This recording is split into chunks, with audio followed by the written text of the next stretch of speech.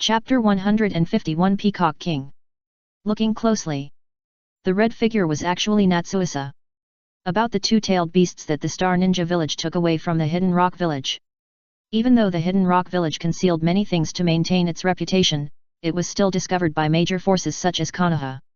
At this time, with Natsuisa's image changing drastically and the completely undisguised tailed beast Chakra appearing, Orochimaru naturally recognized Natsuisa's identity. Look at Natsuisa again. The red color comes from her peacock armor. The peacock armor, which was originally composed of high-density chakra, has now become a peacock armor composed of red lava. Lava release chakra mode. Just as Lao Ziyi and Han were able to master lava and boiling style with the help of the power of the tailed beasts. After becoming the new Jinchuriki of the Four Tails, Xiaorixing gradually adapted and also mastered lava style with the help of the Four Tails. Compared to the tailed beast chakra mode, the lava style chakra mode not only inherited the advantages of the tailed beast chakra mode, but also further increased the lethality. The threat posed by Orochimaru is obviously higher than that of the previous Hyuga clan, which also made Xiaorixing use a stronger lava style chakra mode. End. Red Lotus blooms. Xiaorixing did not respond to Orochimaru's recognition of her as a Jinchuriki, but while looking at him coldly, she unlocked the immortal seal on her forehead. The previous fight had already given her enough understanding of this famous one of the three ninjas of Konoha. The opponent was indeed very strong, and even forced her to use the lava-style chakra mode. For this reason, she didn't mind using all her strength to kill the opponent. Boom! The release of the Sage Seal caused a steady stream of Sage Chakra to flow out, sweeping across Xiaorixing's limbs and bones. As the Sage Chakra flowed, the lava peacock armor on Xiaorixing's body changed immediately, not only changing its color from red to deep red, but also emitting an astonishingly high temperature that severely distorted the air. Swish! A wave of lava splashed on the ground under his feet. The moment the Sage Seal was released, Xiaorixing immediately rushed towards Orochimaru. So fast! Orochimaru's pupil shrank. In Sage mode, Xiaorixing's bursting speed was undoubtedly greatly improved, and it was like teleporting, and immediately came close to Orochimaru. Orochimaru was naturally on guard, but Xiaorixing's bursting speed still made him unable to react in time. In a hurry, when Xiaorixing's claws tore, Orochimaru could only barely raise his arms to defend. Puff! Boom! Blood splattered. Not only was Orochimaru blown away by Xiaorixing's powerful blow, his arms were also severely torn and burned, causing blood to scatter all over the ground when he flew backwards.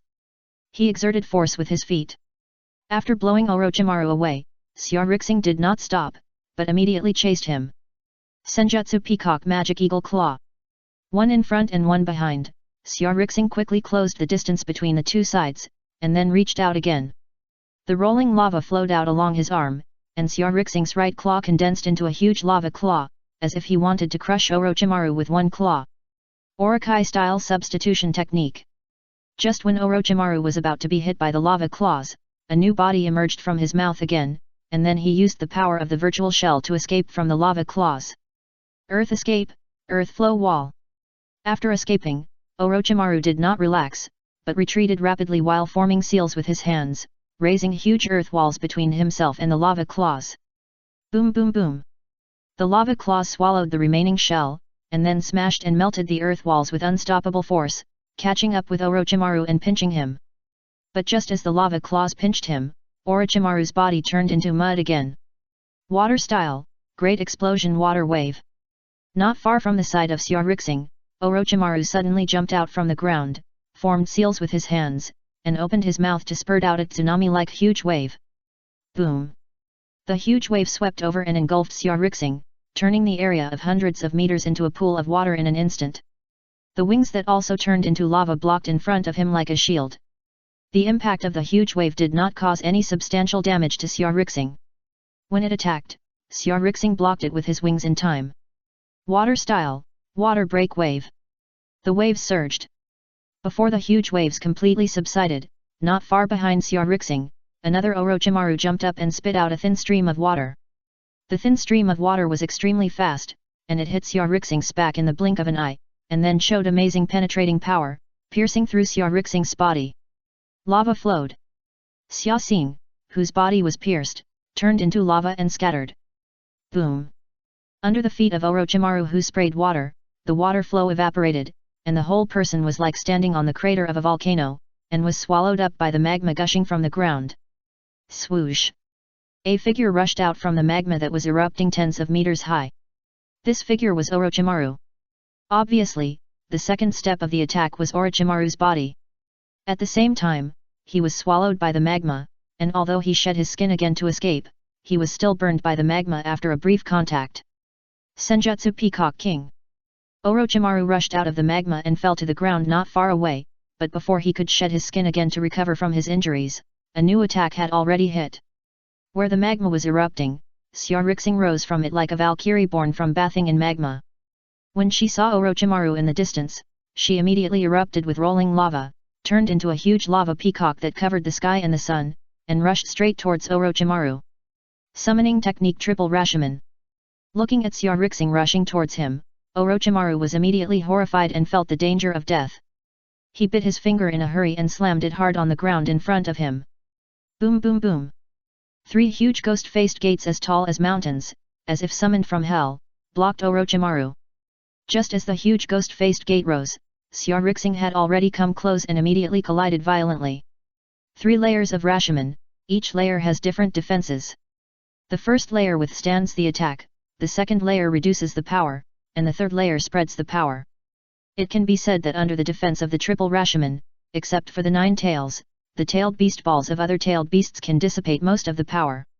At this time, with the violent collision, the first Rashomon was almost smashed by the huge lava peacock. Then came the second and third Rashomon. A deafening roar. Whether it was the second or third Rashomon, they also failed to stop the lava peacock and were all smashed by the force. Only the defense of the Triple Rashomon still worked. Under the continuous 3-layer defense, the power of the lava peacock was also offset. The most direct manifestation was that the size was greatly reduced. Peacock Seal. Xiaorixing, who was inside the lava peacock, had a fierce look in her eyes.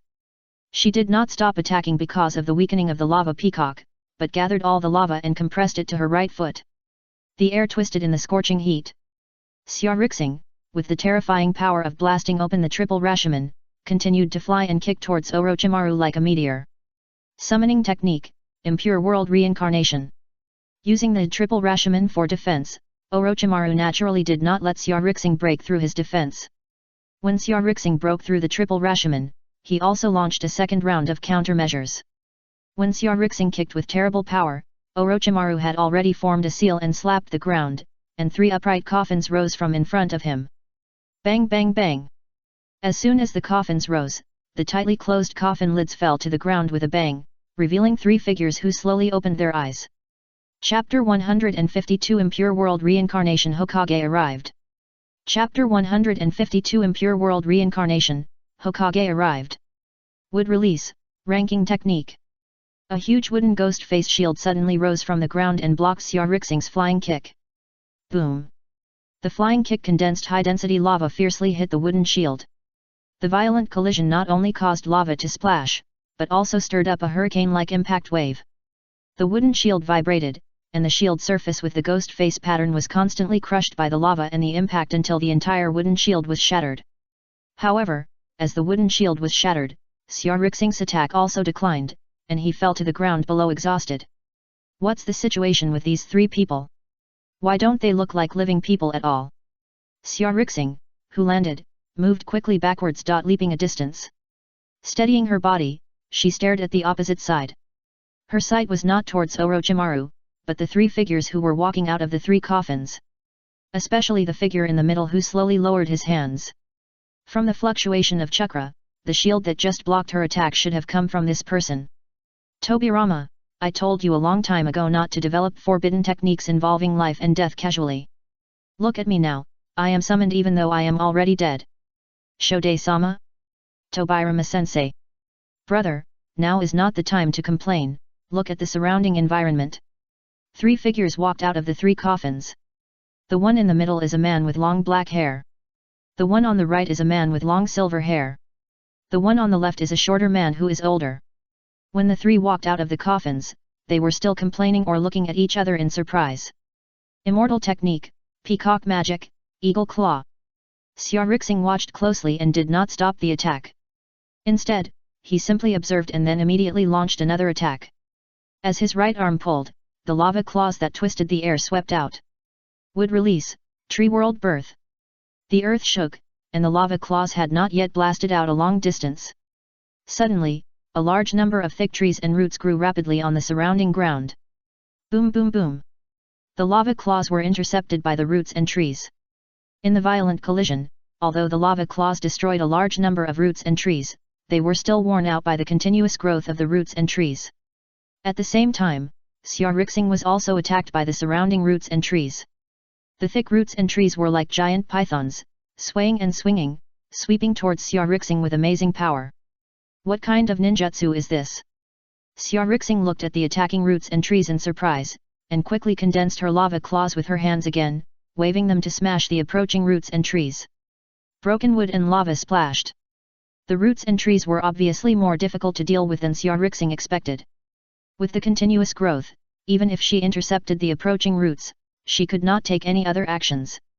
And with the continuous growth, countless trees around continued to rise, and finally gathered in the sky, forming a huge tree cover, blocking Xiaorixing in it. Is this wood escape? It's really wood escape. I actually saw wood escape again in my lifetime. Wood escape? Didn't they say that after the death of the first Hokage, no one in the village mastered wood escape? How come wood escape appears now? The battle between Xiaorixing and Orochimaru was so destructive that the Konoha ninjas and Sand Village ninjas who were fighting didn't dare to get close at all. But at this moment, when countless roots and trees grew out of the ground, many older Konoha ninjas opened their eyes wide and showed incredible expressions. Wood release. Even though many years have passed since the time of Hashirama Senju, wood release obviously still left an unforgettable deep impression in the hearts of the older generation. Not to mention the reactions of others. Hashirama Senju, who put his hands together and used wood release to trap Xiaorixing, did not focus on his attack at all, but looked around with a gloomy face. Looking around, there were ruins all around. But even so, as the founder of Konoha, how could Hashirama Senju not recognize that the current environment was the village he protected at all costs? It was the one who resurrected us, right? You look like you are from the village. Tell us what's going on now. When Hashirama Senju looked around, Tobirama Senju also turned around and looked at Orochimaru behind him. Noticing the Konoha forehead guard on Orochimaru's forehead, Senju Tobirama's eyes softened, but he still questioned in a deep voice. Shao De-sama, Tobirama-sensei, his name is Orochimaru, and like Tsunade, he is my disciple. On the other side, Sarutobi Hiruzen, who was surprised at his own resurrection, also reacted at this time. When he saw his teacher looking at Orochimaru, he hurriedly explained. Orochimaru, right? Please tell me what happened in the village. Why do I feel that there are battles everywhere in the village? Senju Hashirama also turned and looked at Orochimaru. Orochimaru looked at the three people opposite, especially at Senju Hashirama, who was still using wood release to fight the enemy, but still had the energy to talk to him, and his palms were sweating unconsciously. The first generation of Hokage is indeed an existence beyond the conventional system of the ninja world. Even if the first generation of Hokage who was resurrected by his own immortal reincarnation may not have even half of his strength in his lifetime, it is already far beyond all the opponents he has ever encountered. Master Shode, this is the situation. Orochimaru, with sweaty palms, did not dare to neglect and hurriedly explained respectfully. He didn't know much, after all, he had just returned to the village not long ago. But even if he knew, as Orochimaru told Senju Hashirama and the other two, they still exuded a strong murderous aura. Especially Sarutobi Hiruzen. Because he heard about the Star Ninja Village. Naraku, that bastard. Sarutobi Hiruzen growled with an ugly face. Although he didn't even put up a decent resistance when he was assassinated by Naraku, he still saw Naraku's true energy shadow clone who also killed his wife sitting opposite before he died. Tobirama, Tsunade seems to have encountered a strong enemy, you take my wooden clone to help busy. After learning that the village was invaded, although Hashirama Senju was shocked and angry, he did not lose his mind. Instead, he carefully used the perception technique to explore the situation in the village. Just as Orochimaru could not help but feel awe when facing Hashirama Senju.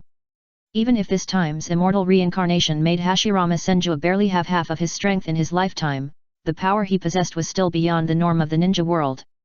Like the perception ninjutsu.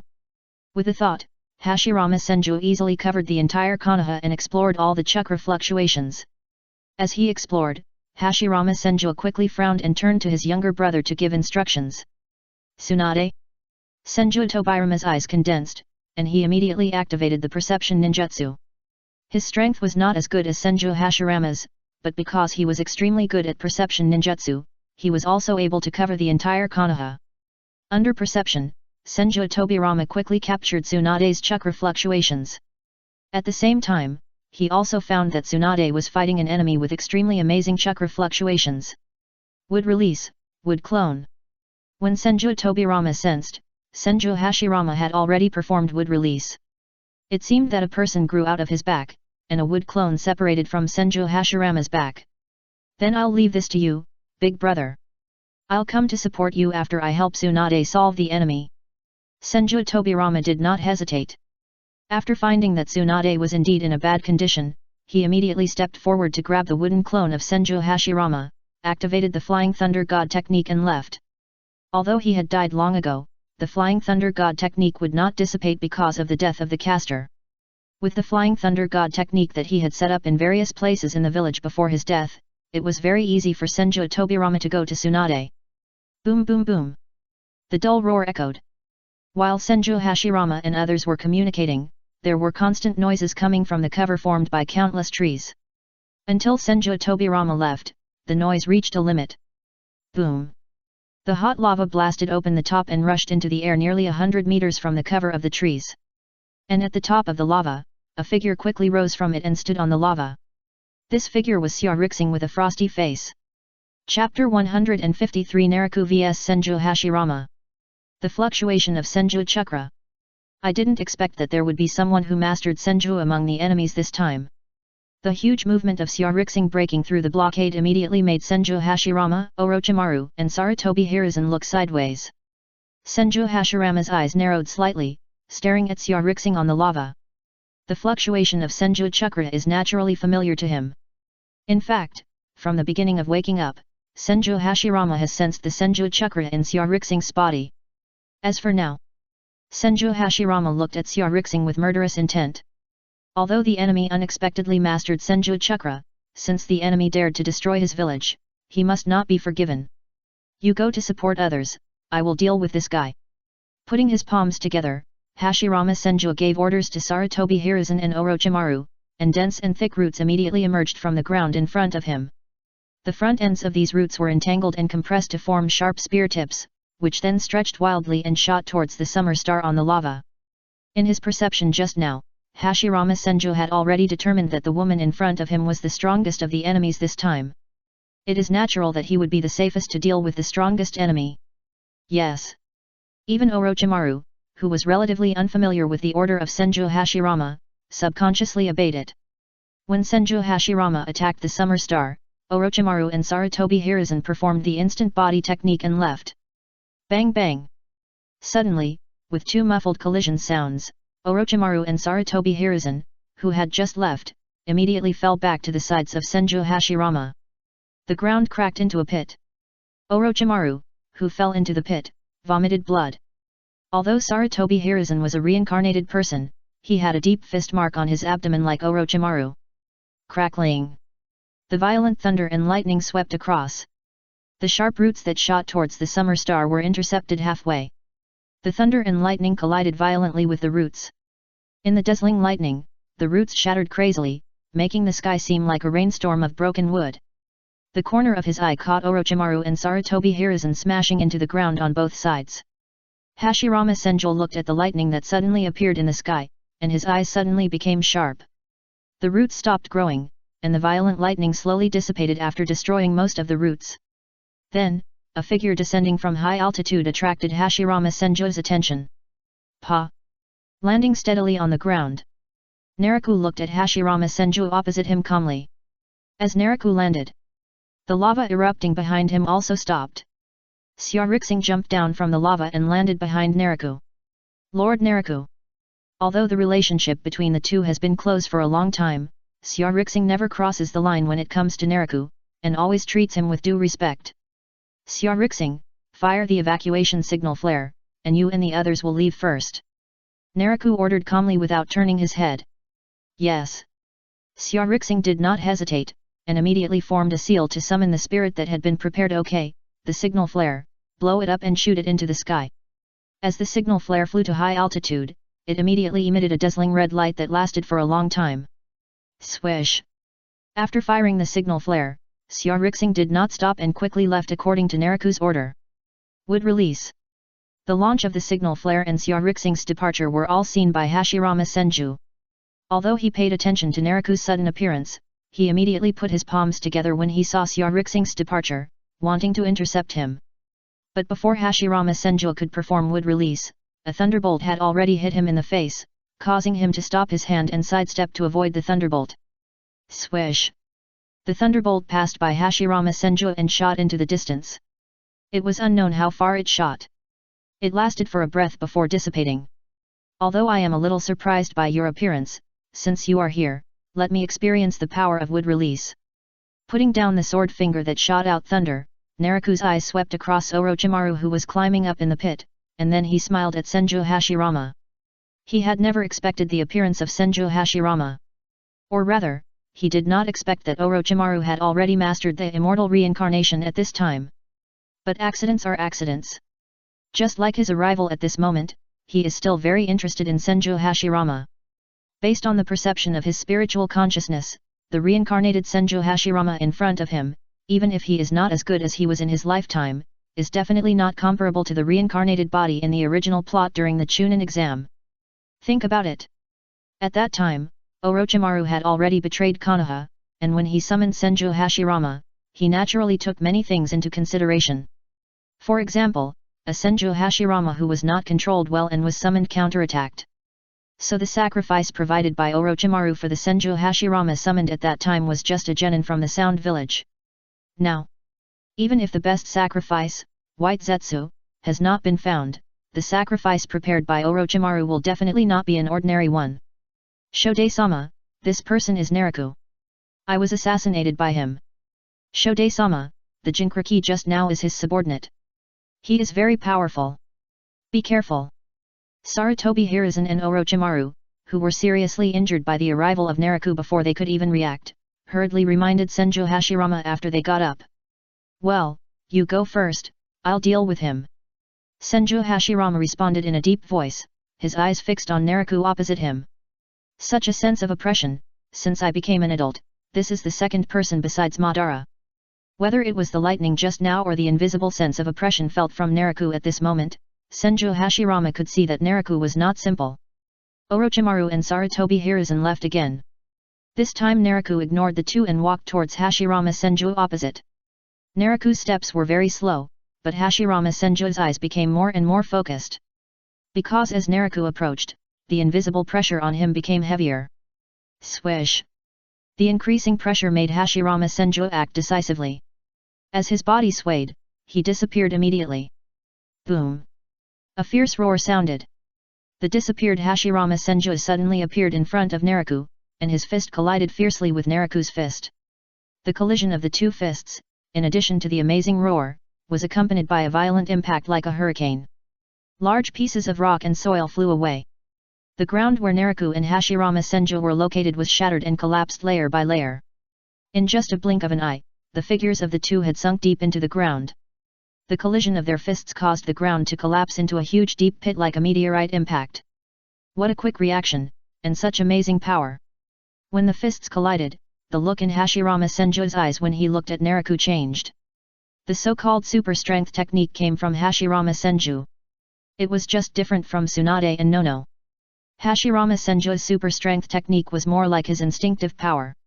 There was no need to control chakra deliberately. He could exert unparalleled super strength as soon as his body moved. Similarly, the super strength that Hashirama Senju exerted at this time was far beyond that of Tsunade and Nono. If most of the force had not been resolved by both sides during the collision of fists, the damage caused at this time would definitely be several times larger. Hashirama Senju's super strength was very strong. But just like this moment, Naraku blocked the opponent's fist without moving. The super strength that burst out from Naraku's fist was also extremely amazing. In addition, Naraku's instant reaction to the attack of Hashirama Senju further demonstrated his strength. This also allowed Hashirama Senju to raise the danger level of Naraku to another level. He pulled his fist and kicked sideways. The collision of fists was actually just a moment. Under the collapse of the earth, Hashirama Senju, who was unable to suppress Naraku in terms of strength, decisively changed his moves and kicked Naraku's head with a whip kick. Bang! The whip kick was blocked by the raised forearm. In the violent shock wave, Naraku not only calmly raised his arm to block Hashirama Senju's whip kick, but also took a step closer, and his other hand turned into a hand knife, stabbing fiercely at the opponent's throat. The body leaned back. Hashirama Senju reacted quickly. Facing the stab of the hand knife, he quickly leaned back to avoid it, and at the same time supported the ground with both hands, and jumped with a backflip jump. Distance yourself from Naraku. Chapter 154 Rising Mushroom Cloud. Boom boom boom. The moment he landed, Hashirama Senju locked his eyes on Naraku with sharp eyes, and put his hands together in front of him. In an instant. Whether it was the tree roots that had trapped Xia Rixing before, or the newly grown tree roots around, they all attacked Naraku like giant pythons. Step. Naraku's sight never left Hashirama Senju. He stomped his feet, and mountain-like rock walls rose up in all directions, knocking away or blocking the attacking tree roots outside. The tree roots slammed the rock wall frantically, but the rock wall was extremely solid. Even with continuous attacks, it only caused cracks to appear on the rock wall, but failed to really break through. Thunder method thunder. When stomping the ground, Naraku pulled his right arm and condensed a terrifying thunder bomb, punching Hashirama Senju opposite. Wood release, ranking technique. A huge wooden shield with a ghost face pattern rose from the ground. Boom! The thunder bombs hit the wooden shield, and an earth-shattering bombing immediately occurred. This bombing did not spread in all directions, but tended to press towards the wooden shield. It only lasted for a short moment, and the wooden shield was blown into pieces, and at the same time, it also swallowed up Hashirama Senju behind it. Wood release, wooden man technique.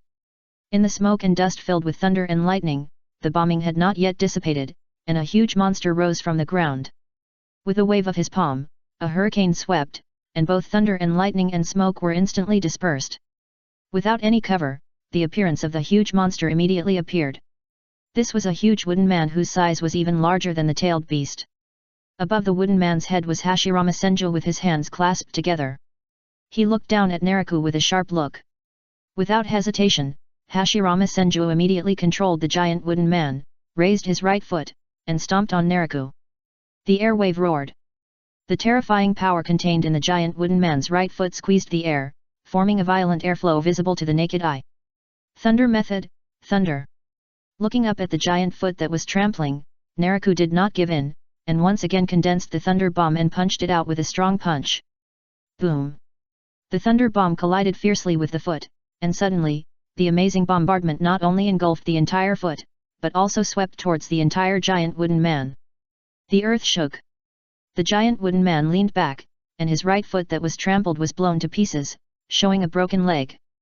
Above the wooden man's head, Hashirama Senju quickly stabilized his body, and at the same time performed wood escape, and derived two thick wooden pillars from the giant wooden man's lower back. The wooden pillars hit the ground obliquely, supporting the giant wooden man leaning back and preventing him from falling. At the same time, the wooden man's right foot that was blown to pieces also regenerated quickly, and a new right foot grew out. Big guys still have to be dealt with by big guys. Looking at the huge wooden man who stabilized his body, Naraku's eyes flickered slightly.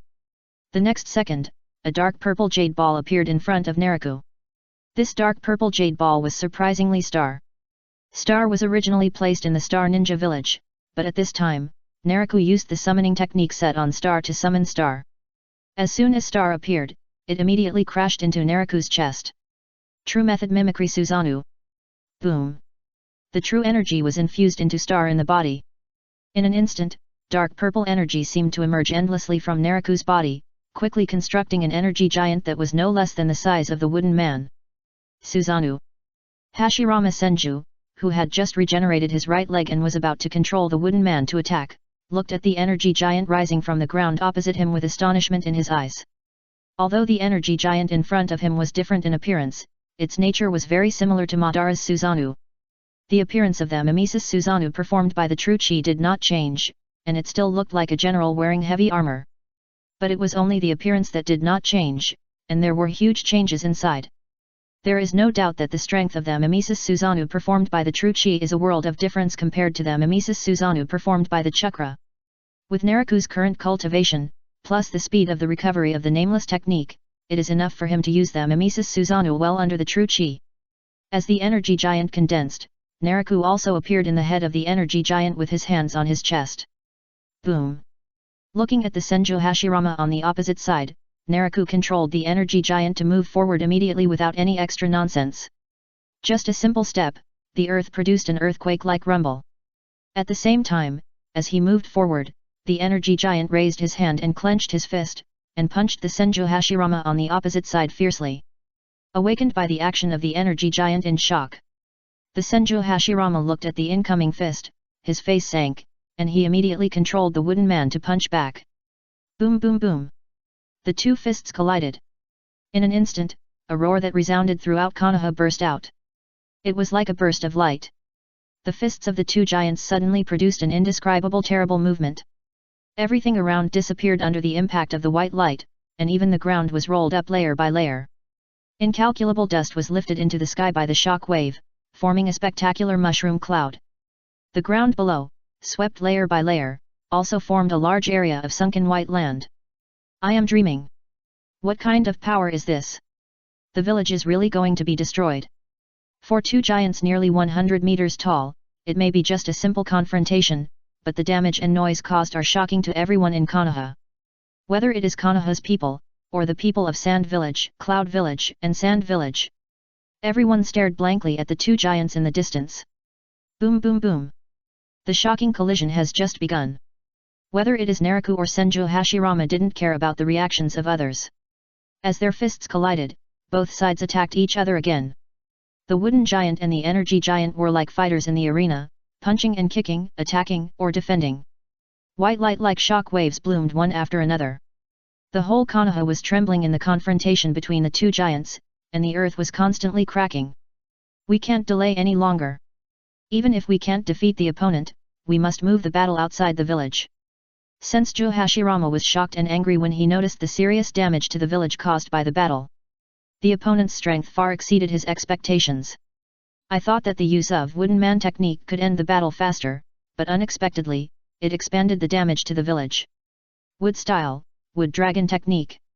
Fearing that if it was delayed any longer, the whole village would be destroyed, Senju Hashirama didn't dare to hide anymore. A huge amount of chakra emerged from him. 3 wooden dragons emerged from behind the wooden man.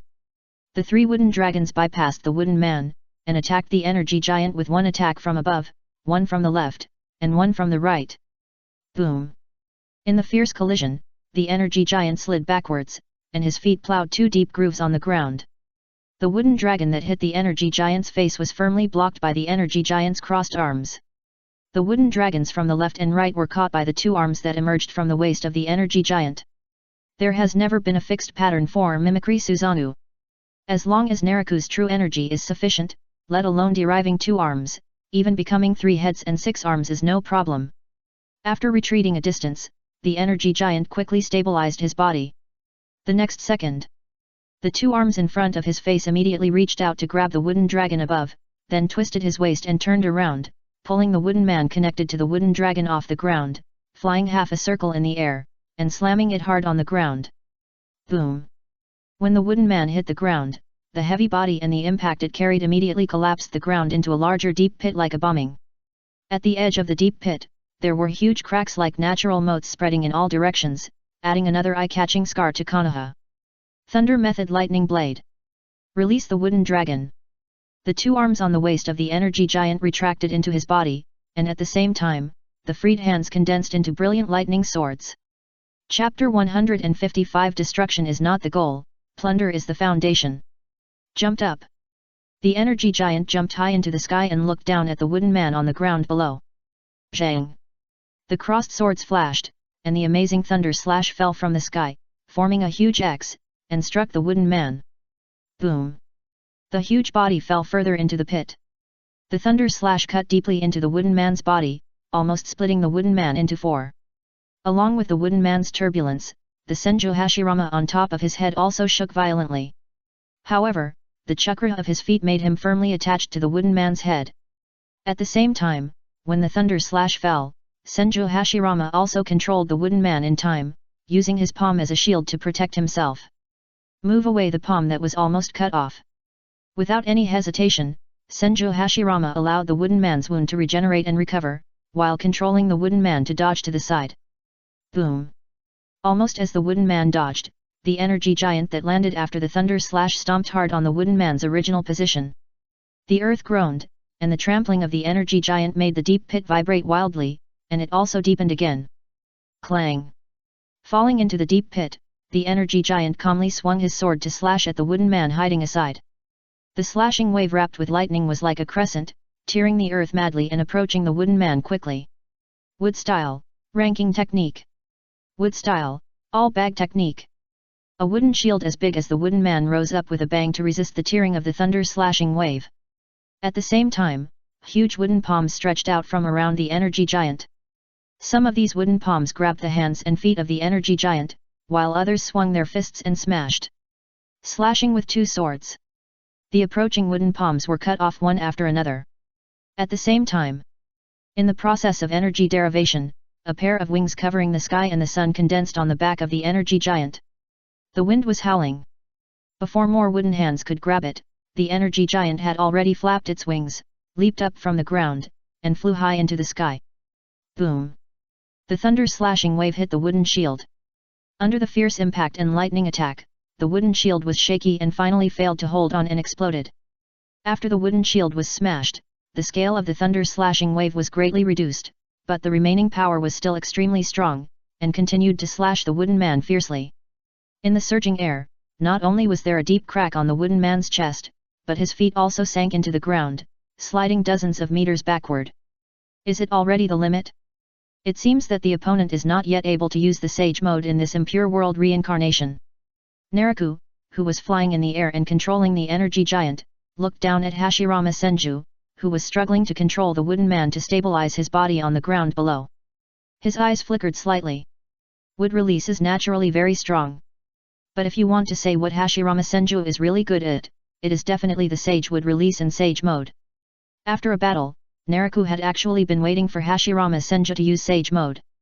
But until now, despite being suppressed by him, Hashirama Senju has never used Sage mode. Such a performance is naturally impossible for Hashirama Senju to show mercy, but he simply cannot use Sage mode. Orochimaru's offering of Senju Hashirama's impure world reincarnation this time is not a rubbish genin, but it is obviously not comparable to the offering of White Zetsu. Based on Senju Hashirama's current performance, ordinary wood release should be his limit. To be honest, Naraku is a little disappointed with this situation. After all, when he found Senju Hashirama, he had great expectations. Otherwise, he would not have deliberately summoned Star when Senju Hashirama performed wood release. This is not to be able to fight with the opponent more freely. With Naraku's current strength, the conventional combat power of the ninja world basically poses no threat to him. If he had not been concerned about the unclear attitude of Otsutsuki Hago Romo, he would have already exploited the world's cultivation resources. Of course, being concerned does not mean that he will really be restrained. Otherwise, he would not have launched the Konoha collapse plan. Similarly, he is quite interested in Senju Hashirama, the super combat power that once dominated the ninja world. This interest is to use the opponent as a tool to measure one's own strength. If Otsutsuki Hago Romo is at the 6 paths level, then Senju Hashirama can definitely be called the strongest person below the 6 paths level. Using Senju Hashirama as a measure, it means that only those who can defeat Senju Hashirama are qualified to challenge Otsutsuki Hago Romo. This Senju Hashirama refers to the Senju Hashirama in his prime. Now, the reincarnated Senju Hashirama can only be regarded as a rehearsal for Naraku. If even the reincarnated Senju Hashirama cannot crush Otsutsuki Hago Romo, let alone Otsutsuki Hago Romo, even the Senju Hashirama in his prime may not be able to beat him. This is actually why he has never used his magical powers. If Senju Hashirama has not shown the fairy art of wood escape, if he already needs to use magical powers to suppress the opponent, it can only mean that he is still far away from challenging Otsutsuki Hago Romo. Let's talk about this moment. The impure world reincarnation of Hashirama Senju this time is much worse than Naraku expected. The opponent cannot use the Sage mode, so it is far from the heyday. This made Naraku lose interest in continuing to fight. With the opponent's current strength, it cannot be used as a tool to measure one's own strength. Forget it, just deal with it casually. The disappointed Naraku changed his mentality. From wanting to measure his own strength, he changed to just deal with it. Although he has no interest in fighting, it is definitely not okay to leave Hashirama Senju alone. After all, it takes a certain amount of time for Xiaorixing and others to evacuate. After sensing the situation of the evacuation of personnel, Naraku, who changed his mentality, began to deal with Hashirama Senju casually, just delaying the opponent in place. As for why he didn't defeat Hashirama Senju directly, this is related to the collapse plan of Konoha this time. From the beginning, Naraku never thought of defeating Konoha in one fell swoop. It's not that he has feelings for Konoha, nor that he doesn't have the ability to do it. But it is not in his interest to defeat Konoha now. Destruction has never been the goal, plunder is. Just as other ninja villages have always coveted the fire country. The same is true for Naraku. Just wanting to plunder the resources of the fire country, he can't do it alone. The current star ninja village is not strong enough. Even if he defeats Konoha in one fell swoop, the resources that can be plundered from the fire country with the current strength of the star ninja village will be very limited. After all, other forces will not let the star ninja village eat alone.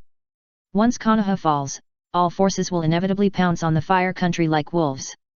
Naraku doesn't have the energy to deal with them one by one, so the real opportunity to capture Konoha depends on whether the star ninja village has the strength to swallow the fire country. Or at least swallow most of the resources of the fire country. The current Konoha collapse plan. In fact, it is just to weaken Konoha's strength. Konoha's blood volume is too thick. It's like the sand village will seek his support. Even though the death of Sarutobi Hiruzen brought a lot of chaos to Konoha, Konoha still showed strong dominance in the face of war. If left alone, Konoha would most likely survive the Third Ninja World War smoothly. Naraku, who wanted to swallow the land of fire, naturally did not want to see this result. So give Konoha some time. Blood is very necessary. Once Konoha's strength is weakened, it will be easy to fall into the quagmire of war. Not to mention that the subsequent war will further weaken Konoha. The extension of the war alone will also give the Star Ninja Village more time to develop. Chapter 156 The Clash of Clones. Clang! The Thunder Sword drew out sharp sword lights, crushing all the sharp roots that attacked. While swinging and slashing, Naraku holding the Thunder Sword also moved swiftly. Swoosh, su, su. Several kunai flew from one side. Some were aimed directly at Naraku. Some just passed by Naraku.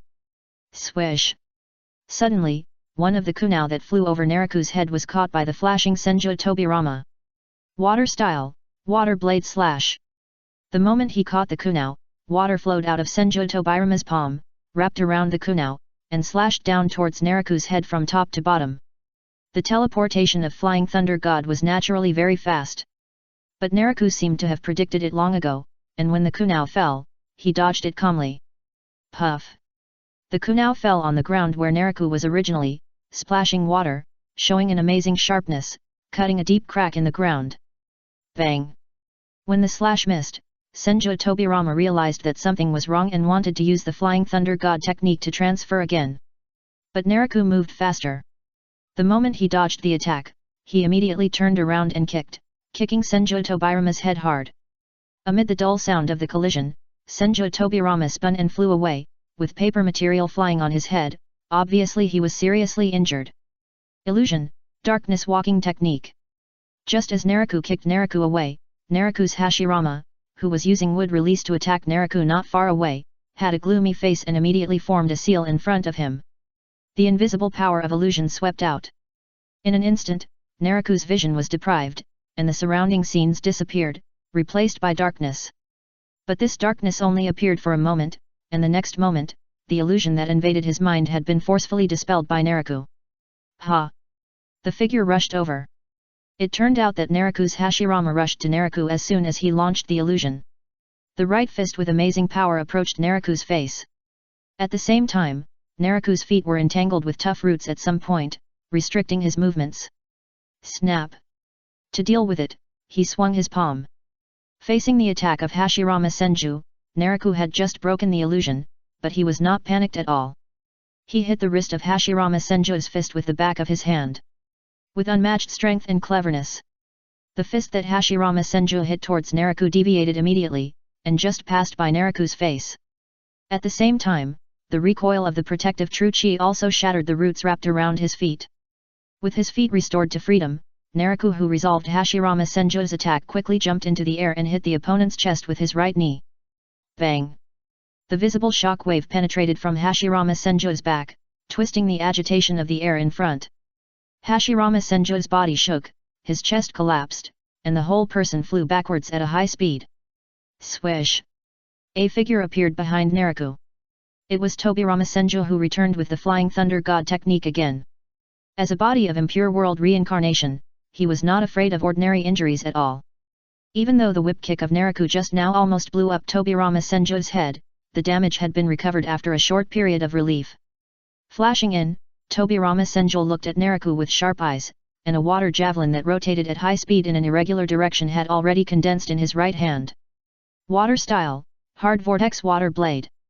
Even though it was just impure world reincarnation, the power of the hard vortex water blade that Tobirama Senju used at this moment was no less than that used by Orochimaru on Natsuisa. However, no matter how powerful the attack was, it was useless if the target was not knocked down. Hashirama Senju was very fast, but Naraku was even faster. Under the perception of his spiritual sense, Tobirama Senju's arrival was completely within the insight of Naraku. Using shrinking the earth into an inch, Naraku not only dodged the hard vortex water blade that Tobirama Senju launched, but also moved behind him. Seal of self-karma binding. At the moment of flashing, Naraku's right hand had already pressed on Tobirama Senju's back. Suddenly, complex patterns climbed up Tobirama Senju's body, causing him to freeze in place. For a body reborn from the impure world, ordinary attacks are difficult to have an effect. Therefore, the best way to deal with it is to use sealing techniques and other means to restrict the ability to move. Turning palms into claws. While restricting Tobirama Senju's ability to move, Naraku casually grabbed the opponent and threw him far away like throwing garbage. Although it's just a wooden clone, it's also quite difficult to deal with. When throwing Tobirama Senju away, Naraku looked at the roots attacking from a distance. The densely packed roots swayed like giant pythons, shaking the earth, and quickly swept to the vicinity of Naraku. Naraku's eyes narrowed slightly, and he once again condensed the lightning sword, slashing out a huge crescent-shaped lightning wave, cutting off and tearing the attacking roots into pieces. Naraku and Senju Hashirama during the battle, the clones of both sides did the same. Although the huge noise caused by the confrontation of the main bodies at the beginning made Hashirama Senju and Tobirama Senju very surprised. But after coming to their senses, both of them decisively launched a swift attack on Naraku. But this attack obviously did not have any effect. After a fight, not only did Naraku stay well, but he was the first to get rid of Tobirama Senju. However, feeling the little remaining true energy in his body, Naraku, who cut off the roots, took a deep look at Hashirama Senju where the source was. Swish! Shrinking the earth into an inch was performed. But it was not to attack Hashirama Senju.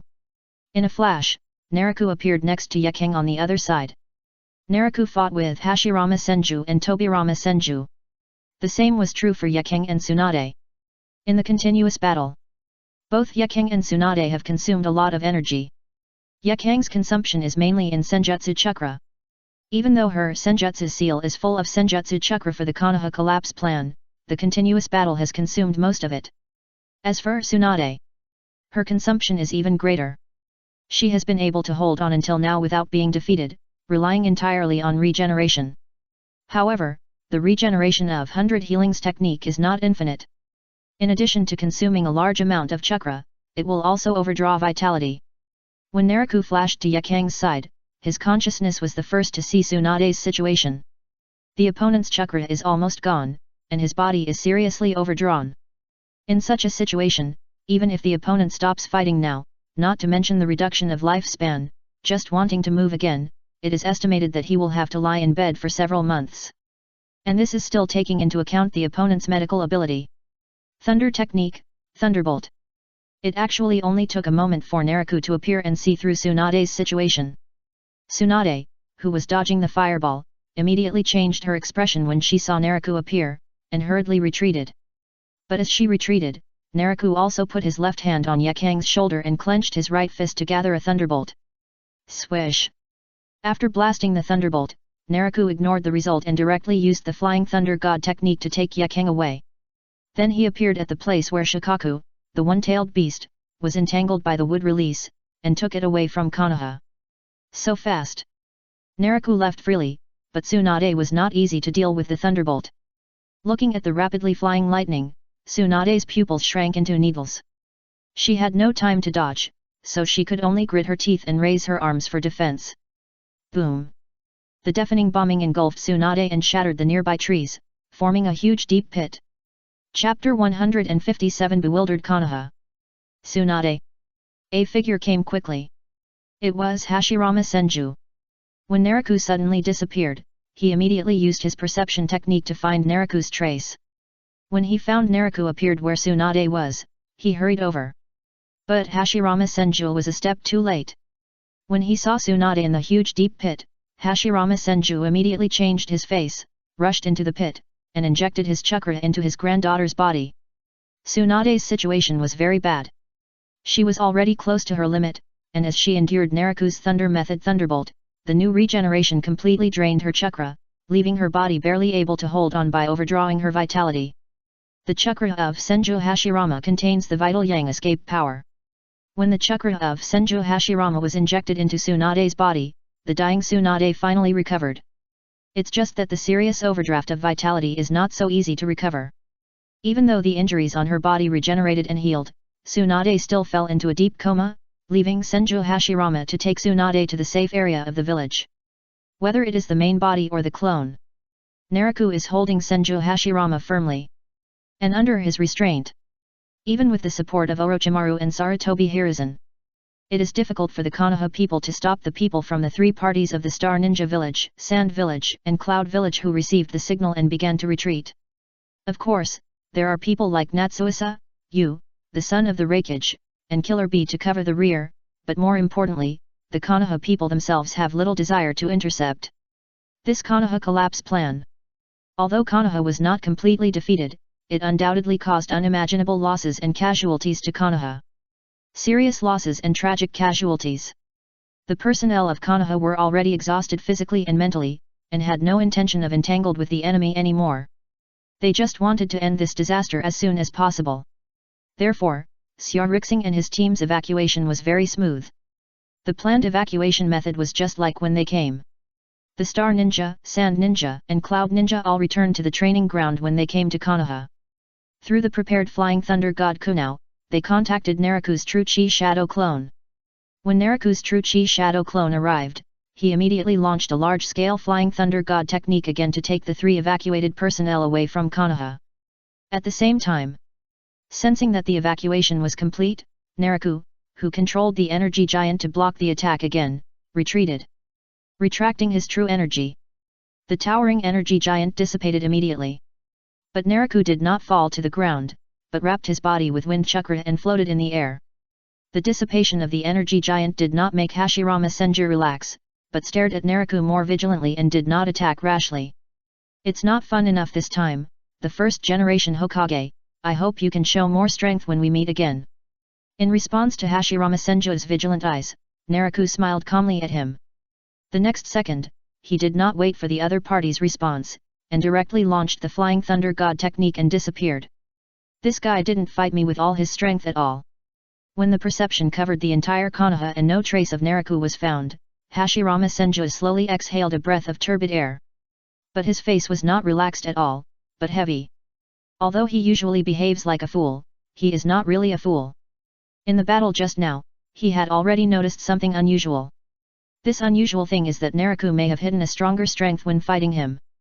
Such a situation is actually very familiar to Hashirama Senju. Because he used to be like this.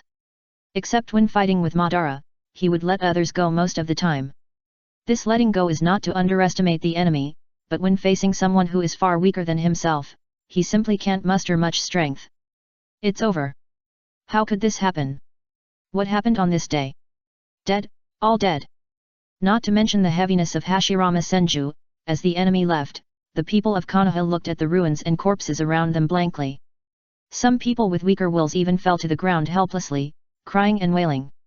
Obviously, even if the enemy has left. But the people of Konoha can't feel any joy at all. There is only sadness and depression. Sir, the enemy has left.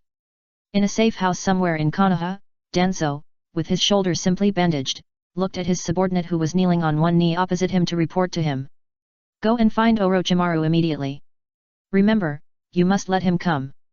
Danzo ordered with a gloomy face. Yes. The subordinate who reported was awed and left immediately. Imperial World Reincarnation.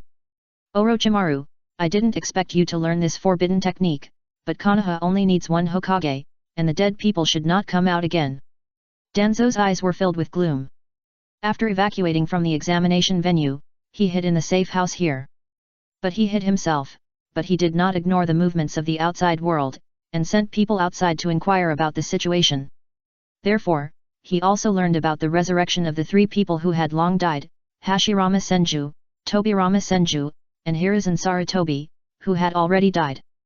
Orochimaru's Imperial World Reincarnation was not obtained from Hiruzen Sarutobi, but was obtained through exchange with Danzo. Upon learning that Hashirama Senju, Tobirama Senju, and Hiruzen Sarutobi were resurrected, Danzo immediately thought of immortality reincarnation, and then thought that this forbidden technique was most likely from Orochimaru. Unlike other people in Konoha, Danzo was not happy about the resurrection of Hashirama Senju and the other two. His first reaction to the news was shock and anger. In his opinion, with Konoha's strength, although this attack was very noisy, it would definitely be able to survive safely. And he only needs to stand up after the danger is over, and he can easily stabilize the situation. Even, maybe he can take advantage of this chaos to secretly eliminate those rebels who affect his rule. But now, the resurrection of Hashirama Senju, Tobirama Senju, and Hiruzen Sarutobi has disrupted his plan. These three were also Hokage in their lifetime, and their prestige was even far higher than his own. If after the crisis, these three people are greedy for power, or turn to support Tsunade, who is closer to him, to replace him as the new Hokage, then he will return to the dark roots. Such speculation made Danzo shudder and made him determined.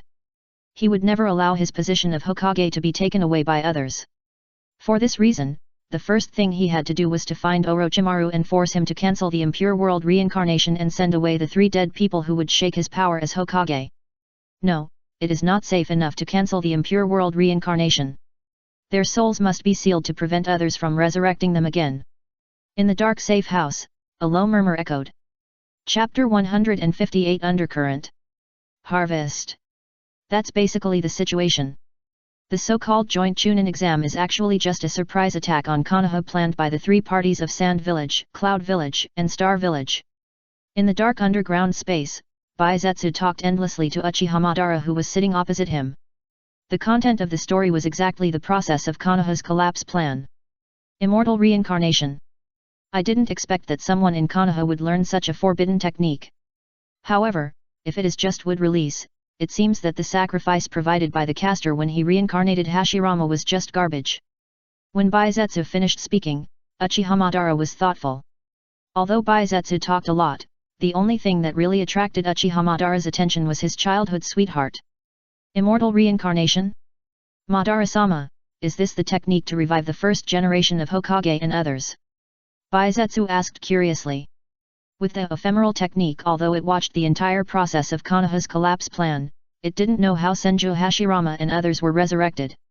Originally, it was quite curious about how the dead were resurrected, and now after hearing what Uchiha Madara said, it suddenly became curious about this immortality reincarnation. Uchiha Madara glanced at Baizetsu and said lightly, "This is a forbidden technique developed by Senju Tobirama, which can temporarily send the dead to the world of the living. However, the resurrected dead are not as strong as they were when they were alive, so they need to provide a good enough sacrifice." Senju Tobirama? I heard that this guy has developed many powerful forbidden techniques, but I didn't expect that he could even develop a forbidden technique to resurrect people. Baizetsu said in amazement. Uchiha Madara snorted coldly and said disdainfully, "It's just a crooked way. Compared with the reincarnation technique of the Rinnegan, immortal reincarnation is not even worthy of carrying shoes." Whitezetsu scratched his head, "Ah. But I feel that immortal reincarnation is quite powerful. When the resurrected first-generation Hokage fought with the leader of the Star Ninja Village, the strength he showed was really super powerful. Speaking of this, White Zetsu paused and continued, then again, the leader of the Star Ninja Village is really powerful. He was able to block the first generation Hokage head-on. Compared to the previous confrontation with those people from the Hidden Rock Village, the current strength of the leader of the Star Ninja Village is obviously much stronger. Uchiha Madara pondered. Although he looked down on the resurrection technique of immortal reincarnation, he would not look down on the resurrected Hashirama. Even if the resurrected Hashirama this time could not even use the Sage Mode, based on White Zetsu's previous description, the resurrected Hashirama this time was powerful enough to match the other party's youth. Naraku. This person is indeed beyond my expectation. If he did not hide his strength at the beginning, it means that his growth rate is very amazing.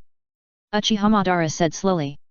White Zetsu asked, Mada, should I guide Nagato to subdue him in the future? I am afraid that Nagato may not be his opponent at that time. Uchiha Madara's eyes flickered. Although he was confident in his Samsara Eye, Nagato was just a container for nurturing the Samsara Eye after all. According to his estimation, even if Nagato grows up in the future, his strength should be equivalent to that of Hashirama and himself in his youth. After thinking about it, Uchiha Madara felt that he should leave a trump card. After all, the Star Ninja Village now has two-tailed beasts. Even if Nagato is not allowed to subdue Naraku, Naraku will inevitably become a roadblock if he wants to gather the tailed beasts in the future. Let your clones observe the ninja world from now on. You stay and I will guide you to learn immortal reincarnation. Uchiha Madara stared at White Zetsu. Ah! White Zetsu was stunned and said in astonishment, Lord Madara, you also know immortal reincarnation. Uchiha Madara raised his lips slightly. When that kid Senjo Tobirama developed immortal reincarnation, I had not left Konoha yet. With my status at that time, the Book of Seals had no secrets for me at all.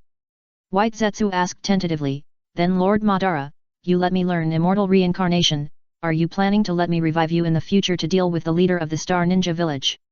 It's just for emergencies, and since someone has mastered immortal reincarnation, I also need to be on guard. Uchiha Madara said calmly. Letting White Zetsu learn immortal reincarnation, in his plan, is not only for Naraku, but also for his real resurrection in the future. Even if it is reincarnation technique, if you want to resurrect, you need the soul of the resurrected person to be unrestricted. Therefore, Uchiha Madara must guard against someone getting his body tissue after his death and resurrecting him with immortal reincarnation. To be more precise, he was resurrected with the impure world reincarnation and then his soul was restricted, so that he could no longer be resurrected with the reincarnation technique. White Zetsu was a little confused. However, he was naturally obedient to Uchiha Madara's request.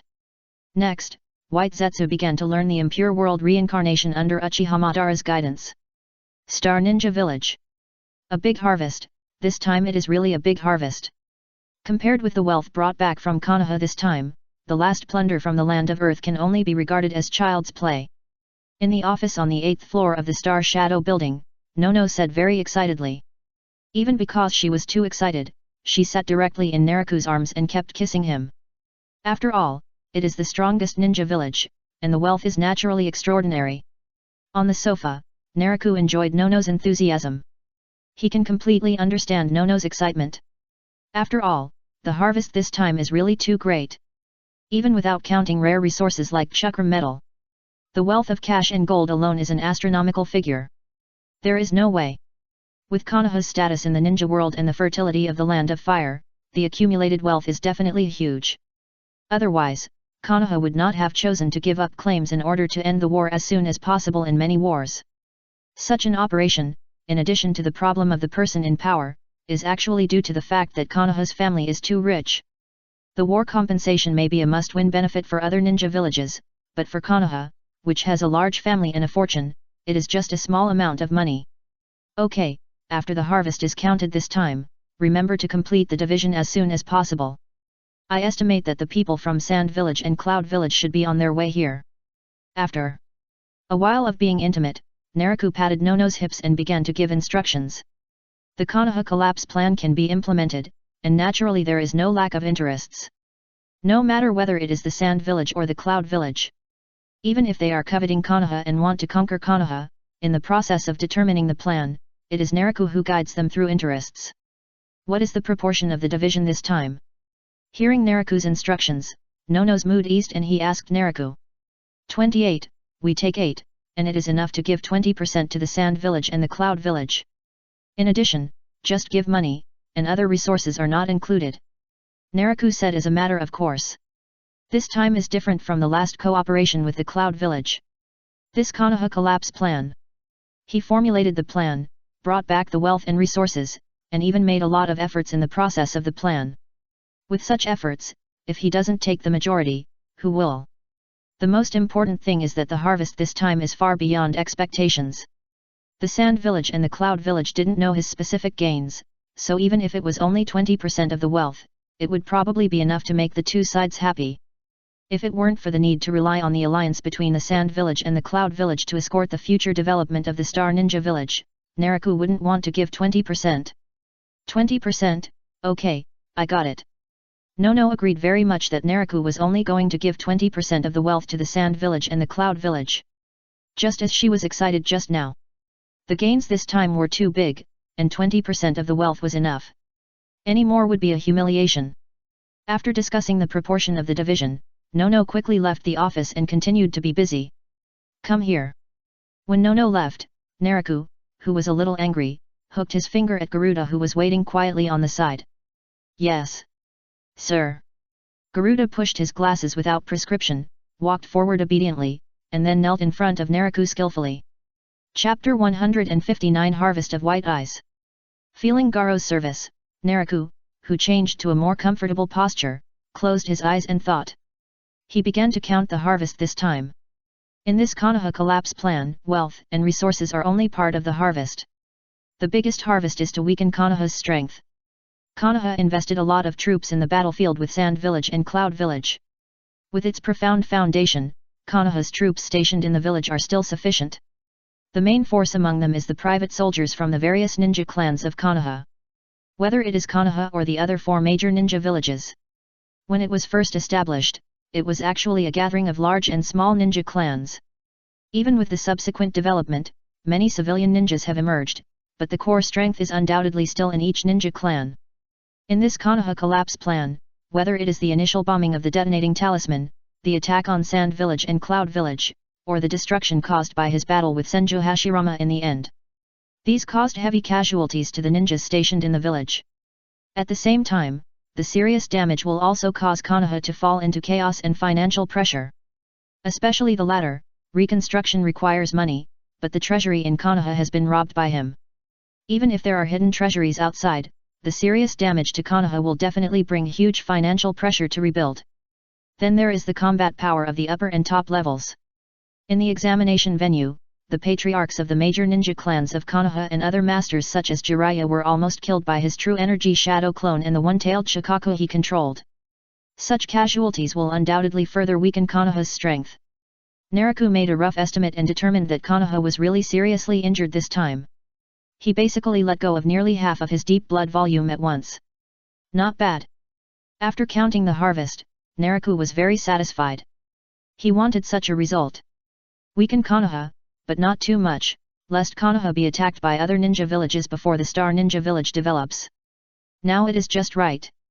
Even if Konoha's vitality is seriously damaged, it will cause more ninja villages to attack in the future, but with the remaining blood volume of Konoha, it can still hold on for a while. Just as Naraku said. Dividing the spoils is never too fast. Within a week after returning to the Star Ninja Village, the envoys of Sand Village and Cloud Village came to the Star Ninja Village one after another. Naraku did not show up, but gave the division of the spoils to Nono. Nono handed over the 20% of the funds that had been divided to the people of Sand Village and Cloud Village according to the division ratio proposed by Naraku. For the Star Ninja Village, what was divided out was only 20% of the funds, but for Sand Village and Cloud Village, this was an amazing wealth that made them stunned. Therefore, the process of dividing the spoils was very smooth.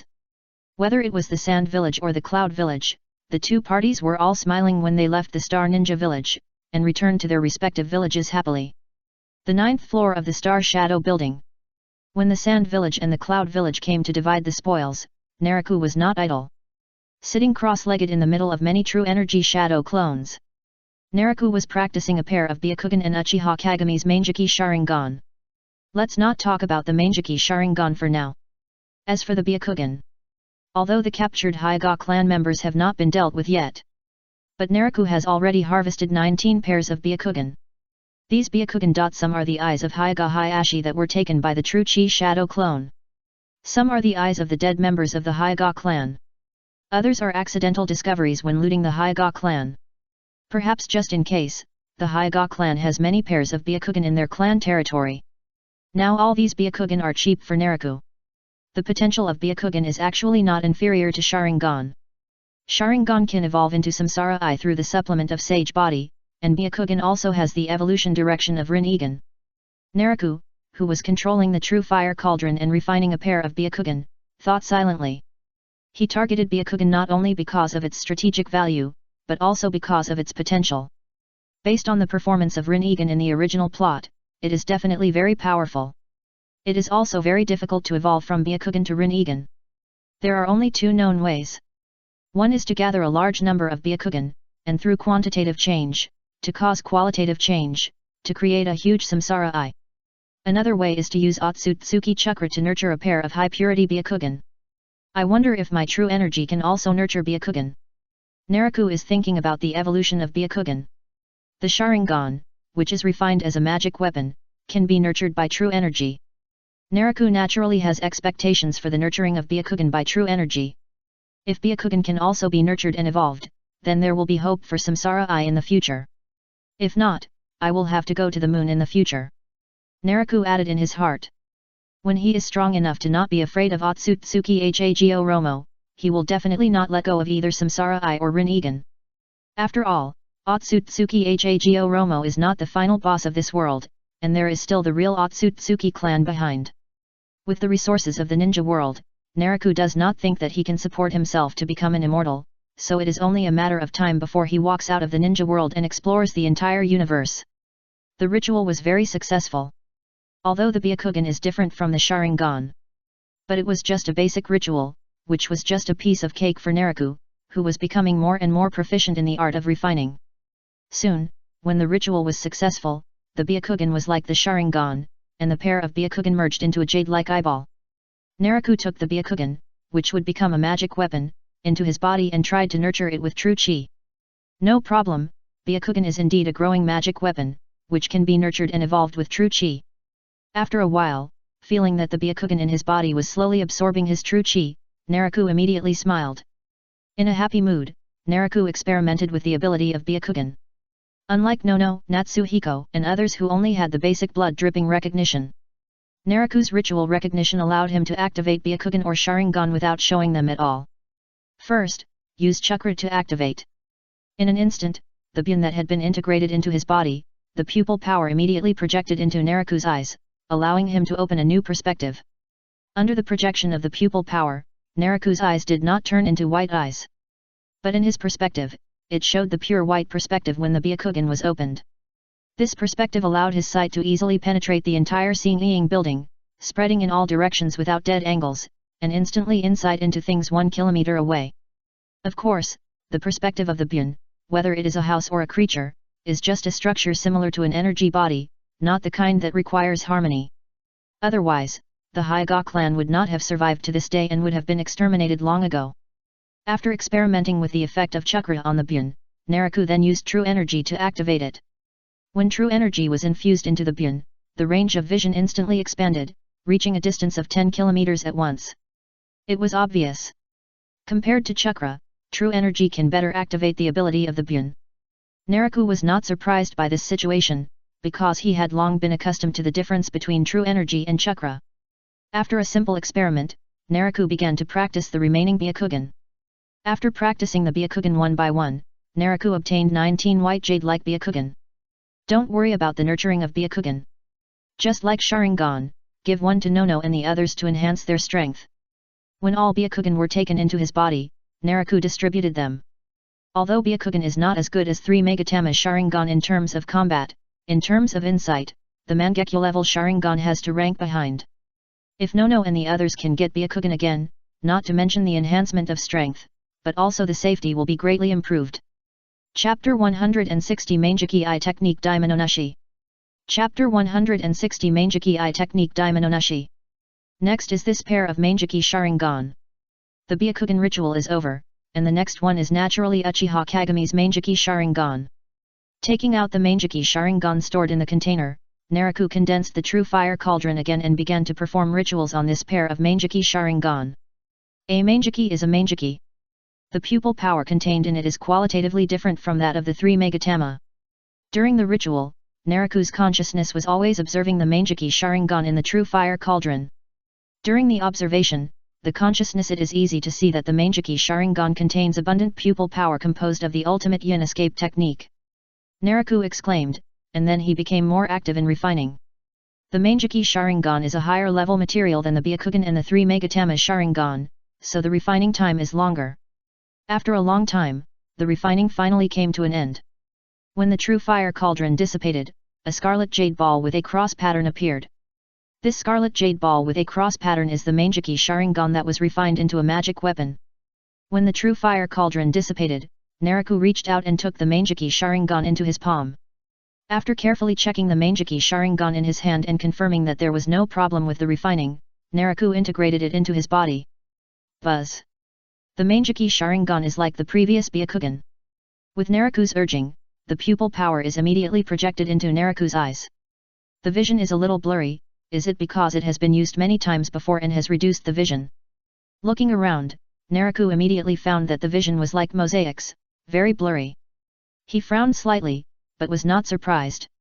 He just sacrificed the Mangekyo Sharingan into a magic weapon, but did not repair the damaged state. After Uchiha Kagami evolved the Manjiki Sharingan, it was impossible for him not to use the Manjiki Sharingan in battle. In other words, even if he didn't use it much, since the Manjiki Sharingan fell into Sarutobi Hiruzen's hands, how could the other party not experiment with the Manjiki Sharingan?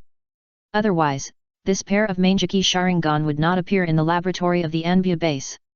Finding that the Mangekyo Sharingan had been seriously damaged, Naraku frowned slightly, but when he infused it with true energy, the frown was quickly relieved. Fortunately, it can be repaired through nurturing, otherwise the value of this Mangekyo Sharingan would be greatly reduced. The reason why Naraku's brows were relieved was precisely because of the nurturing of the true chi. Even for the Mangekyo Sharingan, the true chi still has the effect of nurturing. And this nurturing is not only for evolution, but also for repair. When Naraku infused the true chi into the Mangekyo Sharingan, he immediately keenly realized that the loss of the Mangekyo Sharingan was slowly recovering. Such a situation naturally made him feel relieved. The Mangekyo Sharingan was safe and sound, and Naraku, who was relieved, began to sense the pupil technique contained in it. After the ritual and recognition of the master, the pupil technique information contained in the Mangekyo Sharingan had already been passed to Naraku as the master. Omanosu, Naraku muttered the pupil technique contained in the Mangekyo Sharingan. That's right, Uchiha Kagami's pair of Manjiki Sharingan, like Uchiha Obito's Manjiki Sharingan in the original plot, can only breed one eye technique. Or in other words, Omanosu and Kamui are both extremely powerful eye techniques, so the eye power contained in the Manjiki Sharingan can only breed this kind of eye technique. Such a situation seems to have reduced the number of eye techniques, but in fact, the quality is guaranteed. Take Kamui as an example, it is undoubtedly superior to eye techniques such as Amaterasu and Tsukuyomi in a one-on-one situation. The same is true for Omanosu, whose ability is to control gravity. Swish! In order to better test the Manjiki Sharingan, Naraku performed shrinking the earth into an inch, and left the Star Ninja village in a few flashes, and finally came to a forest. Looking around the surrounding environment, Naraku, like before, first used chakra to activate the Manjiki Sharingan. Boom! The cross pattern rotated, and in an instant, the invisible gravity pushed in all directions with Naraku as the center. The scene was like the Shinra Tensei of the Samsara Eye. Gravity instantly smashed and blew away the surrounding trees and rocks, clearing everything within 100 meters in an instant, and even the ground under Naraku's feet collapsed into a pit. The control of gravity by Omanosu is not only from top to bottom, but can be freely applied in all directions. After destroying the 100-meter radius, Naraku applied gravity to himself again, and the whole person immediately flew into the air. Bang! A circle of sonic boom clouds appeared. With the support of huge chakra, Omanosu was used to the best effect. When Naraku strengthened the push of gravity, the whole person quickly broke through the sound barrier and flew away at a high speed. In a breath, Naraku appeared several kilometers away. No wonder only one eye technique was born. Naraku stopped and stood in the air, overlooking the ground below, and praised Omononushi. This eye technique of Omononushi is indeed very excellent. Just with the simple test just now, it has shown the ability to attack and defend. Add to that the ability to fly, it can be said to be very comprehensive.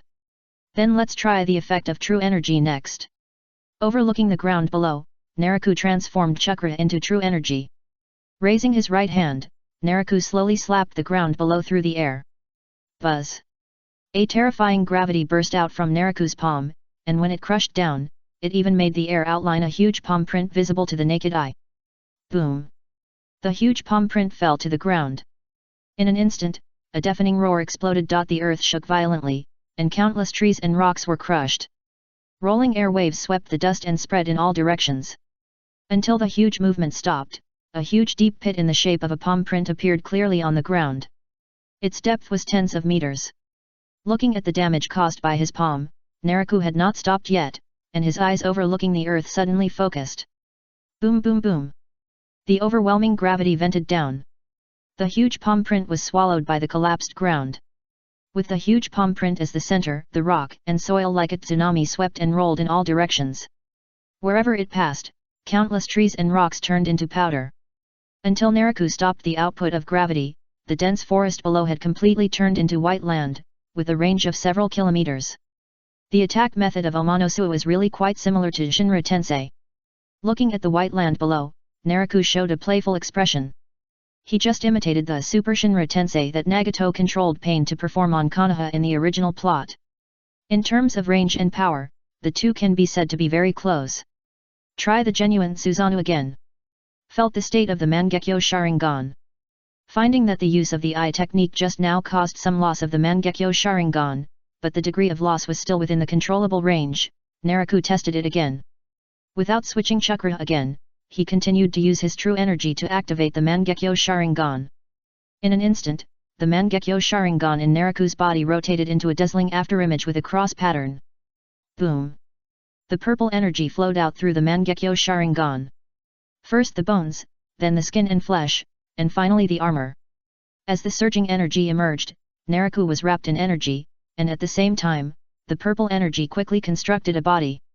The heavy body shook the ground violently after his feet landed on the ground. In the blink of an eye, a giant who seemed to be standing tall stepped on the ground. Is it the perfect form of Susanoo? From a high place, Naraku, who was in the crystal between his eyebrows, used his spiritual sense to observe the form of the giant below, and he was thinking. It was more than 200 meters tall, wearing armor, with a Crotengu mask on his face, and 2 wings covered with armor on his back. At this moment, Naraku used his true energy to activate the Mangekyo Sharingan, and the Susanoo he displayed was the perfect form. Chapter 161 Perfect Susanoo. You should know that the perfect form of Susanoo should be the form of Susanoo that can only be displayed by the eternal Mangeki Sharingan. But now, Naraku has displayed this form with just the Mangekyo Sharingan. This situation obviously does not mean that the Mangekyo Sharingan has the pupil power of the eternal Mangeki Sharingan after refining the magic weapon. After Naraku, who seemed to be thinking, saw the situation of the perfect Susanoo, he saw the Mangekyo Sharingan in his body. After performing the perfect Susanoo, the pupil power of the Mangekyo Sharingan has been exerted to the extreme, and even the loss state is increasing rapidly. It can be seen that the perfect Susanoo has become a great burden for the Mangekyo Sharingan. It seems that the Mangeki Sharingan is just a key to unlock the power of Susanoo. The pupil power is only a part of what state Susanoo can be exerted. If you give yourself enough energy, you can also exert the perfect form. After determining the situation of the Mangekyo Sharingan, Naraku quickly made a guess. Just like in the original plot, Uchiha Madara can still cast Susanoo even if he lacks eyes. Once Susanoo is opened by the key of the Mangeki Sharingan, its future performance depends more on the master himself. With a body size of more than 200 meters, the perfect Susanoo looks undoubtedly very spectacular and oppressive. Then let me experience the power that is said to be able to crush everything in the universe. Naraku stared into the distance with his hands folded across his chest. Under control, the perfect Susanoo raised his right hand, and purple light bloomed in his palm, and a huge energy sword condensed in an instant. Zhang! With one step forward, the huge energy sword immediately swept through thousands of troops with the terrifying blazing slash under the control of the perfect Susanoo containing infinite power. The wind was howling. The blazing slash was like a crescent moon, flying over the ground below, and quickly appeared in front of a mountain in the distance. Crack! With a flash of light, the towering mountain was completely unable to block the sharpness of the blazing slash and was cut in half. Boom! With a thunderous roar, the upper half of the mountain flew up and fell behind the lower half. The moment it fell to the ground, an earthquake-shaking impact occurred immediately. The ground collapsed, and countless cracks spread in all directions, making the ground where the mountain was located like a broken mirror. Look at the lower half of the mountain that remained in place. The cross-section was smooth and flat. Such a performance undoubtedly fully reveals the terrifying sharpness and power of the blazing slash. It is a power that makes people full of trust. No wonder Uchiha Madara always says that the ninja world is too small, only enough for him and Senju Hashirama to toss. Looking at the mountain in the distance that was cut off by a sword, Naraku was quite emotional. The power of the complete Susanoo is indeed beyond the conventional power of the ninja world. Have you heard that the ninja school has started to recruit students again? You just found out. I asked my kid to sign up a long time ago. Strange, isn't it time for school to start yet? Why are you recruiting students again? Why do you care so much? Anyway, this is a good thing. After all, the more ninjas there are, the stronger the village will be. It seems that it is not only the ninja school, but also the village has received new population recently. I was wondering why the village has become so lively recently, and there are so many strangers. It turns out that new people have joined. What the huge wealth brings is naturally rapid development. With the end of the division of spoils, the Star Ninja Village immediately ushered in a new round of development. In addition to accepting new population again, the number of students in the ninja school has also expanded again. Even the construction that has never stopped is the same. The construction team headed by Wolf can be said to be busy. In addition to the houses originally used for living, there are also shops and other facilities. The Sand Village and the Cloud Village did not stop the war with Konoha, but instead increased a certain offensive. Konoha may have suffered too many casualties in our plan, so that in the face of the increased offensive of Sand Village and Cloud Village, it not only lost its original strength, but also began to shrink and defend. In addition, Iwagakure Village and Mist Village are also ready to move. Like Iwagakure Village, our people have found many Iwagakure ninjas in the Land of Grass. They seem to want to tear up the alliance with Konoha and launch an attack on the Land of Fire again. In the office, Nono reported the latest developments in the ninja world to Naraku as usual. As expected, Konoha is now seriously injured, and all forces will naturally not miss this good opportunity. Naraku said with a smile, casually placing his hands on the desk. The fertility of the Land of Fire has made all parties salivate. Facing the severely damaged Konoha, it would be strange if other forces did not take any action, not to mention the Sand Village and the Cloud Village. However, when Nono finished his report and left, Naraku fell into deep thought. He was thinking about the reincarnation of Hashirama Senju and others. Strange, according to the current situation of Konoha, neither Hashirama Senju nor the people of Konoha should be in a hurry to cancel the reincarnation. Naraku was puzzled. He originally thought that in the face of the increased offensive of the Sand Village and the Cloud Village, Hashirama Senju and others would come forward to stabilize the situation. But until now, Hashirama Senju and others have disappeared completely.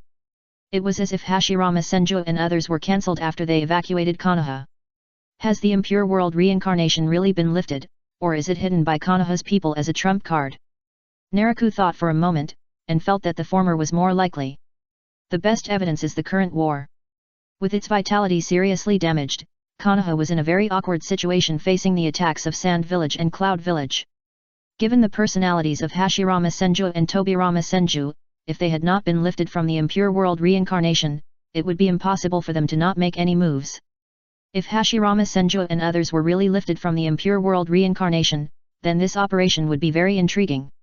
Given Konoha's current situation, if Hashirama Senju and others were in charge, it would be easy to stabilize the situation. For this reason, Naraku was even prepared to deal with the other party once Hashirama Senju intervened in the war. So if Hashirama Senju and others were really lifted from the impure world reincarnation, then someone must have instructed Orochimaru to do so. Denzo. Naraku slowly read out a name. The person that Naraku can think of who can order Orochimaru and does not want Hashirama Senju and others to stay in Konoha is most likely Danzo. The main reason is that Naraku is too familiar with Danzo's character. Hashirama Senju may be a pillar for other people in Konoha, but for Danzo, he is more of a threat. This threat refers to the power of Hokage. Thinking of Danzo's greed for the position of Hokage, the other party may really order Orochimaru to cancel the impure world reincarnation in order to keep the power of Hokage. As for why Orochimaru would listen to Danzo's instructions, this is the same as him giving up the fight for Hokage. A transaction of black material plus benefits. Especially the latter. As long as Danzo is willing to give Orochimaru enough benefits, then with Orochimaru's personality, there is a great possibility that he will cooperate with Danzo. Of course, regardless of whether it is true or not. If Hashirama Senju and others are really cancelled from the impure world reincarnation, then this will undoubtedly save Naraku a lot of trouble. Based on Konoha's current strength, although it will not be quickly conquered by the Sand Village and the Cloud Village, it will definitely be stuck in the quagmire of war. Chapter 162 Internal and External Development. Target, the Land of Demons. Chapter 162 Internal and External Development. Target, the Land of Demons. The frontline camp of the Sand Village. A few days later, Yekang, sweating profusely, lay on Naraku, recovering blood while talking to Naraku in a very spirited manner. After this heavy blow to Konoha, in addition to successfully turning the tide of the war, I have now completely secured the position of Kazekage. My current prestige is so great that even Cho and Ebizo have to be polite to me and dare not offend me at all. It sounds pretty good. Naraku smiled as he felt Yekang's beautiful figure with both hands. One of the purposes of Konoha's collapse plan is actually it was also to help Yekang secure the position of Wind Shadow. Now it is obviously effective. Whether it is to reverse the war situation or to gain a large amount of wealth, these have greatly enhanced Yekang's prestige in the Sand Village. The higher Yekang's prestige, the easier it will be for him to annex the Kingdom of Wind in the future. Naraku's hands seemed to have some kind of magic. Let Yekang's sore body quickly ease up. At the same time, his body was boiling again. My lord, let me continue to thank you next. Yekang looked at Naraku charmingly, holding up her upper body. Her body retreated downwards, and she quickly expressed her gratitude with actions. Naraku retracted his hands, put his hands behind his head, and lay lazily, allowing Yekang to perform his tricks. Oh? Your burning release can also be used here? This temperature is very good. Well, as long as you like it. Just like taking a hot spring bath, controlling the burning release at a suitable temperature, Naraku immediately felt the extra warmth. Going to the Sand Village camp to have a tryst with Yekang is just a leisure time pleasure for Naraku. Successfully dealt a heavy blow to Konoha and dragged the other side into the quagmire of war. In the following days, in addition to daily practice, Naraku paid more attention to the development of the Star Ninja Village. This development, in addition to internal development, also has external expansion. Half a month later, in the office of the Star Shadow building, Naraku found Nono. How is the intelligence collection of the demon country going? Sitting in the office chair, Naraku asked Nono. Nono said seriously, except for the uncertainty of the monster and the witch, the distribution of towns and military forces in the demon country are almost mastered. The size of a country's territory often represents the country's development space and potential. The Bear Country is ultimately just a small country with a limited land area. Even if Naraku brought sufficient wealth to the Star Ninja Village, it is obviously not enough to rely on the Bear Country alone to truly develop to the level of the 5 major ninja villages. Let alone, the current population and materials of Bear Country are definitely not enough to support a large ninja village. Although Star Ninja Village is not short of money at present and can obtain population and materials through external purchases, it is impossible to really eat up all the resources. So the best way to develop is to expand externally. Only by expansion can there be a steady stream of population and materials to support the healthy development of Star Ninja Village. And the war during expansion can also play a good role in training troops. Of course, this expansion must be implemented in a planned manner. Like Sand Village, Cloud Village, Rock Village, Mist Village. In the previous Ninja World War, the direction of expansion they chose was mainly concentrated in the most fertile fire country in the ninja world. The size of Star Ninja Village is not as large as these large ninja villages, so the first step of expansion is other small countries. For example, Ghost Country, one of the neighboring countries of Bear Country. This country is the first expansion target chosen by Naraku. When Nono talked about the so-called monsters and shrine maidens, he emphasized and explained, although from the intelligence collected so far, the military force of the demon country is just an ordinary army, but I have seen some information about the demon country in the root organization. It is said that there were monsters in this country that caused a lot of chaos in the ninja world, and their shrine maidens passed down from generation to generation have some special powers. Hearing this, Naraku nodded and said, "Don't worry about the shrine maidens and monsters in the demon country, I will deal with them personally when the time comes." He actually knew about the monsters and shrine maidens that Nono talked about. In fact, it was because of the existence of monsters and shrine maidens that he would choose the demon country as the first expansion direction. How can others sleep beside my bed? Just like the Hidden Rock Village and the Hidden Sand Village once wanted to suppress the development of the Star Ninja Village. Monsters and shrine maidens are two special existences. Naraku intends to expand, so the sooner they are dealt with, the safer it will be. In that case, there will be no problem. We can attack the Kingdom of Demons at any time. Nono felt relieved when she heard that Naraku was going to deal with the shrine maidens and monsters personally. She was somewhat wary of the monsters and shrine maidens in the Kingdom of Demons, but it was just a warning. In fact, even if Naraku did not take action, with the current strength of the Star Ninja Village, she did not think that any monsters and shrine maidens could stop them. After all, in this attack on the Kingdom of Demons, in addition to mobilizing 300 Star Ninjas, the Star Ninja Village will also have Natsuki and Scorpion as the Commander-in-Chief and Deputy Commander-in-Chief. With the strength of Natsuki and Scorpion, even if they were fighting alone, it would only be a matter of time to conquer the Kingdom of Demons. Similarly, Nono did not think that any monsters and shrine maidens could stop Natsuki and Scorpion. The first outward expansion. When Nono passed down the order of war in the name of Naraku, the ninjas of the Star Ninja Village were not afraid, but were extremely active. A newborn calf is not afraid of a tiger. Compared to the 5 major ninja villages that have already risen to power, the Star Ninja Village, which is still in the process of development, is not opposed to war, but is full of ambition to make achievements. A week later, with the logistics ready, 300 Star Ninjas led by Xiaorixing and Sasori officially attacked the Land of Demons. At the same time, the army of the Bear Country was also commanded by Nono, and followed the ninja troops to capture the captured towns. Take over. The Ghost Country has no ninja village. It is obvious that it cannot resist the attack of the Star Ninja Village just by relying on ordinary troops.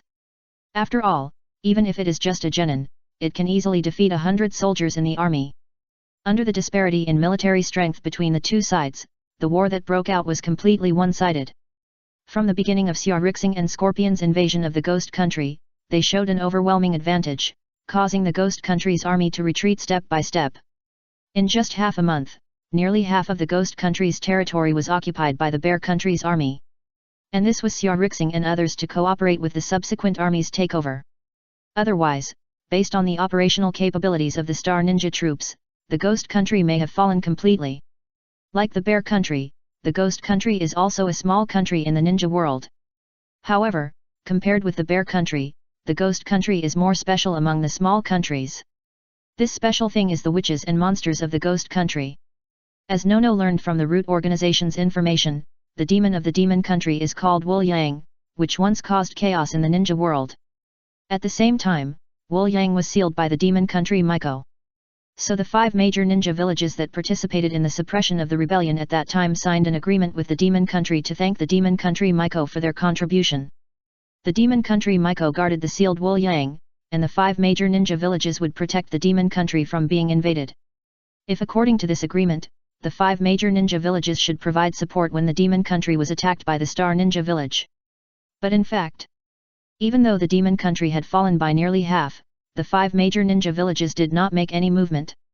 This is naturally not because the 5 major ninja villages did not know the situation of the Demon Country, or that the Demon Country Miko did not care about the annexation of the Demon Country and did not ask for help from the 5 major ninja villages. It is that the 5 major ninja villages ignored it all. What people are best at is forgetting history and lessons. Not to mention that among the 5 major ninja villages, Sand Village and Cloud Village are allies of Star Village. Even if they are not. In this war period, how can the major ninja villages pay attention to a small country like the Land of Demons before the danger falls on their heads? Not to mention that it is the Star Village that attacks the Land of Demons. After experiencing the Konoha collapse plan, Naraku's external deterrence has undoubtedly been raised to a new level. Not to mention the two allies of Sand Village and Cloud Village, even Konoha and Rock Village, who hate Naraku so much, dare not have another conflict with Naraku for the land of demons. Chapter 163 Myko and Monster. In a valley in the land of demons, you can see a simple shrine. And in front of the shrine, there are many soldiers with swords guarding. Look, something is flying over here. Wait, it seems to be two. Be alert. The soldiers strictly guarded the shrine, and suddenly, someone looked at the distant sky in shock. In the soldiers' field of vision, there were two figures flying rapidly in the distant sky, and then they dived into the canyon and landed in front of the shrine. Clang! The soldiers' faces changed drastically, and they hurriedly drew their swords, looking at the two people landing on the opposite side in doubt. But when they saw the appearance of the two people on the opposite side, especially the woman, the soldiers immediately changed their attitude, from the original doubt to respectful salute. Myko-sama. The soldiers quickly knelt down and saluted the woman on the opposite side. Get up! The beautiful woman with long flaxen hair and a crown on her head, who was called Myko-sama by the soldiers, was called Myko-sama. Her name was Maitreya. Facing the soldiers' salute, Maitreya adjusted his mentality and immediately restored his former grace. He raised his right hand and signaled the soldiers to stand up. The soldiers stood up obediently. At the same time, when they looked at Maitreya, they subconsciously glanced at Naraku standing next to Maitreya. That's right. Maitreya is the witch of the ghost country, and Naraku came with her. To be precise, Naraku brought Maitreya with him. You guys step aside first. I'm here to deal with monsters this time. When the soldiers stood up, Maitreya immediately ordered. Yes. The soldiers were shocked at first, and then they respectfully withdrew. It is obvious that Maitreya, the witch, has a transcendent status in the ghost country, and her status is not even inferior to that of the ghost country daimyo. Especially the soldiers guarding the monsters, they obey Maitreya's words. This is the place where the Wool Yang is sealed, but I want to remind you again that the Wool Yang is not as easy to deal with as you think. Once its seal is released, the world will inevitably fall into the crisis of destruction. After the soldiers left, Moroku turned to persuade Naraku next to him. She was captured. And when she confessed the whereabouts of the Wool Yang, she also recognized Naraku's identity. But even if Naraku is a powerful and famous person in the ninja world, she doesn't think Naraku will be a match for the Wool Yang. When Moroku thought that the Wool Yang might be released from the seal next, he was worried. Naraku glanced at the other party. Really? When you say that, I want to see it even more. As he spoke, Naraku raised his hand and waved, and the invisible gravity immediately swept out. Boom! The shrine was crushed and collapsed by the impact of gravity, revealing the cliff behind the shrine. You can see a big door on the cliff. Gravity hit again. The gate shattered instantly, revealing a dark palace inside. Naraku ignored Moroku and walked forward to enter the palace. Behind him, Moroku saw that his persuasion was useless, gritted his teeth, and followed Naraku's footsteps. If the other party insisted on unlocking the seal of the ghost, she could only fight to the death.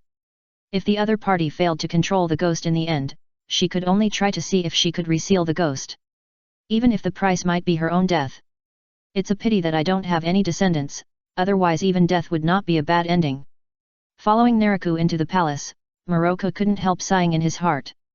The fate of their lineage of witches, starting from stealing the power of the ghost, is destined to be entangled with the ghost. If there is a choice, Moroku naturally doesn't want to die. But now there is no choice at all. With her power, even if she succeeded in sealing the ghost again, she would have to pay the price of her life. The only regret of Maitreya now is that she has no offspring. Once she dies, the lineage of the witch will be cut off. Just thinking that even if the bloodline is left, her offspring will continue to be entangled with the ghost. Maitreya suddenly felt that it might not be a bad ending for the lineage of the witch to end by himself. The panic in his heart made Maitreya think wildly. Unconsciously, when he came to his senses, Maitreya found that he had followed Naraku through the dark palace and came to a wonderful space. The palace is not the end. After passing through the palace, it seems to be another space. In this space, there is a road leading to a stone gate, and on both sides of the road, there are densely packed stone statues. These are the undead army of the Wool Yang. Once the Wool Yang escapes from the seal, the other party can awaken these stone statues and transform them into an unkillable army. After coming to his senses, Moroku first looked at the stone door at the end of the passage with fear, and then intended to persuade Naraku again, pointing to the stone statues below and explaining. Naraku glanced at the many stone statues below that looked like terracotta warriors, and didn't care at all. He raised his hand and blasted out gravity waves. Boom! The invisible gravity wave was like a heavy hammer, blasting towards the stone door opposite. The sealing technique was applied to the stone door.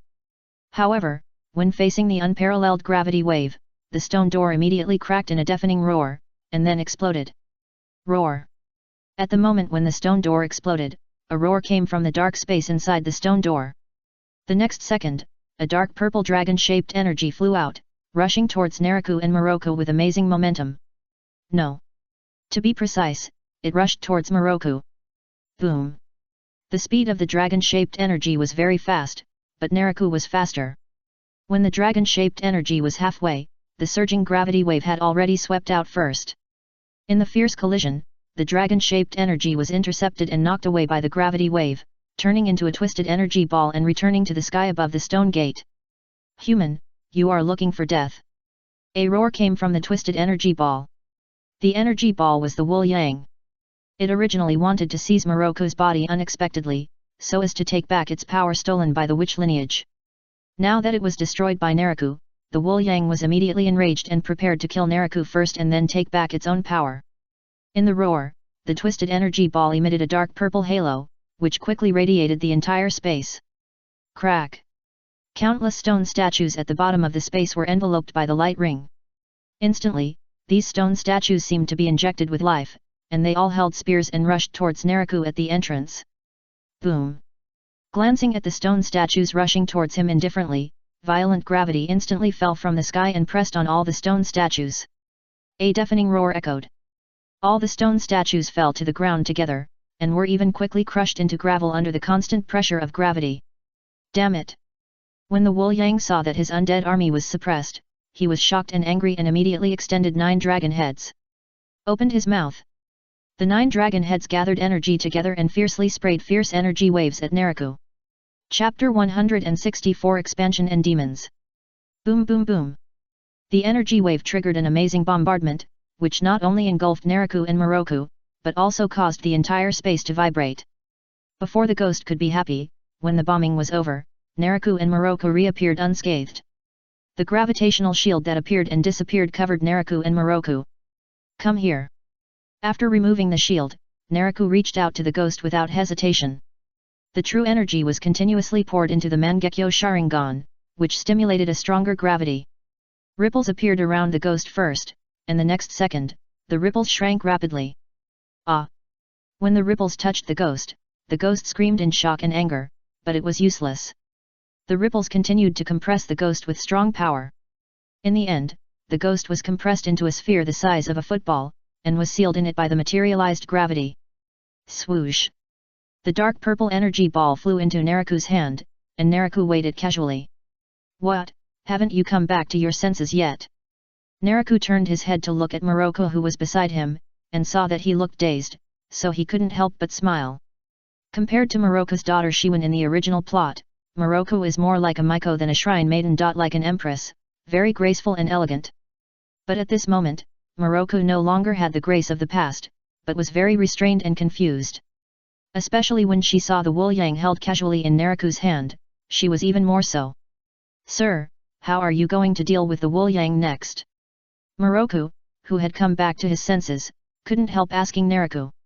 While speaking, she looked at Naraku's eyes, unconsciously showing respect. There was no way. She really didn't expect that the Wu Yang that she was so afraid of would be controlled so easily. In this situation, no matter how stupid she was, she knew that the man in front of her was more powerful than she imagined. And hearing Morocco's words, Naraku said playfully, "Why, are you afraid that I will destroy the Wu Yang?" He knew that the witch of the ghost country was actually one with the monster Wu Yang. Once the ghosts are truly destroyed, the witches of the ghost country will inevitably die. This is why the witches at the time only sealed the ghosts, instead of completely destroying them. It's not that the witches at the time didn't have the ability, but they didn't want to do so. No, I'm so happy that you can destroy the ghosts. Morocco hesitated for a moment, then said firmly. Perhaps dying with the ghosts is also a good ending. At least in this way, she has fulfilled the fate of the witch. What if I can destroy the ghosts and keep the man? Looking at Moroku, who has an outstanding appearance and figure, Naraku raised his left hand unceremoniously and pinched the other's chin. Moroku originally wanted to retreat and avoid it. But when she heard Naraku's words, her body suddenly froze. What you mean is? Naraku said slowly, I already know the relationship between your lineage of witches and the ghosts. What do you mean? Moroku she looked at him in doubt. Did he really know that they were related to the ghosts? No, even if she didn't know, she didn't seem to have any room for resistance. It's only a matter of time before the kingdom of ghosts is conquered by the Star Ninja Village. As the leader of the Star Ninja Village, she will surely become a prisoner of the other party like the ghosts. If you can really let me survive when you destroy the ghosts, then I am willing to help you conquer the kingdom of ghosts. Moroku's mind flashed with various thoughts, and finally converged into one idea, that is, to survive.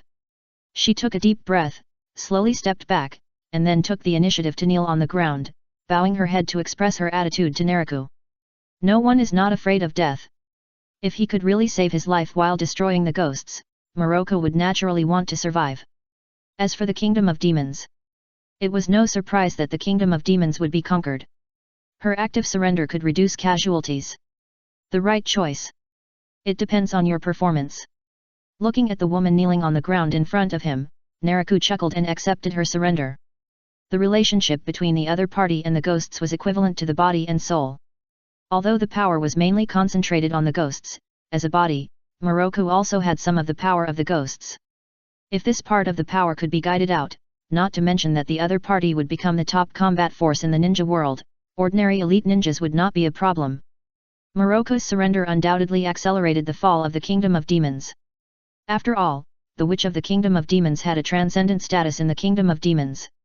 Especially the reputation, which was even higher than the name of the kingdom of demons. It took only a month for the demon country to fall completely and be annexed by the bear country.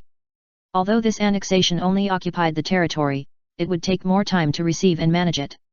But the annexation of the demon country into the bear country has been settled. Let's talk about Naraku. After successfully capturing the ghost, he directly handed Moroku over to Xia Rixing on the front battlefield. He did not participate in the subsequent events, but returned directly to the Star Ninja Village. Ghosts. I didn't expect that there were such things in this world before Kaguya Otsutsuki came. On the 9th floor of the Star Shadow building, Naraku looked at the ghosts being tempered by the true fire cauldron with interest. During the tempering, the screams of the ghosts could be heard from the true fire cauldron from time to time. But Naraku completely ignored these screams, and instead thought about the origin of the ghosts. After returning to the Star Ninja Village, he immediately started to study the ghosts. For example, he explored the memory of the ghosts. The ghosts did not only exist in the Ninja Village era, but had existed long before the Chakra era. If we use the name of that era, the ghosts are not monsters, but one of the ghosts and gods that rule the earth. That's right. Before Kaguya Otsutsuki came to the ninja world, the ninja world was not without extraordinary powers. Just like Gamamaru, who was respected as the great toad sage in Miyaboku Mountain. At that time, there were already extraordinary powers in the ninja world. These beings who possessed extraordinary powers were uniformly called ghosts and gods. However, with the arrival of Kaguya Otsutsuki, the ghosts and gods were all strongly attacked by Kaguya Otsutsuki. Either they were killed, or they hid like rats crossing the street. The ghosts were the latter. In the war between Kaguya Otsutsuki and the demons, after being severely injured by Kaguya Otsutsuki, Wu Yang hid himself very carefully. In the end, he was lucky enough to survive. After investigating the origin of the Wu Yang, Naraku thought of a lot. For example, the evil gods and the gods of death that are circulated in the ninja world. From the memory of the Wu Yang, these two are also ghosts and gods from ancient times. Next, it is necessary to find the remnants of these old times. The appearance of the ghosts and gods made Naraku very interested. Mainly when studying the Wu Yang, Naraku found that the ghost power mastered by the other party was quite similar to the origin of the tailed beast. The ghosts and gods were born before the Chakra era, and the extraordinary power they mastered was naturally not Chakra. They mastered the energy called the power of ghosts and gods. This energy, in the insight of the divine consciousness, is very similar to the power of the tailed beast. This is also the reason why he used the true fire cauldron to temper the Wu Yang. The purpose is to purify the ghost power in the other party's body for the convenience of subsequent absorption. During the quenching in the true fire cauldron, the screams of the ghost gradually became smaller until there was no movement at all. After a long time, when the quenching was over, Naraku removed the true fire cauldron. A dark purple crystal like a gem appeared. This was the high purity power of ghosts and gods formed after quenching. As for the ghost, the other party had already erased his consciousness during the quenching. In addition, under Naraku's control, the death of the ghost did not affect Maitreya, it was a one-sided death. He stretched out his hand. The dark purple crystal fell into Naraku's hands. He placed his palms together, and connected the dark purple crystals between his palms with true chi at a distance. A wisp of ghost power entered the body along with the true chi. As Naraku operated the nameless technique, the power of ghosts and gods was like the power of the tailed beast at the beginning, rapidly strengthening the true chi in the body. For a whole day. When the dark purple crystals between his palms completely disappeared, Naraku's cultivation had been greatly improved. It made him halfway to the 6th level of chi training. You should know that after entering the 6th level of chi training, the difficulty of improving cultivation has increased again. So in the past, Naraku's cultivation progress was very slow. Now that his cultivation has been pushed to half of the 6th level of chi training, the effect of the power of ghosts and gods on the improvement of cultivation is better than Naraku expected. That is to say, Naraku still has a bottom line. Otherwise, with the outstanding power of ghosts and gods, he would have caught Maitreya back. After all, Maitreya also has a part of the ghost power of the ghosts and gods in his body. Although not as good as the ghosts and gods, refining can also bring another improvement in cultivation. Chapter 165 Star Country Star City. Chapter 165 Star Country, Star City. Forget about Maitreya. After all, she helps Yarixing and the others conquer the ghost country as promised, and the upper and top combat forces below also need to be expanded. Maitreya will not move, but other ghosts and gods do not have this treatment. Naraku, who has experienced the effect of the power of ghosts and gods, has a greater interest in other ghosts and gods. According to the memory of the ghost, it can survive not because of its strong strength, but more because it is good at hiding. In terms of strength, he is just a small role among ghosts and gods. Compared with it, the god of death and the evil god are the best among ghosts and gods. This undoubtedly means that the power of ghosts and gods contained in the two is far superior to that of the ghost. Hurry up, speed up your work. The next project is very tight. If it exceeds the time limit, it will be difficult to get the wages. Our Chamber of Commerce wants the shops here. Where can I pay the deposit? It is really hard to imagine that a small country can have such a magnificent ninja village. With such a scale and population, it is not an exaggeration to say that it is one of the 5 major ninja villages. Ninja village? Your information is too outdated. Let me tell you, there is no Star Ninja village now. After the Bear Country annexed the Ghost Country, this country has announced a merger with the Ninja Village. Not only has it been renamed the Star Country, but even this place has been established as the capital of the Star Country, named Star City. Star City of Star Country? What a big deal! It is worthy of the power that has just annexed a country. The development is really terrifyingly fast. On the streets, in addition to the workers busy with construction everywhere, there are also many foreign merchants. These foreign merchants are all here to develop business. When these merchants were looking for their favorite shops, they were also discussing with each other, and they would exclaim from time to time. But it is no wonder that these merchants would do so. After all, with the successful annexation of the Ghost Country, the Bear Country has undergone too much change while digesting the population and materials brought by the Ghost Country. The country and the Ninja Village were merged into one to form the Star Country. The Star Ninja Village was changed to the Star City and established as the capital of the Star Country. Such operations all show a new atmosphere.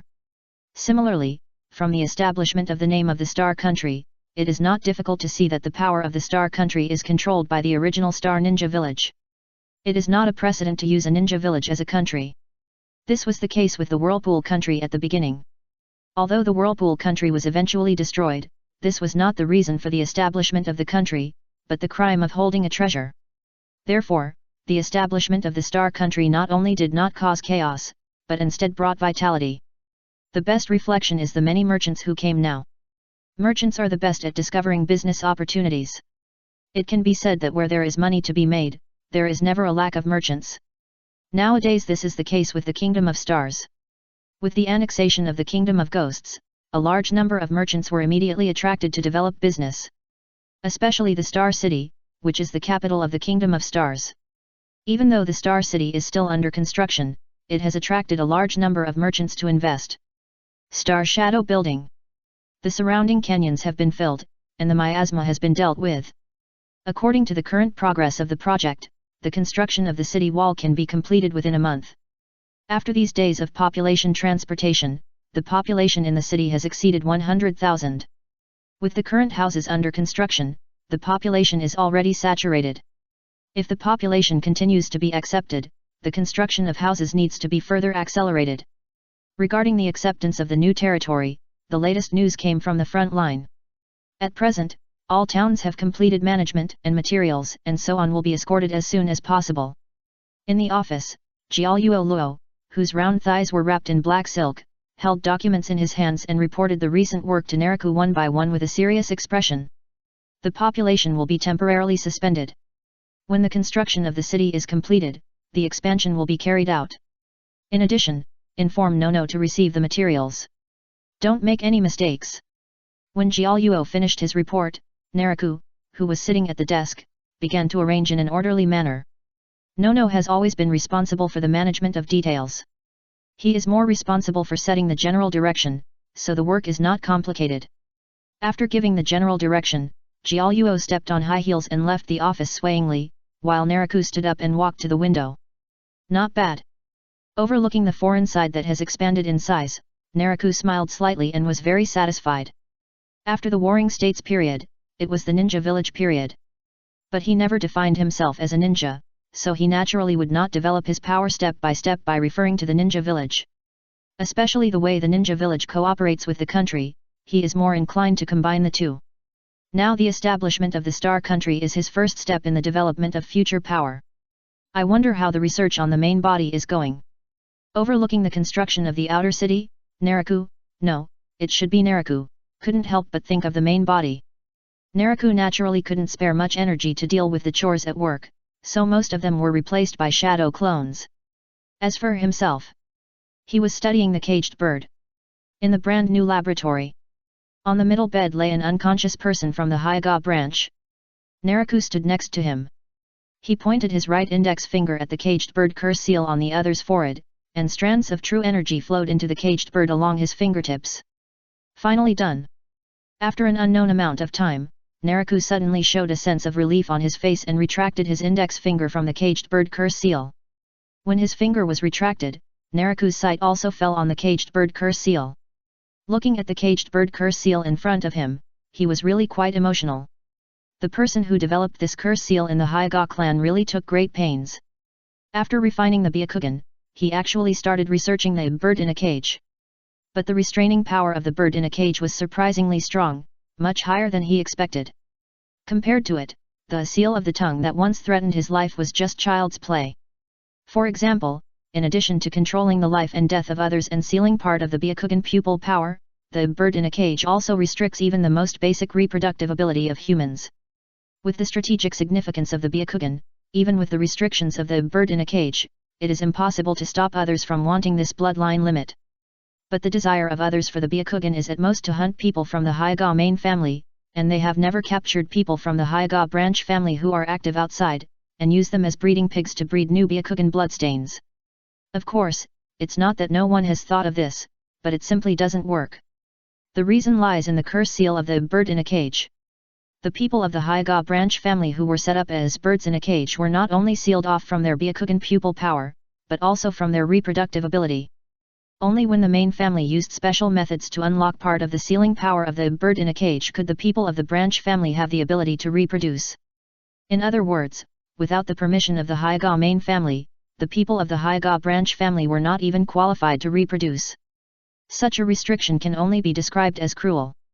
It was also after understanding the cruelty of the bird in a cage that Neriku truly understood why the people of the Hyga branch family were so obedient to the people of the Hyga main family. This is no longer just tying a chain around the neck, but while tying the chain, an alloy cage was also built, leaving the people of the Hyga branch family with no chance of turning over. Of course, if it were just this, it would not be so difficult for Neriku to crack it.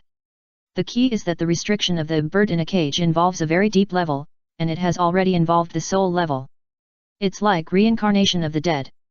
Even if the people of the Hyga branch family die, the caged bird will continue to exist on their souls, allowing the caged bird to remain when the immortal reincarnation is resurrected.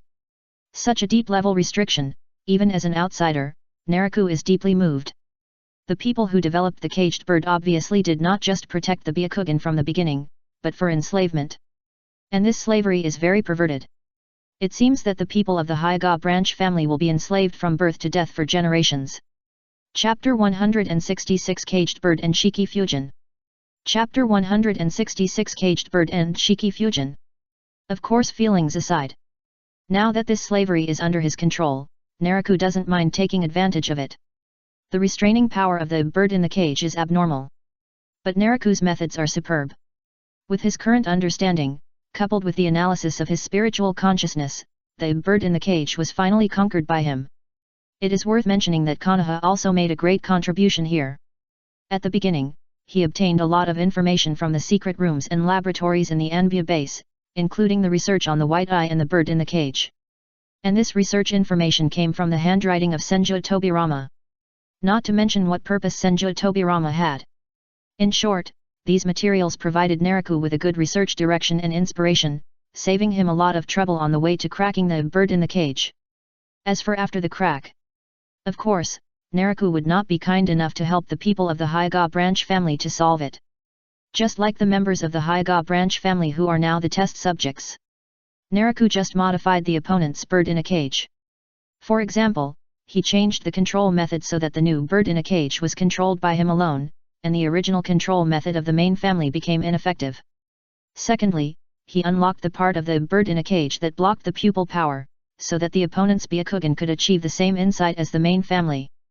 After all, he was not like the people of the Hyga main family, who would be afraid that the people of the branch family would grow up and bite back at him. Rather than suppressing him, he hoped that the other party would grow up. I am so kind.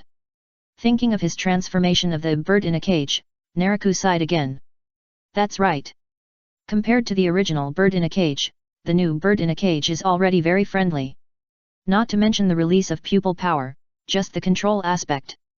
The original bird in a cage was in the hands of a group of people. Anyone from the Hyga main family, even if this person is a waste, can treat the people of the Hyga branch family like a dog. Now the control of the new bird in a cage is in the hands of Naraku alone. He is not as perverted as the people of the Hyga main family. At most, he uses the bird in a cage to make people submit to him. After the research on the new bird in a cage was successful, Naraku immediately implemented it. Whether it was the people of the Hyga branch family or the people of the Hyga main family, all the captured Hyga people were set up with new birds in a cage. During this period, it was not that no one resisted. For example, the members of the Hyga main family. When they learned that they were going to be set up as birds in a cage, they resisted fiercely. The reason is very simple. Because even the original bird in a cage does not exist. This means that once the people of the Hyga main family are set up as birds in a cage, they will always bear this curse from birth to death. As for the people of the Hyga branch family, there are people who resist, but they are only a minority, and most of them are obedient. Perhaps the bird in a cage is too deeply rooted in the hearts of the people of the Hyga branch family. When the new bird in a cage was set up, Naraku only launched it once for deterrence, and most of the people of the Hyga branch family immediately became obedient. To be precise, it should be num. The people of the Hyga branch family will obey the people of the main family like dogs. Obviously, there is not much family affection in this, but it comes from high-pressure rule. For the people of the Hyga branch family, it cannot be said that all of them, but most of them have long become numb under the oppression of the bird in a cage. Whether it is the main family or others, whoever controls the bird in a cage is their master. Even when many of them saw that the people of the main family were also set up with birds in a cage, they showed other emotions from numbness. For example, gloating. With the control of the bird in a cage, the taming of the Hyga clan was very smooth. A week later, the first batch of Hyga people who had been tamed were released from prison.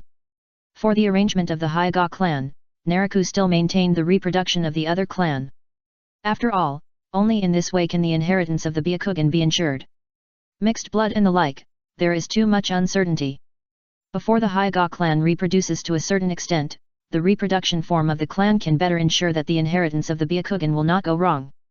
Of course, the Hyuga clan in the Star Country does not have the same treatment as before in Konoha. In addition to planning together in terms of living, other things, such as resources, are the same as other star ninjas.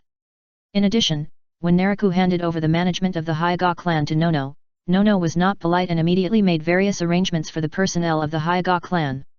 Some were incorporated into the perception unit, and some were incorporated into the combat unit. It can be said that no one in the Hyuga clan can eat for free, and they all have to rely on their own efforts in the future to survive and develop. After dealing with the affairs of the Hyuga clan, Naraku began to continue studying Shiki Fusion. Shiki Fusion is a forbidden technique in the Seal Book, which comes from the inheritance of the Uzumaki clan. This forbidden technique can summon the god of death and seal the soul of others. Since he discovered that ghosts like Wu Yang can be refined to improve his cultivation, Naraku immediately set his sights on this easiest to find god of death. With Naraku's current understanding, even if Shiki Fusion is an S-level forbidden technique, it is not difficult to learn it. But Naraku did not intend to perform this forbidden technique by himself. After all, according to the performance of this forbidden technique, summoning the god of death is equivalent to letting the god of death possess the caster. With this form of summoning, even for safety reasons, Naraku will not let the god of death possess himself. So after a lot of research, he finally caught a spy from the Hidden Rock village from the prison. Yes, a spy. As the Star Country grows stronger, how can other forces remain indifferent? Whether it is the Star Ninja Village period or the current Star City, there are often spies from major ninja villages lurking in. It's just that these spies often can't escape Naraku's perception. Basically, after being secretly arrested, Naraku will set up the tongue trouble rooting seal to control them, and then develop them into counter-spies. This is the case with the spy from the Hidden Rock village caught from the prison. It's just that this person has been set up with the tongue trouble rooting seal not long ago, and has not yet been tamed into a counter-spy. Using illusion to control the spy from the Hidden Rock village, Naraku did not summon the god of death immediately to be on the safe side. Instead, he used shrinking the earth into an inch and took the spy away from the Star City. After a while, Naraku appeared in a valley in the Star Country.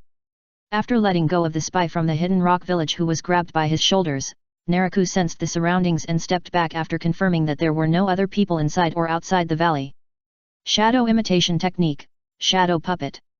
Putting his palms together, the shadow under Naraku's feet seemed to be injected with life, swaying and quickly extending to the Hidden Rock village spy on the opposite side. The shadows of both sides connected, but this was not the end. Naraku's shadow climbed directly onto the body of the Hidden Rock village spy, and then invaded his body, spreading to all parts of his body as if taking root and sprouting. During this process, the body of the Hidden Rock village spy shook slightly, and then he raised his hands in front of him and began to make seals. Shiki Fusion.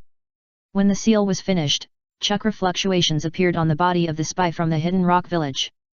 The next second, a huge illusory figure emerged from behind him. This huge illusory figure was wearing a white robe, with a green face and fangs, double horns on his head, and a head full of white hair. This was the god of death summoned by the Shiki Fusion. Chapter 167 Hunting the God of Death. It was not difficult for Naraku to learn the Shiki Fusion. The rare thing was that he didn't want to perform it by himself. So after some research, he finally thought of using the shadow secret technique of the Nara clan. Shadow puppet is a move he developed based on the shadow secret technique of the Nara clan. This move can use one's own shadow to invade the body of others, so as to achieve puppet-like control. And the degree of control is very high. Even a high-difficulty forbidden technique like Shiki Fusion can be controlled by others to perform it if Naraku himself masters it. The death god summoned and appeared. If it were an ordinary person, he would not be able to see the death god before being touched by the caster or the death god. But Naraku was different. His spiritual sense could clearly capture the death god that appeared on the spy of the Hidden Rock village. It's not so weak, this guy seems to be just a clone. When Naraku's spiritual sense saw the death god that appeared, he was a little disappointed at first. Because the breath emitted by the death god was much weaker than he expected. According to the memory of the ghost, Naraku knew that the death god was a leader among many ghosts and gods. Its strength was far beyond the comparison of the ghost. But the breath emitted by the death god at this moment was much weaker than that of the ghost. However, fortunately, when Naraku urged his spiritual sense to further observe carefully, he quickly noticed the abnormality of the death god. The death god in front of him was not the real body, but just a clone. This clone is not a shadow clone, but a split body. Try it out first. Naraku, who seemed to be thinking about something, suddenly raised his hand and shot a thunderbolt at the god of death opposite him. Thunderbolt. The thunder finger performed by Chakra instantly passed through the body of the god of death. But when it passed through, the god of death seemed to be just an illusory existence. Apart from the ripples, it did not cause any real damage to the god of death. Naraku's eyes condensed and he immediately changed his attack method. Thunder method, thunder finger. With the circulation of true energy, Naraku shot brilliant thunderbolt at the opponent again. Lightning flashed. The brilliant thunderbolt passed through the god of death again. But unlike the last time, the thunderbolt condensed by true energy directly formed a through hole when passing through the god of death. The emergence of this situation seems to mean that the god of death is not really immune to attacks. At least the attack of true energy can hurt the opponent.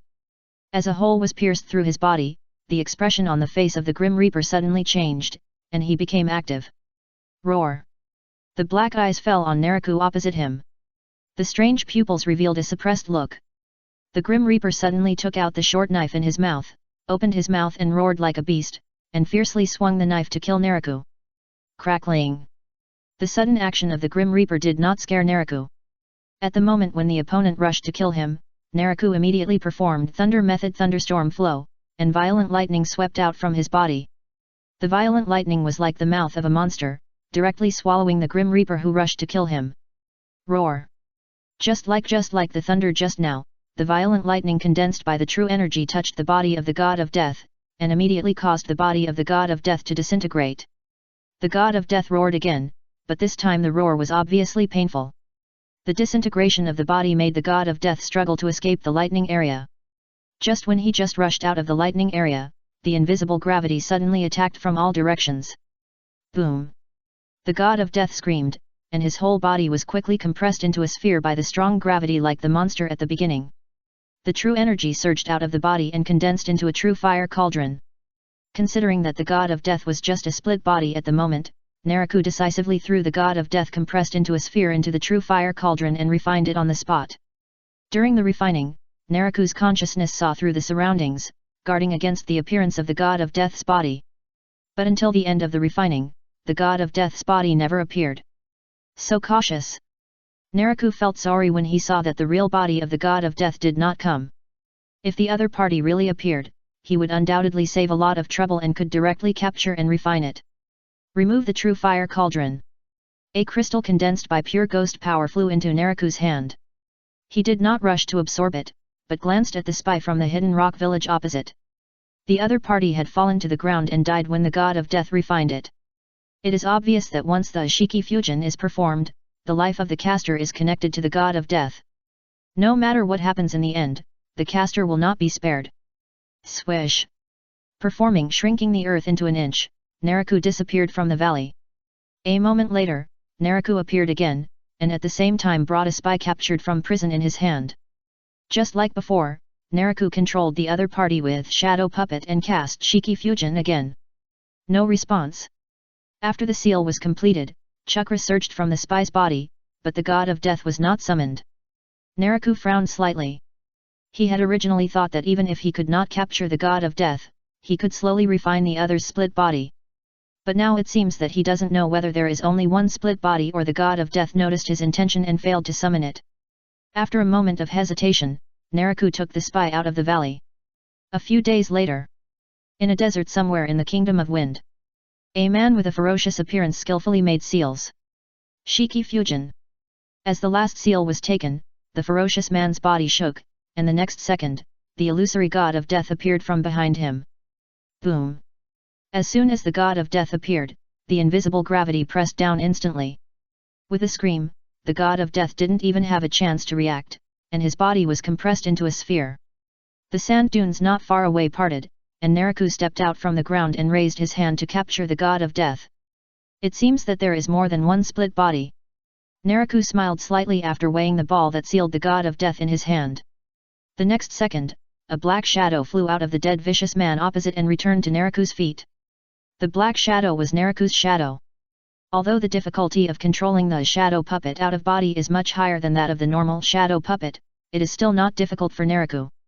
After retracting the shadow and leaving the dead body behind, Naraku performed shrinking the earth into an inch and left. A week later, in the canyon of the hidden rock village, a beautiful woman made seals with both hands. Shiki Fusion. After the seal was completed, Chakra emerged from the beautiful woman. But after waiting for a while, the god of death that was originally summoned did not appear. Failed, it seems that the other party has learned to be smart. The ground not far away split apart, and Naraku walked out of it. He looked at the beautiful woman who failed to summon, and while retracting the shadow, he couldn't help showing regret on his face. Half a month later, in a forest somewhere in the land of fire, a plain-looking young man made a seal. Shiki Fusion. A breeze blew by, and Chakra emerged from the man's body, but nothing else happened. It still doesn't work. It seems that the Shiki Fusion can't trick the other party in a short time. Walking out from underground, looking at the failed summon again, Naraku touched his chin. The god of death is more patient than he expected. After suffering 2 losses, he shrank back. It's worth saying. With the other party's patience, it's no wonder that he was able to survive from Kagaya Otsutsuki. Then let's try other methods. After dealing with the stray ninja on the opposite side, Naraku flashed away. Chapter 168 Reaction and Crisis. The country of Star is not simple now. The country of Ghost was swallowed up by the other side in an instant. In the future, the situation of the 5 major countries may evolve into 6 major countries. It shouldn't be that serious. The 5 major countries have developed for many years to reach their current status. Although the country of Star is powerful, it will probably take a long time to develop into the level of the 5 major countries. That's right, I don't think the 5 major countries will sit back and watch the country of Star develop. The 5 major countries? They are fighting each other now, how can they care about the country of Star? And even if they have time, with the strength of the country of Star, they may not be without the ability to fight the 5 major countries. Well, if that person takes action, let alone defeating the 5 major countries, just forcing them to retreat, it seems that there is a great possibility. Silver Flash, the fastest ninja in the ninja world, the king of assassination, wow, it's really awe-inspiring to think about such a famous person. The establishment of the Star Country naturally caused a lot of waves in the ninja world. It's not the merger of the ninja village and the country, but the strength and potential shown by the Star Country. As long as you are not stupid, you know that after annexing the Demon Country, the Star Country will inevitably usher in higher development. Similarly, with the expansion of the Star Country, all forces are also very vigilant. Like the Earth Country. As a neighboring and hostile party to the Star Country. Facing the sudden expansion of the Star Country, the Earth Country is very vigilant. The Hidden Rock Village immediately increased its defense forces on the border between the 2 countries. This posture seems to be on guard against the Star Country targeting their Earth Country after annexing the Demon Country. As for other small countries adjacent to the Star Country, it is even more needless to say.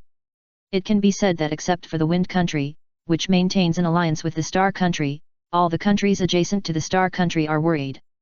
However, the development of the Star Country is not the center of the situation in the ninja world.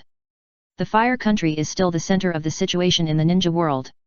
The situation in the Fire Country is exactly the opposite of that in the Star Country. The Fire Country occupies the center of the situation in the ninja world because of the crisis. The Hidden Rock Village and the Hidden Mist Village finally couldn't hold back their greed. When the Star Country expanded, the 2 sides also joined the war against the Fire Country. Especially the Hidden Rock Village. This side fully proved that the alliance was just a piece of waste paper. The attack of the Hidden Rock Village and the Hidden Mist Village on the Fire Country was not started by the Hidden Mist Village, but by the Hidden Rock Village. It was also when the Hidden Rock Village tore the Hidden Mist Village decided to join the war after breaking the alliance and launching an attack on the Land of Fire again.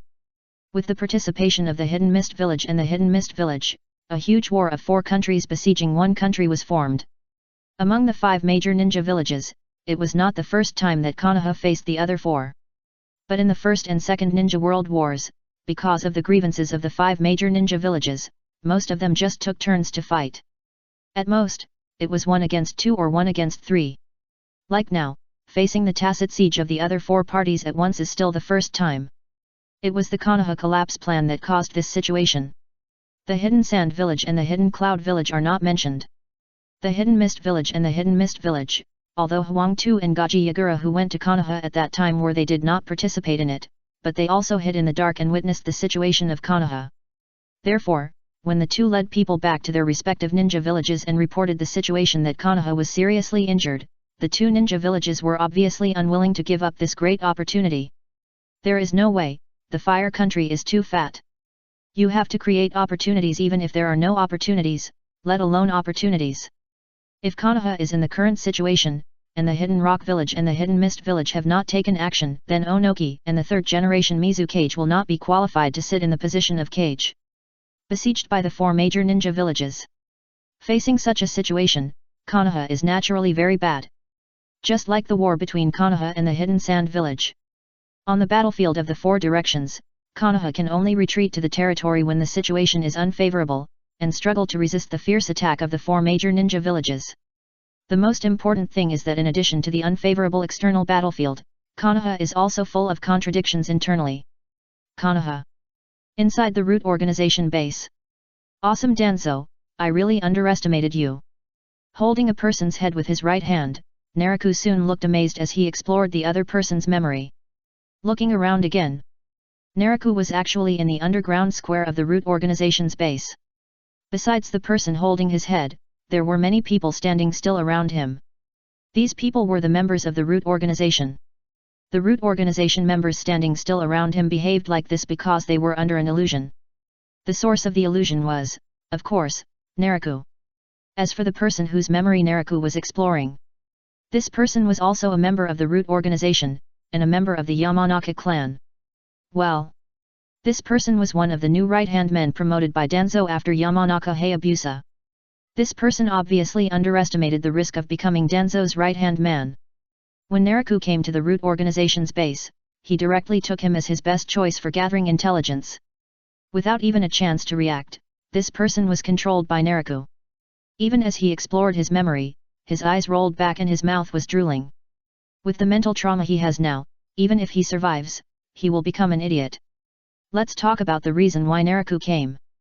The main purpose of his coming to Konoha is actually to find the Mask of Death from the mask storage hall left by the Uzumaki clan in Konoha. It's just that he's here. So after successfully finding the Mask of Death, he wanted to find out the specific situation of Hashirama Senju and the other two. Don't say it. After exploring his memory now, he not only confirmed the situation of Hashirama Senju, but also found something that amazed him. Although Danzo became the Hokage and took over the entire Enbu, but the root organization was not abolished, but retained. Similarly, he trusted his right-hand man very much, which made his right-hand man not only understand what Danzo did, but also participated in most of them. According to the memory that Naraku explored now. First of all, Hashirama Senju and the other three. These three people are just as he guessed. They are not hiding in the dark, or actively cancelling the impure world reincarnation, but Danzo instructed Orochimaru to cancel the impure world reincarnation. To be precise, Danzo sent someone to find Orochimaru as soon as the Konoha collapse plan was completed. Then through a series of transactions, the two sides reached a cooperation, and Orochimaru cancelled the impure world reincarnation of Hashirama Senju and the other two without warning. If it had only stopped there, Naraku would have been surprised at most, and would never have been so amazed. It was Danzo's subsequent operation that made him behave like this. Chapter 169 Internal and External Troubles. Danzo's tricky operation. Although Tsunade was finally saved by Hashirama Senju's wooden clone, her severely overdrawn vitality is not so easy to make up. Until now, she is still in a coma. And as Tsunade fell into a coma, Jiraiya was killed by Naraku again. Danzo, who eliminated the threat of Hashirama Senju and others, decisively launched a drastic power-grabbing operation. For example, the battlefields that Orochimaru and Jiraiya were originally in charge of. Since Orochimaru reached a cooperation with Danzo, he has not returned to the battlefield.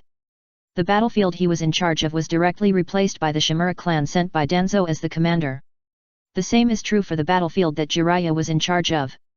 The new commander and even many high-level officials in the battlefield were replaced by Danzo's own people. In fact, the reason why the two battlefields were defeated and retreated to the Land of Fire was also related to this. The top combat power on the battlefield, not to mention the morale it brought, is enough to play a key role in its own combat power.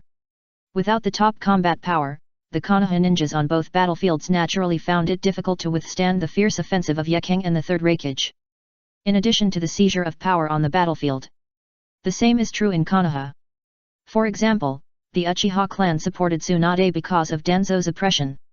Not long after the Konoha collapse plan, Danzo used the village reconstruction as an excuse to forcibly move the Uchiha clan to the edge of the village. In addition, Danzo used the Sharingan that Shikako showed at the time to determine that the Uchiha clan was suspected of betraying Konoha and took over the security department. If it weren't for Tsunade's other supporters and many ninja clans' joint guarantee, Danzo would have planned to directly demote the Uchiha clan to prisoners. Well, when he found out about this, Naraku actually felt a little regretful. If Danzo really demoted the Uchiha clan to prisoners, Konoha would inevitably have a civil war. Based on the continuous suppression of the Uchiha clan after Danzo came to power, he believed that a coup d'état would be very likely even if the Uchiha clan was about to break out. As for now, the Uchiha clan did not break out, entirely because of the suppression of Uchiha Fugaku. This person survived by luck. According to the memories detected, Uchiha Fugaku even transplanted a new pair of 3 Magatama Sharingan. However, although his eyes changed, his personality did not change. Uchiha Fugaku faced further suppression from Danzo. Even though the guards were taken over, he still showed a stable suppression of his clansmen. Let's talk about Danzo's other operations. Due to Kushina's rampage, and without Tsunade and Jiraiya's restraint, Danzo finally got his wish and imprisoned Kushina. He even tried to brainwash Kushina into his tool. In addition, many departments of Konoha were cleansed by Danzo. Not only did he plant many of his people, but in order to strengthen his control of power, Danzo did not even let go of the neutral faction, and even set the tongue trouble root seal for important members of each department. Awesome, right? When Naraku detected these memories, he was really shocked by Danzo's operations during this period. After a series of high-pressure rule, Danzo is now really powerful in Konoha, and he seems to have taken control of Konoha. Tisk tisk, I don't know how long Konoha's people can hold on. After being amazed, Naraku couldn't hold back, and soon showed a gloating expression on his face. It is really powerful, but Danzo's series of operations are simply the rhythm of not stopping until Konoha is killed. If nothing else, the tongue trouble root seal alone is enough to cause constant conflicts within Konoha. You should know that most of the members who occupy important positions in various departments of Konoha come from various ninja clans. Even if Naraku's killing caused most of the clan leaders of various ninja clans to sacrifice, it caused a lot of chaos. But as the chaos gradually subsided, how could the newly appointed clan leaders tolerate their clan members being controlled by Danzo's willful behavior? This is well proved by the fact that when the Uchiha clan was suppressed, the various ninja clans actively supported the Uchiha clan. To resist foreign aggression, one must first stabilize the internal situation. This strategy itself is not wrong. But with Danzo's operation, Naraku can only say that the other party did not disappoint him. The other party really did not consider the actual situation at all. Or Danzo was too confident. He was so confident that even if he was besieged from all sides, he could achieve the final victory by eliminating dissidents in Konoha. He was so confident that he regarded all the people in Konoha as his own slaves. And as of now, Danzo has other tricks that have not been executed. For example, the Uchiha clan. Danzo is going to send the Uchiha clan to the battlefield next. Originally, the Uchiha clan was suppressed in the village by Danzo, and they were not given the opportunity to make meritorious deeds. Sending the Uchiha clan to the battlefield now certainly does not mean that he has given up suppressing the Uchiha clan, or that he has woken up and felt the pressure of the battlefield. He is just preparing to suppress them in a different way. The battlefield that Danzo is going to send the Uchiha clan to is the battlefield between Konoha and Kirigakure. You should know that in addition to the blood limit of the Sharingan, the Uchiha clan is best at fire escape. And the Kirigakure ninja is best at water escape. With such chakra attribute restraint, if the Uchiha clan enters the Kirigakure battlefield, it can be said that they are naturally at a disadvantage in ninjutsu. This is actually the case in the original work. However, in the original plot, it was not Danzo who prompted it alone, but also had to add Sarutobi Hiruzen as an accomplice. Now, Danzo's means are more naked. He actually planned to hand over the battlefield of Kirigakure to the Uchiha clan. In other words, the Uchiha clan was to bear the war between Konoha and Kirigakure alone. The Uchiha clan was a powerful family in Konoha. But after all, it was just a ninja clan, and it was no longer as strong as it used to be. Using the power of the clan to fight Kirigakuer, even a fool could see that the Uchiha clan would suffer heavy casualties after the war, regardless of whether they could withstand the war. If they really accepted such a request, the Uchiha clan would be not far from extinction, but based on Uchiha Fugaku's performance, this guy really couldn't say for sure. Danzo's suffocating operation, to be honest, even Naraku couldn't understand it.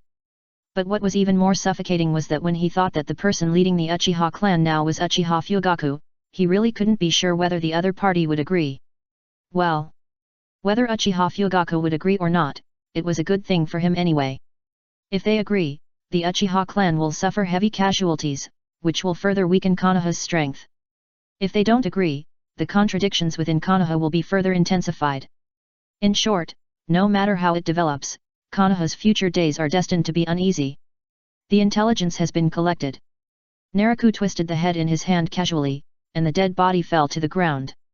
Forget it, kill these people, otherwise Danzo's operation may collapse Konoha before I develop on my side. Glanced at the many root members hypnotized by illusions around. Naraku thought about it, put his 5 fingers together into a knife, and threw out a thunder/wave, cutting all the root members present in half. The purpose of getting rid of these root members is to slightly weaken Danzo's strength. The main reason is that Danzo is too good at making trouble. With the current development, Naraku is worried that Konoha will be collapsed by Danzo before the Star Country develops to the point where it can participate in the war with the Fire Country. If that were the case, wouldn't it be a waste for others? Swish! Without stopping, Naraku killed the root members and activated shrinking the earth into an inch to get out of the root base in one go. Then he activated Flying Thunder God technique to return to the Star Ninja village. He didn't activate Flying Thunder God technique to leave directly because the root base was also set up with a barrier that could isolate time and space ninjutsu. And the strength of the barrier was even stronger than the barrier encountered at the Anbu base. But even so, this level of barrier can only prevent Flying Thunder God technique and can't prevent shrinking the earth into an inch at the minor stage. Chapter 170. Naraku left. But given the importance of the root base, the body left behind was obviously discovered not long after. At night. In the office of the Hokage building. Have you found out who did it? Danzo, who had a new arm transplanted behind his desk, looked at his subordinate who came to report with a gloomy face. Reporting to the master, according to the memory detected, the intruder is Naraku. The subordinate knelt on one knee and bowed his head to report. Although Naraku eliminated the members of the root organization present, he did not destroy the bodies. Or, he didn't care that he would be discovered. It's this guy again. What on earth is the barrier team doing? Didn't they say that the barrier has been strengthened? Why can the other party come and go so unscrupulously? Hearing the name Naraku, Danzo's face immediately became a little gloomy. He really hated Naraku. Not to mention the serious casualties caused by the Konoha collapse plan, the fact that most of the wealth accumulated by the village for many years was stolen by Naraku alone made him heartbroken. These riches are all his money now. And if there were no hidden vaults outside the village. In addition, the Fire Country daimyo was wealthy and gave financial support at the first opportunity. Otherwise, not to mention the logistical costs of foreign wars, the construction of the village alone would put him in trouble. After angrily scolding the incompetence of the barrier team for a while, Danzo thought of his current situation and quickly continued, "Quick, transfer more people to strengthen the vigilance." On the Hokage building side, together with the underground Anbu base, the newly strengthened barrier is the same as the barrier of the root organization base. Now that it is confirmed that the person who invaded the root organization base is Naraku, it undoubtedly represents the Hokage building. If Naraku wants, they can also come and go freely. Thinking of the 3 people who were assassinated, Sarutobi Hiruzen, Danzo was terrified. He is now in power with great difficulty. If he is assassinated, he will die with his eyes wide open. Yes. The subordinate received the order and hurriedly left the office to dispatch personnel to strengthen the security of the Hokage building. Someone come. After the subordinate left, Danzo calmed down his inner tension for a long time. Then he pondered for a while and called out to the empty office. Swish! The next second, a figure wearing the combat uniform of the root organization appeared opposite the desk, knelt on one knee, and saluted respectfully to Danzo. How is Tsunade? Although Danzo was afraid of Naraku's assassination ability, he was most concerned about the power in his hands. Reporting to the Lord, according to the people we have planted in the hospital, Tsunade is still in a coma and there is no sign of waking up. The member of the root organization immediately reported. Hearing this, Danzo was relieved. What he is most worried about now is that Tsunade will wake up.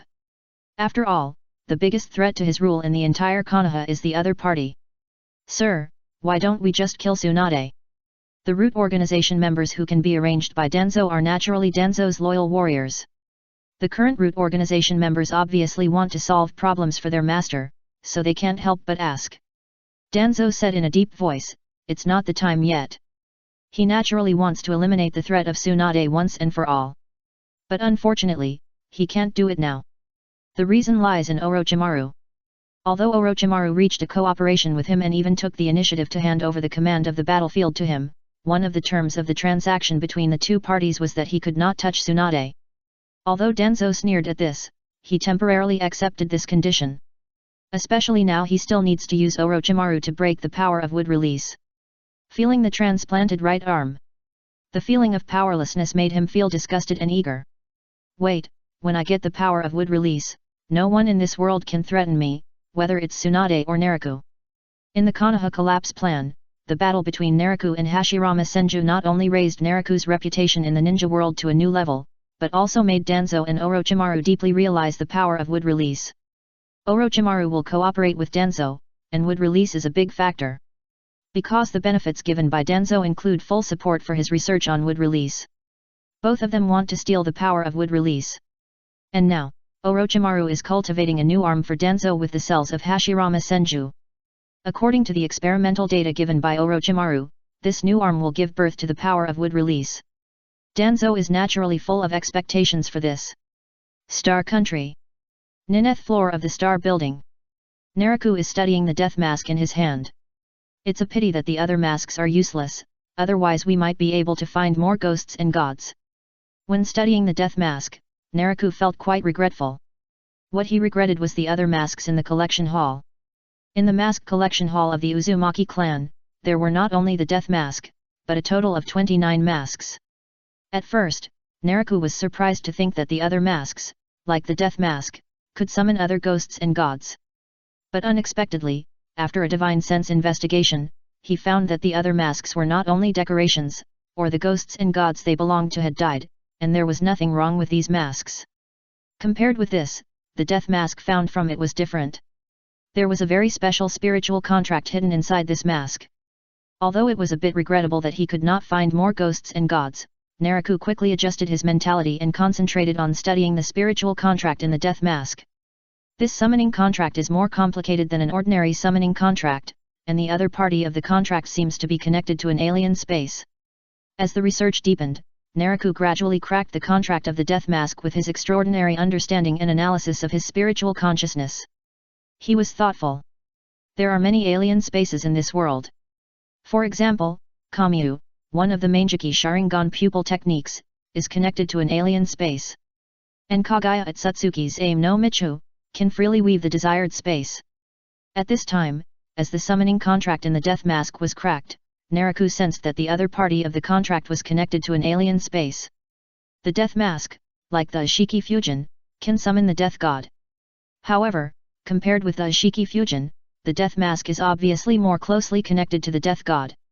The identity of the contractor of the summoning contract of the death mask is beyond doubt, and it must be directly pointing to the death god. You've revealed your flaws. I'll see how well you can hide them this time. Naraku's face showed a playful look.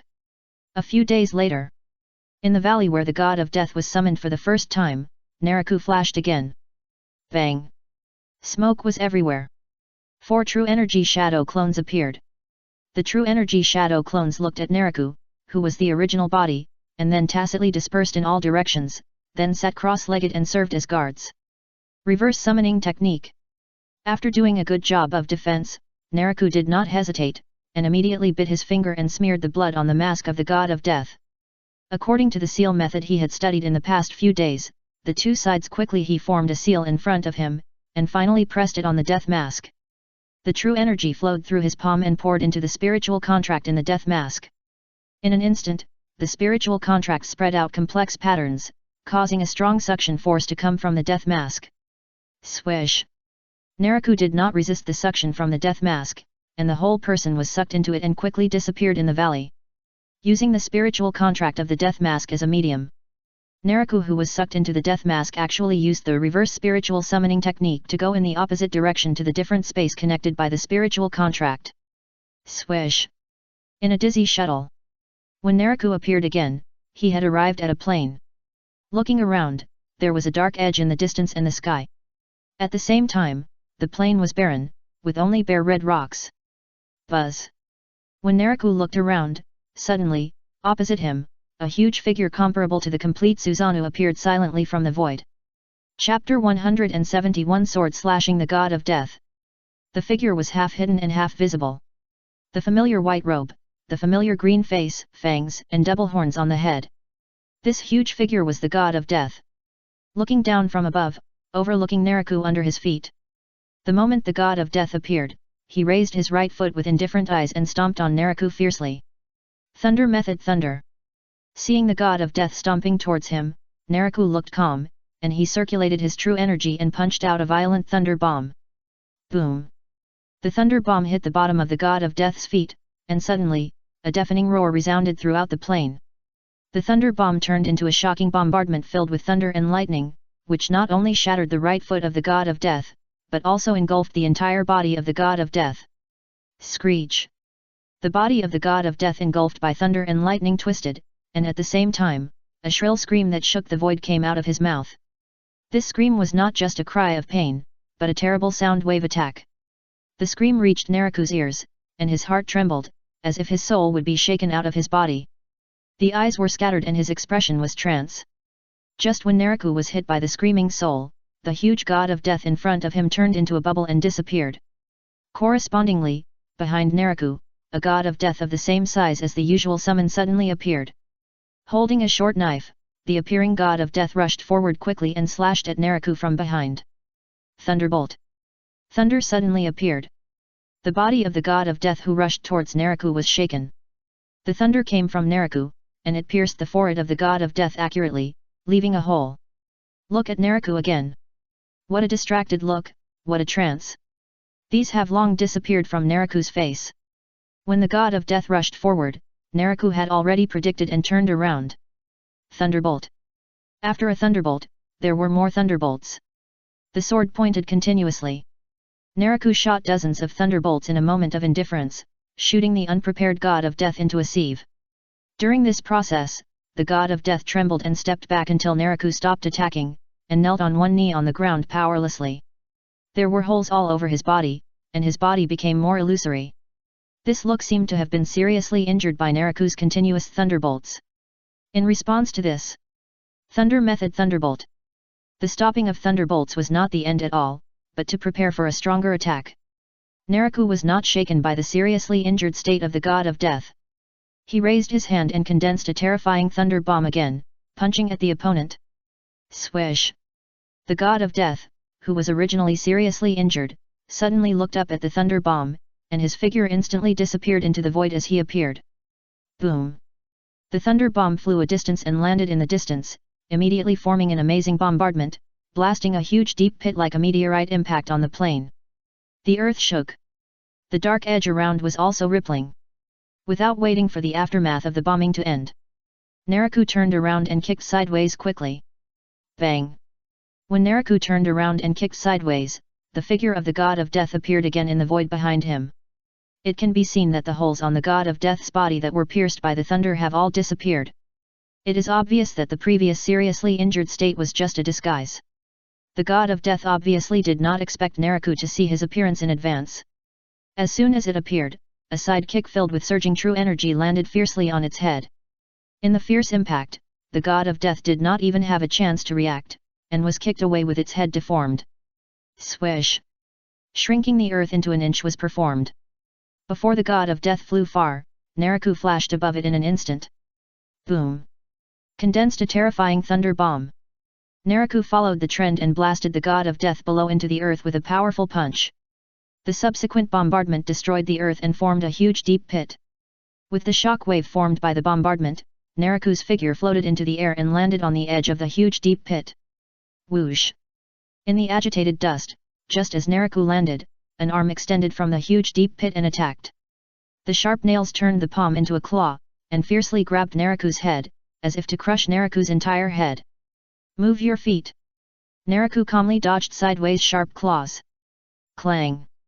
The sword finger of the right hand stood upright, and a black gold sword energy spread out for 10 feet, which was slashed by Naraku on the extended arm.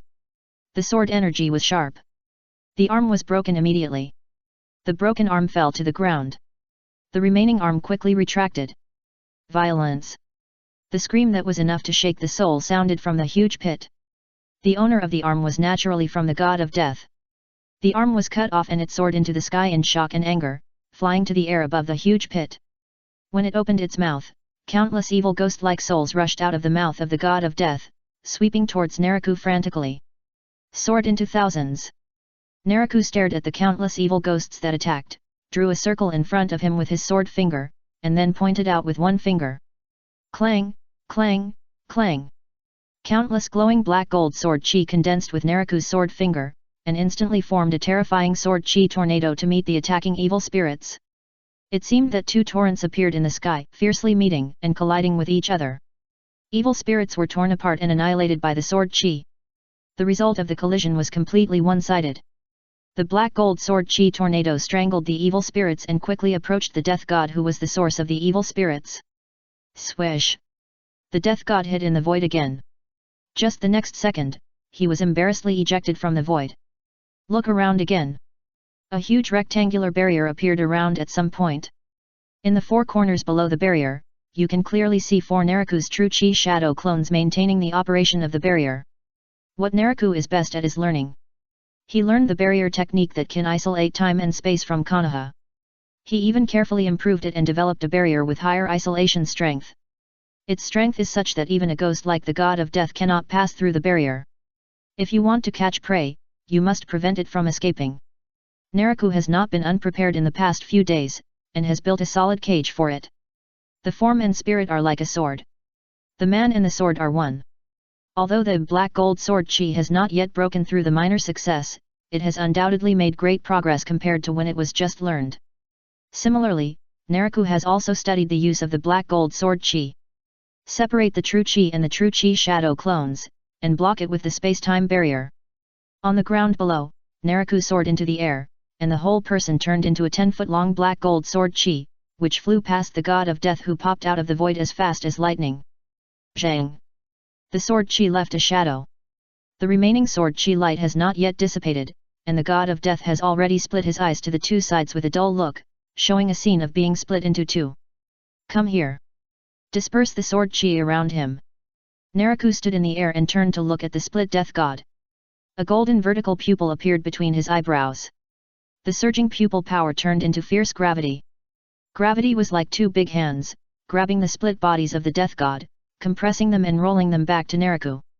He formed seals with both hands, and the fire of true energy quickly condensed into a true fire cauldron, throwing the body of the death god that was rolling back into it.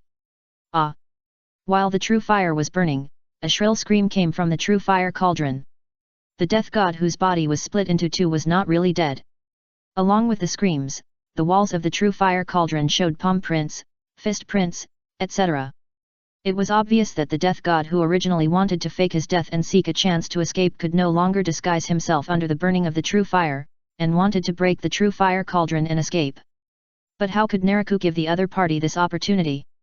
Under the operation of the nameless technique, he continuously injected true chi into the true fire cauldron, strongly suppressing the resistance of the god of death. Chapter 172 Refining. Chi Training Level 7. The protrusion gradually subsided, and the resistance in the true fire cauldron became smaller and smaller, until the end, the consciousness of the god of death was completely refined, leaving only a group of rich ghost power. After all, he is the best among ghosts and gods, and his strength is really not comparable to that of small ghosts and gods like Wu Yang.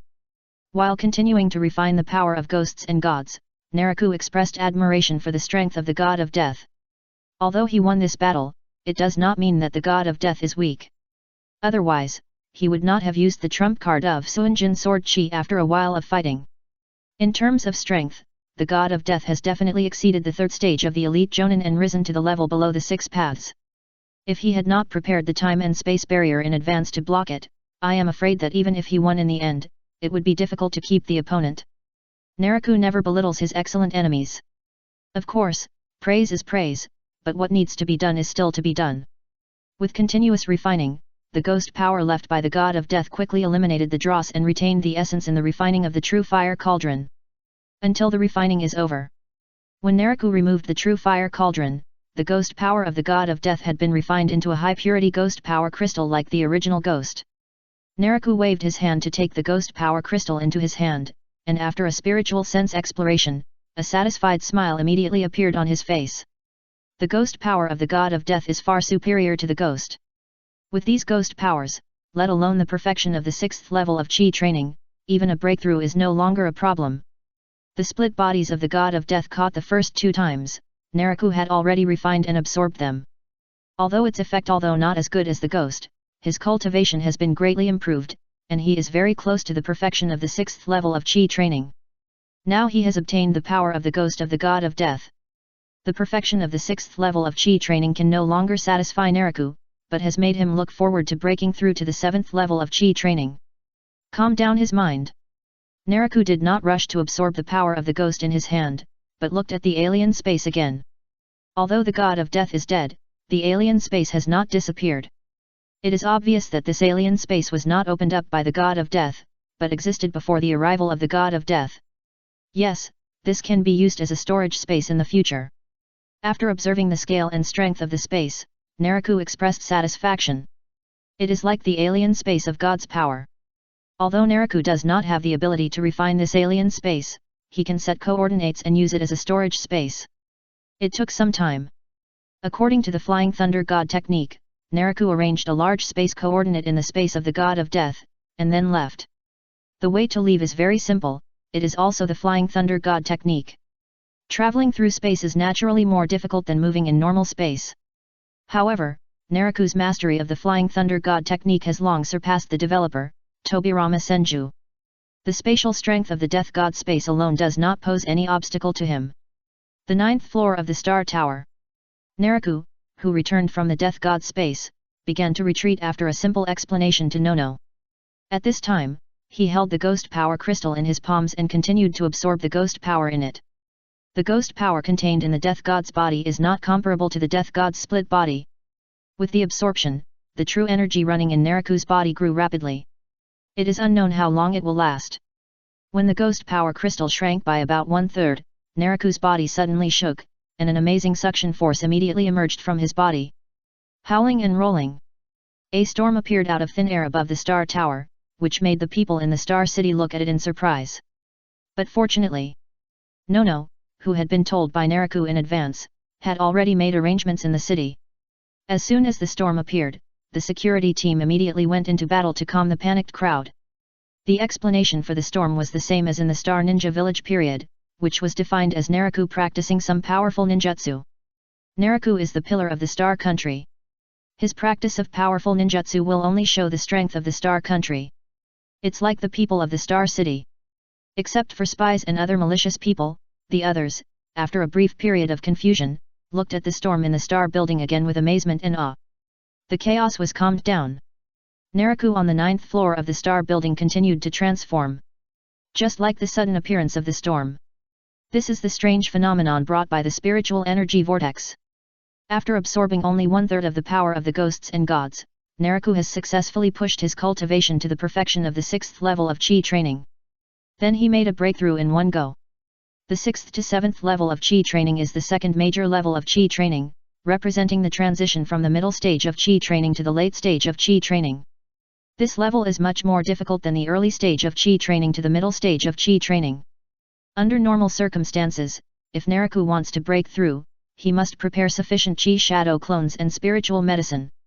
But it is different now. With the support of the remaining 2/3 of the power of ghosts and gods, Naraku completely broke through the realm shackles with a strong attitude and successfully stepped into the 7th level of chi training. At this moment, the spiritual energy that continuously gathered seemed to be funneled into Naraku's body, bringing him a new round of transformation. True chi, spiritual consciousness, physical body, etc., all of these are being improved with the transformation. The storm lasted for 3 days before slowly dissipating. In the 9th floor of Xing Chen Tower. As the storm dissipated, Naraku slowly opened his eyes. The divine light flowing in his eyes seemed to indicate that the improvement in cultivation brought about by this breakthrough was very significant. The divine consciousness spread out. Instantly, everything within a radius of 300 feet was clearly reflected in Naraku's mind. Whether it was the range of perception or insight. With this breakthrough, the divine consciousness was undoubtedly significantly improved again. The same was true for the amount of true energy and physical strength. When Naraku maintained a cross-legged state and casually threw a punch to the side, the terrible force directly caused ripples in the air. Is this the late stage of Qi training? This breakthrough has improved all aspects more than before. After a simple test of the changes brought about by this breakthrough, Naraku's face quickly showed admiration. The difficulty and the gain are obviously equal. Although the difficulty of the level from the middle stage of Qi training to the late stage of Qi training is higher than before, the improvement brought about by the breakthrough is also greater. Naraku estimated. With his current cultivation, even if he does not use magical powers and ninjutsu, these offensive means, relying on true energy and physical strength alone is enough to fight against the top combat power of the third Reikage. Keep practicing. Breakthrough is naturally joyful. But Naraku did not slack off. Looking down at the remaining crystals of demon power in his hand, Naraku continued to absorb them decisively. Although a certain amount of demon power was consumed during the breakthrough, there was still more than half left. Even if these demon powers could not allow him to make another breakthrough, it was broken, but it was enough for him to take a big step forward on the road to the 7th level of Qi training. Naraku never slacks off in his practice, and similarly, he will not be harsh on himself in life. Practice when you should practice, enjoy when you should enjoy. This is his principle of cultivation. For example, in terms of residence. Not counting the palace under construction, it is now. Naraku lives in a courtyard-style mansion covering an area of more than 10,000 square meters. At this time, as night falls, Naraku soaks comfortably in the bathtub that looks like a swimming pool in the mansion. Sir, open your mouth. A peeled grape was handed over next to him. Looking at the person who handed over the grape, it was Jiaoyuo who was also soaking in the bathtub. As a secretary, Jiaoyuo obviously provides services for Naraku not only at work, but also in life. Listening to Jiaoyuo's soft cry, Naraku, who had his eyes slightly closed, slowly opened his eyes, and then opened his mouth as usual, waiting for Jiaoyuo to put the grape into his mouth. Jiaoyuo naturally served very attentively, and fed the grapes into Naraku's mouth obediently. Your Tianyi divine water is really amazing. I find that my skin is getting better and better now. Not only Naraku and Jiaoyuo were in the bath, but also Nono was opposite.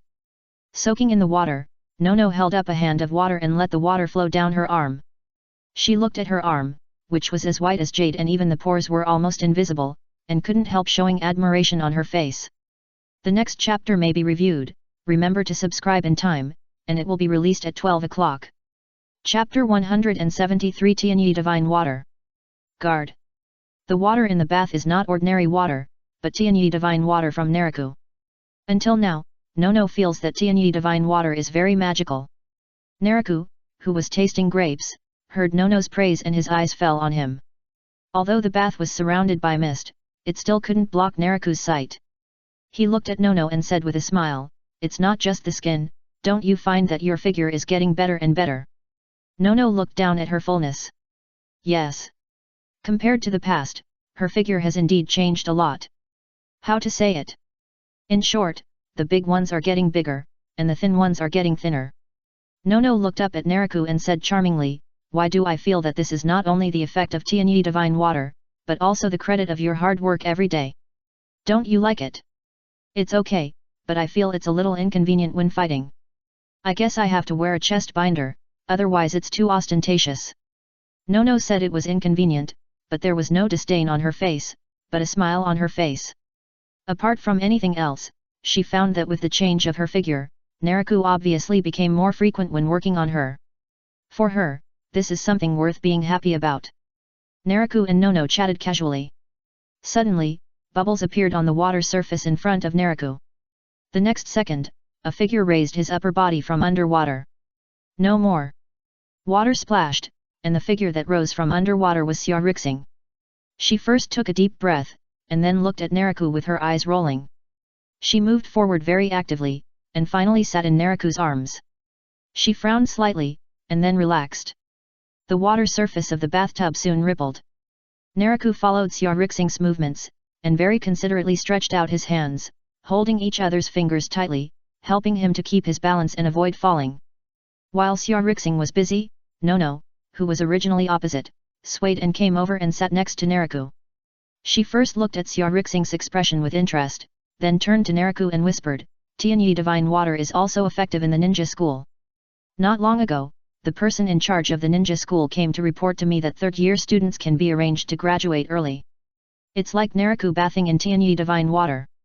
The nourishing effect of Tianyi Divine Water, in addition to improving the ecological environment, is also very good for the human body. It's like healing injuries. With the nourishment of Tianyi Divine Water, even if it is an overload training, there is no need to worry about the body leaving hidden dangers. Similarly, long-term nourishment with Tianyi Divine Water also has the effect of strengthening the body and improving chakra." After Naraku tested these, he specially opened several pools of Tianyi Divine Water in the ninja school for ninja school students to grow better. Of course, in order to have an incentive effect. The use time of Tianyi Divine Water will be determined according to the results of the monthly exam. The better the students' grades, the more time they can use Tianyi Divine Water. This restriction not only did not weaken the help brought by Tianyi Divine Water, but greatly promoted the students' enthusiasm for cultivation. Up to now, the effect of Tianyi Divine Water has obviously been exerted. Okay, then arrange for early graduation examination. Naraku nodded. As long as the examination standards are not lowered, he will be very happy for students to graduate early. After all, the expansion of the Star Country has just begun. If there is a new generation joining, it will undoubtedly greatly reduce the pressure on military strength. Nono smiled and said, "The domestic situation has gradually stabilized, and the population and resources of the Ghost Country have been digested very smoothly. When the new generation graduates we can continue to expand at any time." Naraku nodded and said, "Let's follow the alliance plan. The Ghost Country alone cannot meet our future development." Nono asked, "Or should we follow the original plan and split the troops into two groups to attack the Ghost Country and the Snow Country together?" "Yes, we can follow the original plan." Naraku nodded slightly. In terms of military strength, the Ghost Country and the Snow Country are even stronger than the Ghost Country, and both have established ninja villages in their countries. But as small countries, the military strength of the Ghost Country and the Ghost Country is much higher than that of the Ghost Country, but it is still not much pressure for the current Star Country. Even if the troops are divided into two groups and attack at the same time, it is still the same. "Understood, then I will start to arrange it tomorrow." After getting the confirmation, Nono nodded. She paused and said with a smile, "By the way, I'm going to arrange 2 guards for you. After all, you are the king of a country now. It's not good to have no guards around you. At least you have to decorate the facade. Different from most countries in the ninja world." After the establishment of the Star Country, Naraku did not follow the tradition of the ninja world to set his title as daimyo, but as the title of king. There are not many reasons, just simply don't like the title of daimyo.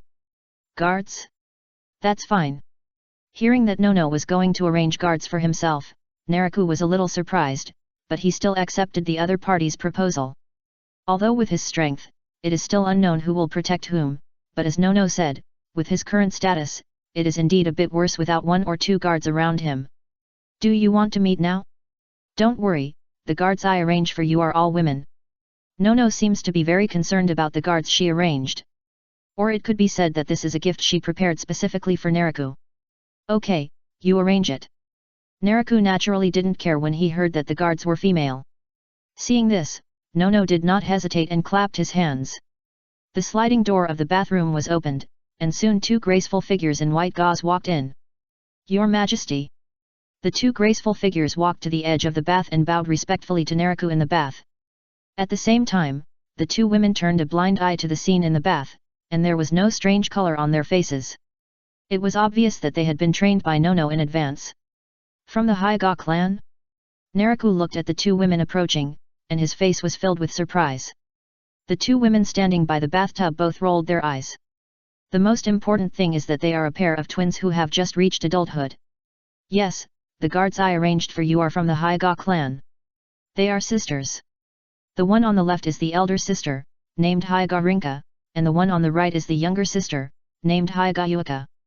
Nono introduced Naraku with a chuckle. At the end of the introduction, she leaned close to Naraku's ear and whispered, also, these sisters were originally the fiancés of Hyaga Hayashi and Hyaga Hayashi, but don't worry, they are still pure and have not been touched by anyone.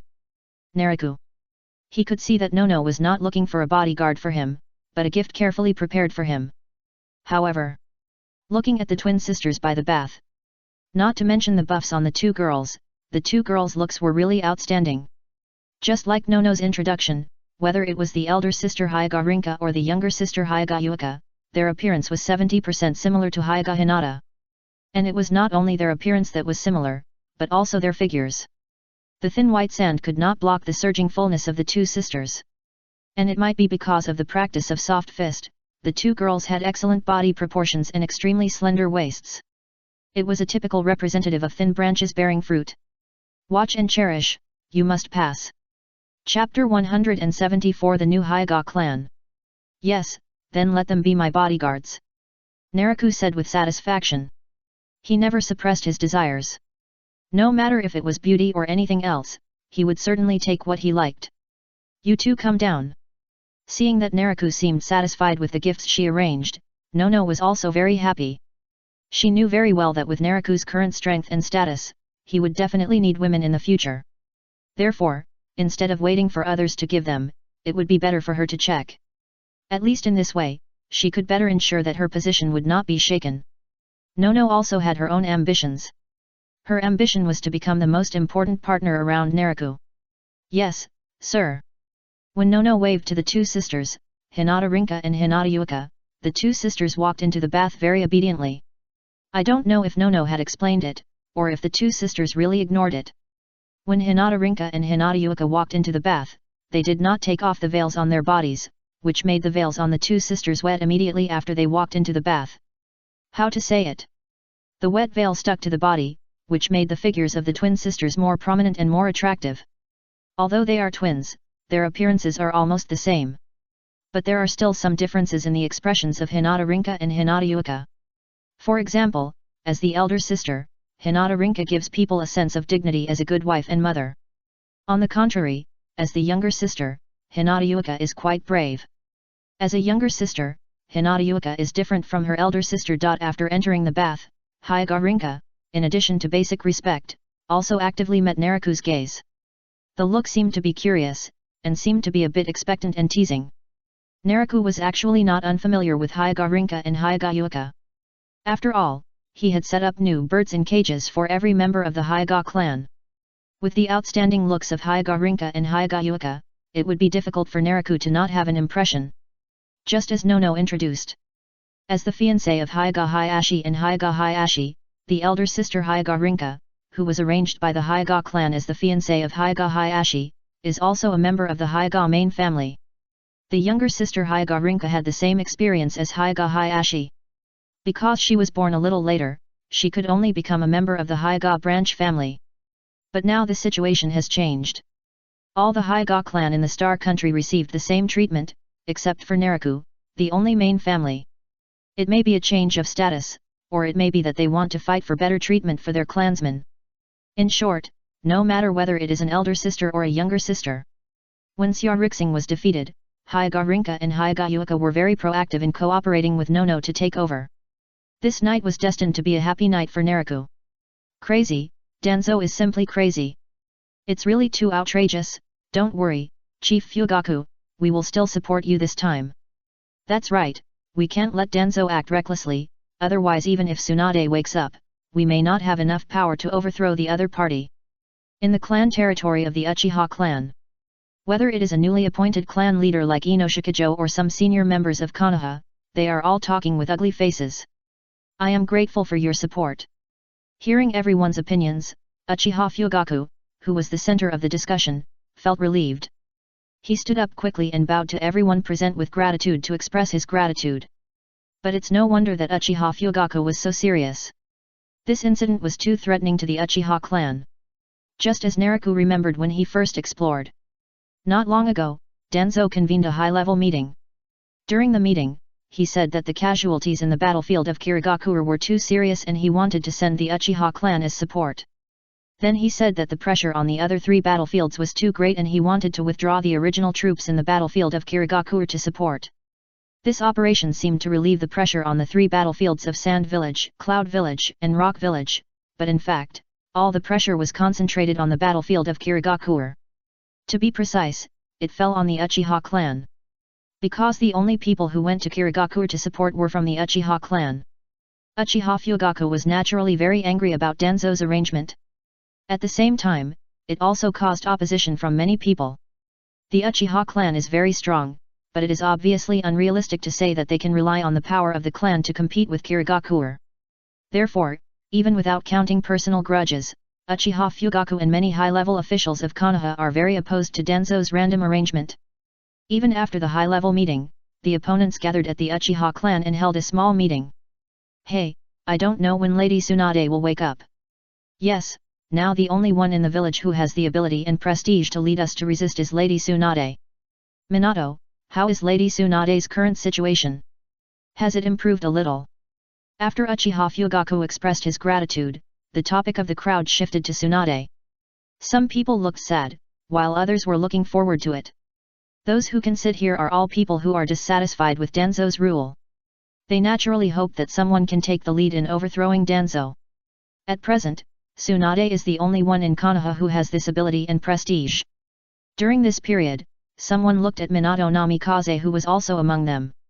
No, there is still no sign of Lady Tsunade waking up. Facing the questions of others, Minato Namikaze said with a sad face. In fact, he hopes that Tsunade can wake up as soon as possible more than anyone else. After all, since Kushina was imprisoned by Danzo, he has not even had the opportunity to visit her. There is no way. Since Jiraiya's death, Minato Namikaze's status in Konoha has plummeted, and he is only equivalent to an ordinary elite jonin. With his status, it is too easy for Danzo to suppress him. Therefore, Minato Namikaze especially hopes that Tsunade can wake up. Only in this way can he rescue Kushina with the help of Tsunade. For this reason, he also took the initiative to take on the task of protecting Tsunade. No matter it was the previous high-level meeting or the current small meeting, only Minato Namikaze's shadow clone came. He himself has been standing outside Tsunade's ward, guarding against Danzo sending people to assassinate her. Everyone in the room was disappointed when they heard that Tsunade had no signs of waking up. This also made the following discussion much more depressing. Humph, these stubborn guys, sooner or later I will get rid of them all. In the Hokage office, Danzo slapped his hand on the table in displeasure. Just like last time, because there were many opponents his plan to use the Kirigakure to suppress the Uchiha clan failed. In the end, the people who supported the Kirigakure battlefield included not only the Uchiha clan, but also many other ninja clans. Being opposed again, Danzo was naturally very unhappy.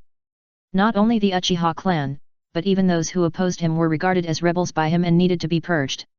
After venting his dissatisfaction, Danzo suddenly sneered again. Well, let's take this opportunity to collect the Sharingan. It just so happened that Orochimaru had found him before, saying that the cells of Senju Hashirama were too overbearing, making the cultivation of the new arm very slow. If you want to speed up the progress, you need to use other forces to neutralize it. Although it's not the Manjiki Sharingan, if there are enough 3 Magatama Sharingans, it will surely have a certain neutralizing effect. Danzo's eyes flickered. The first thing he thought of to counter the wood escape power in Senju Hashirama's cells was the Sharingan. After all, only the man from the Uchiha clan had the strength to compete with Hashirama Senju. Danzo immediately called his confidants and asked them to arrange people to infiltrate the support troops, and then look for opportunities to kill the Uchiha clan members in order to seize the Sharingan. Chapter 175, Two Routes, Snow Country and Ghost Country.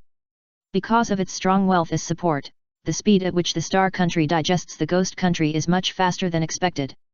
At the same time, with the permission of Naraku, the ninja school also conducted graduation examinations in advance. The results of the examination are very gratifying. Although graduating early, the second batch of graduates from the ninja school is more than the first batch, with more than 800 people. In other words, this graduation has added at least 800 genin to the Star Country again. The result is that the Star Country has expanded again. According to the original plan, the Star Country will divide its troops into two routes this time. Natsuki and Sasori each led a Star Ninja unit and simultaneously attacked the Snow Country and the Ghost Country, which were also adjacent to the Star Country. Since the Ghost Country was annexed by the Star Country, the Ghost Country and the Snow Country, which were adjacent to the Star Country, had the strength to strengthen the border defense line. However, when the war really came, the strength of the Star Country was far beyond the expectations of the Ghost Country and the Snow Country. On an ice field somewhere on the border of the Snow Country. Ice release, ice shuriken. Ice release, swallow blowing snow. Ice release, ice pillar. Peacock magic technique, wings. Peacock magic technique, beast. Peacock magic technique, guard. On the ice field surrounded by several icebergs, hundreds of people were fighting fiercely. During the fight, various forms of ice and snow could be seen colliding with various forms of materialized chakra from time to time. The two parties fighting on the ice field are the ninjas from the Snow Country and the Star Country. The Snow Country is a country covered with ice and snow all year round. Perhaps because of this, the ninjas from the Snow Country developed an ice escape that can be formed with the help of the cold climate. Although this ice escape is not as good as the ice escape of the bloodline limit, it undoubtedly gives the ninjas from the Snow Country a natural advantage when fighting on the home ground. Of course, this advantage refers to the situation when facing ordinary ninjas. Like at this moment. The Star Country ninjas are not at all inferior in the fight with the Snow Country ninjas. Facing various forms of ice and snow attacks, the peacock magic displayed by the Star Country ninjas can deal with and resolve them well. The reason why Naraku set the peacock magic as the fundamental law of the ninja school is its comprehensiveness. It is naturally difficult for a pirated ice shield to gain any advantage over the peacock magic. Not to mention that the Xingnan has the top combat power of Xiaorixing sitting here. Ice release, one-horned white whale. Ice release, black dragon storm kill. Ice release, wolf fang avalanche. The ice field exploded, and a huge unicorn ice whale broke through the ice field with amazing power, leaped up, and slammed into the opposite Xiaorixing. At the same time, the surroundings suddenly howled, forming a fierce blizzard, engulfing Xiaorixing. An avalanche occurred on an iceberg nearby, and the collapsed ice and snow quickly turned into ice wolves rushing towards the blizzard. Unicorn ice whale, blizzard, ice wolf. These three types of ice release all come from the three Snow Country ninjas who intend to besiege Xiaorixing. Boom! After Xiaorixing was engulfed by the blizzard, it was hit by the unicorn ice whale and ice wolf in succession. In an instant, the broken ice in the blizzard flew, and the ice surface immediately collapsed into a huge pit. Successful! The three besieged Snow Country jonins saw their respective ninjutsu successfully hit, and their faces showed joy. Puff! Blood splattered. One of the Snow Country jonins just showed joy on his face, and the whole person suddenly split into several pieces, and the splattered blood dyed the surrounding ice surface blood red. He was covered with peacock armor. The tragic death of the Snow Country jonin was caused by Xiaorixing. At some point, Xiaorixing, who was supposed to be killed by three powerful ice escapes, appeared at the place where the dead Snow Country jonin was. Peacock magic eagle claw. The sharp eyes swept to the remaining two Snow Country jonins nearby. After killing one person, Xiaorixing did not stop, but stretched out both hands. Concentrated the chakra claws in his hand extended, like a spear thrust, and pierced the chests of the remaining two Snow Country jonins in one go. Ah! The piercing of the chest made the two Snow Country jonins spurt blood and showed painful expressions on their faces. But they were no longer able to respond at this time. When Xiaorixing retracted the chakra claws, the two Snow Country jonins fell powerlessly on the ice, staining the remaining ice with blood red. Looking coldly at the two people who were gradually losing their vitality, Xiaorixing did not stop and killed other Snow Country jonins nearby. One by one, the Snow Country ninjas fell in Xiaorixing's hands. Kill! Xiaorixing's strong killing accelerated the casualties of the Snow Country side and made the battle situation between the two sides clear quickly. There is no doubt that the battle on the ice field was firmly dominated by the Star Country side. Soft fist. 8 trigrams, 64 palms. 8 trigrams, heaven return. When the battle is going well, you can see members of the Hyga clan among the Star ninjas fighting the Snow Country ninjas. These members of the Hyga clan open their Byakugan one by one and perform soft fist techniques. Their enthusiasm in the battle is no less than that of other Star ninjas. After the birth of the new bird in the cage, the members of the Hyga clan captured in the Star Country have now fully surrendered and become members of the Hyga clan belonging to the Star Country. Now a new round of expansion. Nono naturally did not waste this power. Whether it is the Snow Country or the Ghost Country, many Hyga clan ninjas have been selected into the Star Ninjas sent out by both sides. It is worth mentioning that in the process of taming the Hyga clan, Naraku not only used the bird in the cage as a stick to put pressure, but also threw out the carrot of the inheritance of Soft Fist. The combination of kindness and force not only made the Hyga clan surrender faster, but also had the effect of increasing the strength of the Hyga clan members. After all, the branch family is the majority in the Hyga clan. But because of the suppression of the Hyga main family, the people of the branch family could not get too much inheritance of the Soft Fist, so that many people's potential could not be brought into play. It is different now. When Xia Rixing and Yu captured the Hyga clan's territory, they looted it by the way. Among them, they not only got the wealth accumulated by the Hyga clan, but also the complete inheritance of the Soft Fist. When Naraku bestowed the complete inheritance of the Soft Fist, in addition to bringing the loyalty of the members of the Hyga branch family, many members of the Hyga branch family with excellent potential were liberated at once, and their strength increased dramatically. It can be said that after joining the Star Country, the strength of this group of Hyga clan members not only did not weaken, but also glowed with new vitality. The border of the Ghost Country. When Xia Rixing led the Star Ninja army to invade the Snow Country and gained the upper hand in the battlefield on the side of the Ghost Country was the same. Red Secret Technique 100 Machines Exercise. Countless chakra lines shot out from the scarlet flow amber and connected to the densely packed puppets in the air. Scorpion fully demonstrated what it means to be an army of one person, controlling hundreds of carefully crafted puppets. Scorpion led the Star Ninja army behind him and quickly suppressed the ninjas of the Ghost Country opposite, leaving corpses everywhere. The border defense line between the Snow Country and the Ghost Country did not hold for long, and was soon broken by Xia Rixing and Scorpion. With the collapse of the border, the towns of the two countries began to be occupied one after another by the follow-up troops of the Star Country. Let's talk about the Star Country. The arrival of the new war did not bring chaos to the internal development of the Star Country. On the contrary, as the war continued to bring back good news and various materials were escorted back, the Star Country exploded with more intense development. The Miasma Canyon was buried. The towering city walls were built. The Star City quickly transformed from the original ninja village into a prosperous city. From day to night, caravans and people were almost constantly entering and leaving the city gate. On the streets, shops opened one after another. Food, clothing, hotels, weapons, etc., the expansion of various industries are all staged in the Star City. Even the Star Shadow building was pushed to be rebuilt because it was not enough to match the current development of the Star City.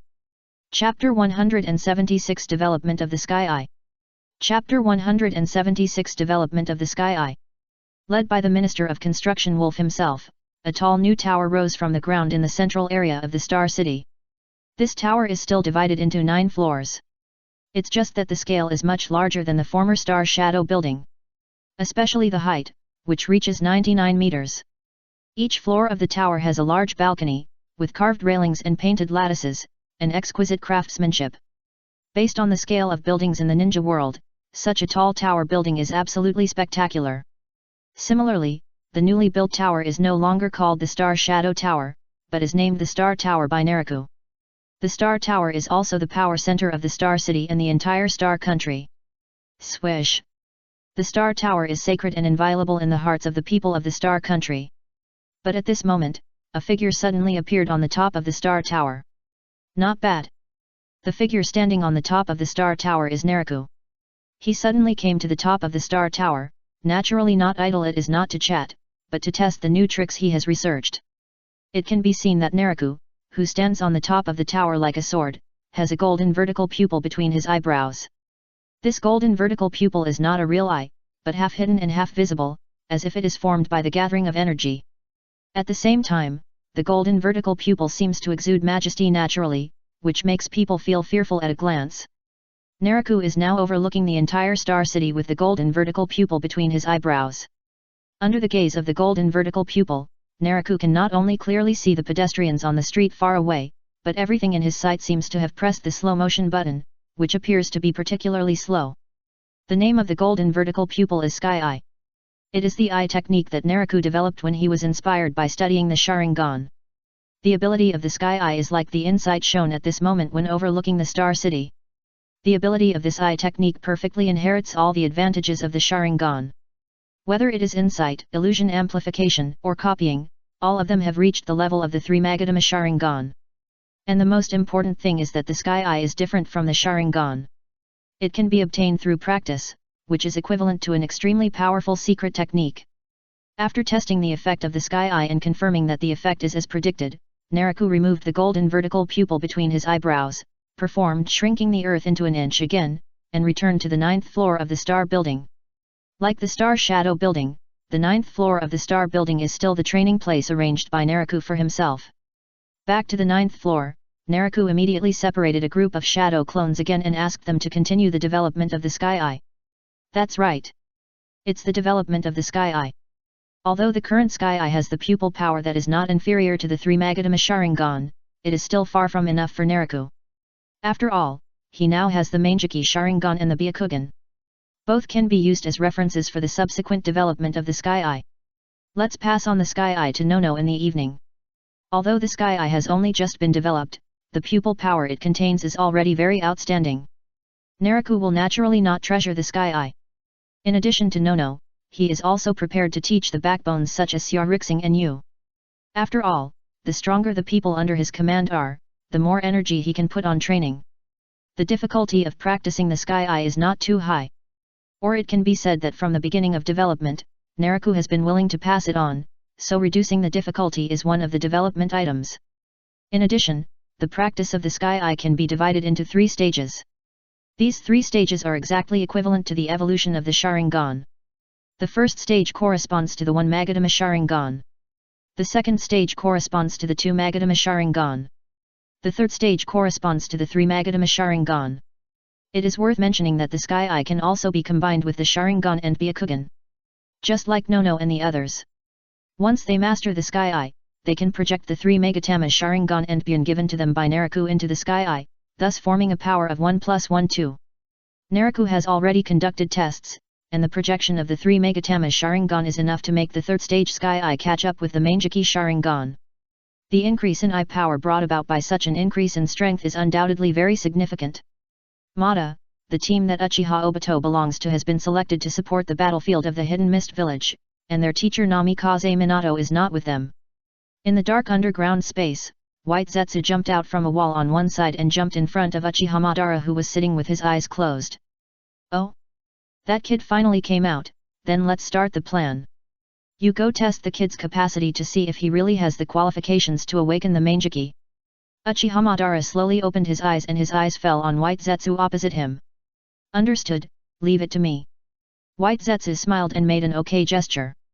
The Mizu cage of the Hidden Mist Village has long been under the control of Madara-sama. Now that Uchiha Obito is going to the battlefield of the Hidden Mist Village, it is really easy for him to find an opportunity to test the other party. After White Zetsu left, Uchiha Madara lowered his eyes. In order to ensure the smooth implementation of the Moon Eye plan, in addition to selecting Nagato, a descendant of the Uzumaki clan, as the warming container of the Samsara Eye, he also selected his own agent from the Uchiha clan. The requirements for this agent are naturally not low. In his mind, at least he must have the Manjiki Sharingan. For this reason, after careful selection, he chose the kid named Uchiha Obito from the Uchiha clan. Although from the current point of view, this Uchiha Obito has mediocre talent and can even be regarded as a shame for the Uchiha clan. However, he who truly understands the Sharingan knows very well that people who have the potential to awaken the Manjiki Sharingan not only need outstanding talents, but also need to have abundant emotions. Uchiha Obito is undoubtedly a person with abundant emotions. It can even be said that he is an outlier in the Uchiha clan. As the saying goes, things will turn into the opposite when they reach the extreme. It is precisely because of Uchiha Obito's outlierness that he chose the other party. Of course, this selection is only preliminary and actual testing is required. This is also the origin of his arrangement for White Zetsu. He needs to make sure that Uchiha Obito really has the qualifications to awaken the Manjiki Sharingan. Otherwise, he will have to replace him with other candidates as soon as possible. Konoha. Ha, Hashirama, you probably wouldn't have thought that now Konoha will become what it is now. Uchiha Madara smiled contemptuously. He originally wanted to wait for Uchiha Obito's test.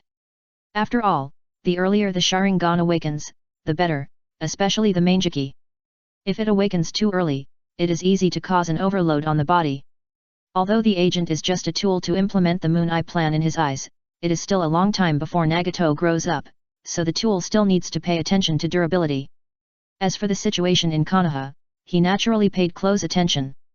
So he knew very well how bad Konoha was now. Internal and external troubles describe Konoha at this time. Especially internal troubles. Since the man named Danzo came to power, the internal fighting in Konoha even shocked him. For this reason, he had to implement the plan in advance. There is no way.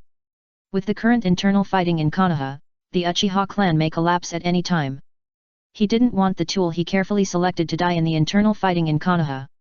Chapter 177 White Zetsu's Actions. White Zetsu's actions were very fast. A week later, when White Zetsu returned to the underground space again, he had become a shell with a person wrapped inside. When White Zetsu opened his head like a flower, Uchiha Obito, who was in a coma, was immediately revealed inside. At the same time, if White Zetsu opened the part of his body that was covered, he would have found that a large part of Uchiha Obito's chest was missing. With such an injury, it can be said that if White Zetsu had not been constantly injecting Uchiha Obito with chakra full of vitality, Uchiha Obito would have died long ago. Madara-sama, this guy is really amazing. He actually awakened the two Megatama Sharingan all of a sudden, and. The head was opened, revealing Uchiha Obito's head inside. White Zetsu condensed his head at the shoulder and began to move towards Uchiha Shiha. Madara started to explain. Compared with the original plot, different developments have brought changes, but there are also things that remain unchanged. The thing that remains unchanged is the awakening of Uchiha Obito. In White Zetsu's explanation, it planned an attack by the Kirigaku ninja on Uchiha Obito, Kakashi, and Nohara Rin's team. During the process, when he was in danger, especially when he deliberately put pressure on Kakashi and Nohara Rin, Uchiha Obito suddenly awakened the two Magatama Sharingan. Even when it was just the two Magatama Sharingan, when it deliberately hit Uchiha Obito into the sea in order to take him away, Uchiha Obito actually became physically weak, which surprised White Zetsu. This is a sign before the awakening of the Manjiki Sharingan, and it is also a leak of the pupil technique. It seems that this kid does have a very good qualification for the Manjiki Sharingan. For White Zetsu's explanation, especially the abnormal state of Uchiha Obito's body becoming weak at the end, Uchiha Madara looked at the unconscious Uchiha Obito with interest. Well, it can be seen that although Uchiha Obito is in a coma, his eyes are not damaged. This is where the plot changes. The different experiences made Uchiha Obito still show his unique Manjiki Sharingan qualifications, but he did not give one eye to Kakashi. Uchiha Madara was naturally quite satisfied to confirm that Uchiha Obito did have the qualifications to awaken the Manjiki Sharingan, and he might even be just one step away. He asked White Zetsu to leave some of his body tissue to heal Uchiha Obito's injuries. At the same time, he dragged the outer path demon statue pipeline connected to his back and walked forward, leaving a curse seal on Uchiha Obito's heart. After everything was done, Uchiha Madara returned to his seat and silently looked at Uchiha Obito, his future agent. Uchiha Obito finally sank into the sea under the design of White Zetsu. Although the body was not found, because there was no news for a long time, he was finally determined to be dead, just like the original plot. With Uchiha Obito's status in Konoha, his death naturally did not cause much waves. Even Namikaze Minato didn't know. Because at this time, Namikaze Minato was running fast in the Star Country with Narashikaku, Yamanaka Inoichi, and Akimichi Choza, the three new clan leaders of the Ino Shikacho. In the dense woods, Narashikaku, who was running fast, said solemnly, "This mission is obviously Danzo's attempt to kill someone with a borrowed knife." Well, but the other party is a conspiracy this time. Not to mention the righteousness of the village, even if it is a personal grudge, we can't refuse it. Yamakatsu Inoichi, who was also running fast, said in a deep voice. On the other side, Akimichi Choza's side, who said it wasn't? After all, Naraku killed not only our father, but also the head of our three clans. If we don't take on the task of assassinating Naraku, some people in the clan might use this to cause trouble. As Akimichi Choza said, Narashikaku and Yamanaka Inoichi fell silent. The three of Narashikaku are still very young now. Although they are already very good compared to their peers, their strength is close to that of elite jonin. but the three of them were able to succeed to the position of clan leader, more relying on the grace of their fathers. This also makes the position of the three clan leaders very unstable, especially under the instigation of Danzo. In order to fight for power and profit, Danzo used the seal of the root of tongue trouble to control members of multiple departments of Konoha. Among them are some members of the Ino, Shika, and Jo clans. In Narashikaku and the three of them, Danzo will not let them go easily if they are reluctant to surrender and even support the Uchiha clan.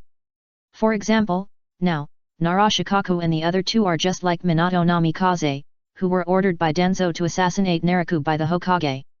As for the reason, whether it is the death of Sarutobi Hiruzen and the other two, or the loss of Konoha's collapse plan, Danzo has no shortage of justice. Similarly, facing this task assigned by Danzo, Narashikaku and the other two could not refuse it at all. One is the justice of the village, and the other is a personal vendetta.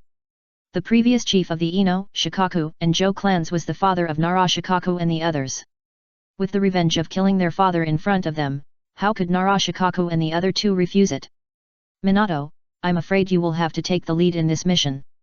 After a moment of silence, Narashikaku looked at Minato Namikaze, who was running in front of the three of them. Well, I will do my best. Minato Namikaze did not look back, but his voice in reply to Narashikaku was full of determination. Looking at the front of Minato Namikaze, at this moment, Minato Namikaze's face was unusually serious. This seriousness came not only from the assassination target Naraku, but also from the pressure from Kushina. It was similar to Narashikaku. For the mission of assassinating Naraku, Minato Namikaze also had a reason that he could not refuse. That was Kushina. Danzo proposed to him that as long as he successfully assassinated Naraku, he could release Kushina. Because he had not been able to wait for Tsunade to wake up, and was worried about Kushina, Minato Namikaze had no choice but to accept Danzo's deal. For Minato Namikaze, whether it was Narashikaku, Yamanaka Inoichi, or Akimichi Choza, the three of them were very convinced. In fact, part of the reason why the three did not refuse the mission of assassinating Naraku was that Minato Namikaze joined. Not to mention the strength, just the Flying Thunder God technique mastered by Minato Namikaze, not to mention the convenience it can bring in the assassination, the safety alone can be greatly guaranteed. Like Narashikaku, he had considered letting Minato Namikaze use the Flying Thunder God technique to lead them away and retreat if the assassination failed. Have you found that the ecological environment of the Star Country seems to be better than our Fire Country? Perhaps he got confidence from Minato Namikaze, and Yamanaka Inoichi, who had relaxed a little, glanced at the passing woods and couldn't help but speak out. The woods they are in now are full of lush flowers and trees, and even the land under their feet can be judged to be very fertile at a glance. Chapter 178 Assassination and Detection. I have discovered this a long time ago. According to the information I have collected, the ecological environment of the Star Country was not like this originally. It gradually changed after Naraku became the leader of the Star Ninja Village. Narashikaku looked at the lush flowers and trees around him and said in a low voice. Akimichi Choza and Yamanaka Inoichi looked at Narashikaku in astonishment. Among them, Akimichi Choza couldn't help but say, could it be that Naraku changed the ecological environment of the Star Country, but how is that possible? To change the ecological environment of a country, it is not enough to rely on strength alone. Nothing is impossible, after all, that man himself cannot be viewed with common sense. Narashikaku took a deep breath. It is true that he hates Naraku, but he is also very respectful. The other party is like the first generation of Hokage, who has reached an inhuman realm and cannot be defined by conventional vision. Even though they haven't even seen Naraku yet, the changes in the ecological environment of the Star Country alone have made Narashikaku and others feel unprecedented pressure. And when they arrived at the Star City, the pressure increased again. Star City, I never thought that a small ninja village could develop to such a level. A city of this size is no worse than the capital of the Fire Nation. This place is even more exaggerated than the description in the intelligence. When approaching Star City, Minato Namikaze and his four companions had already disguised themselves with transformation techniques in order not to attract attention. At this moment, looking at the Star City in front of them, Minato Namikaze and his four companions were all secretly shocked. The towering city walls, the prosperous streets and many pedestrians that can be seen inside the city gate. The prosperity of Star City far exceeded the four people's expectations. Based on the prosperity and atmosphere of Star City, it can be said that it does not look like the capital of a small country at all, but more like the capital of the 5 major countries. It is even the most prosperous capital of the Fire Nation among the 5 major countries. The prosperity and atmosphere of a country's capital can often represent the national strength of that country. When Minato Namikaze and his 4 companions came here, they did collect information about Star City. However, after comparing the description of the intelligence and experiencing it in person, they found that they still underestimated the development of Star City. Whether it is attracting investment or attracting people. Every day, there are a large number of people coming in and out of Star City. At the same time, Star City does not seem to worry about people with malicious intent entering the city. The inspection at the city gate is just a simple registration of information. Pay attention to restraining chakra. This city has set up a large perception barrier. Well, the defense here should be loose outside and tight inside. When you enter the city later, you can't be careless. In the eyes of ordinary people, the defense of Star City is very lax, but in the eyes of Minato Namikaze and the other 4, it is not the case. When the 4 carefully observed, they soon realized that a large perception barrier was set up around Star City. In other words, people entering and leaving Star City will be detected by the perception barrier. Capture. Once there is an abnormal chakra fluctuation, it will be discovered by the people of Star City. Such a discovery made Minato Namikaze and the other 3 alert all of a sudden, and they all restrained their chakras, only maintaining the most basic chakra consumption of transformation. I don't know whether Minato Namikaze's disguise is good or the perception barrier is slow.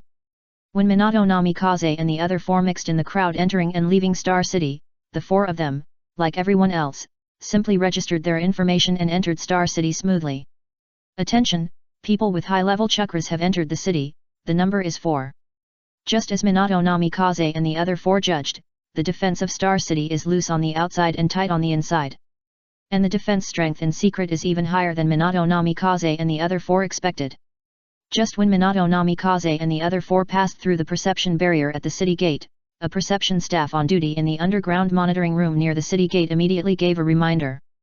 Looking at the perception personnel, his eyes were white, and he was a ninja from the Hyuga clan.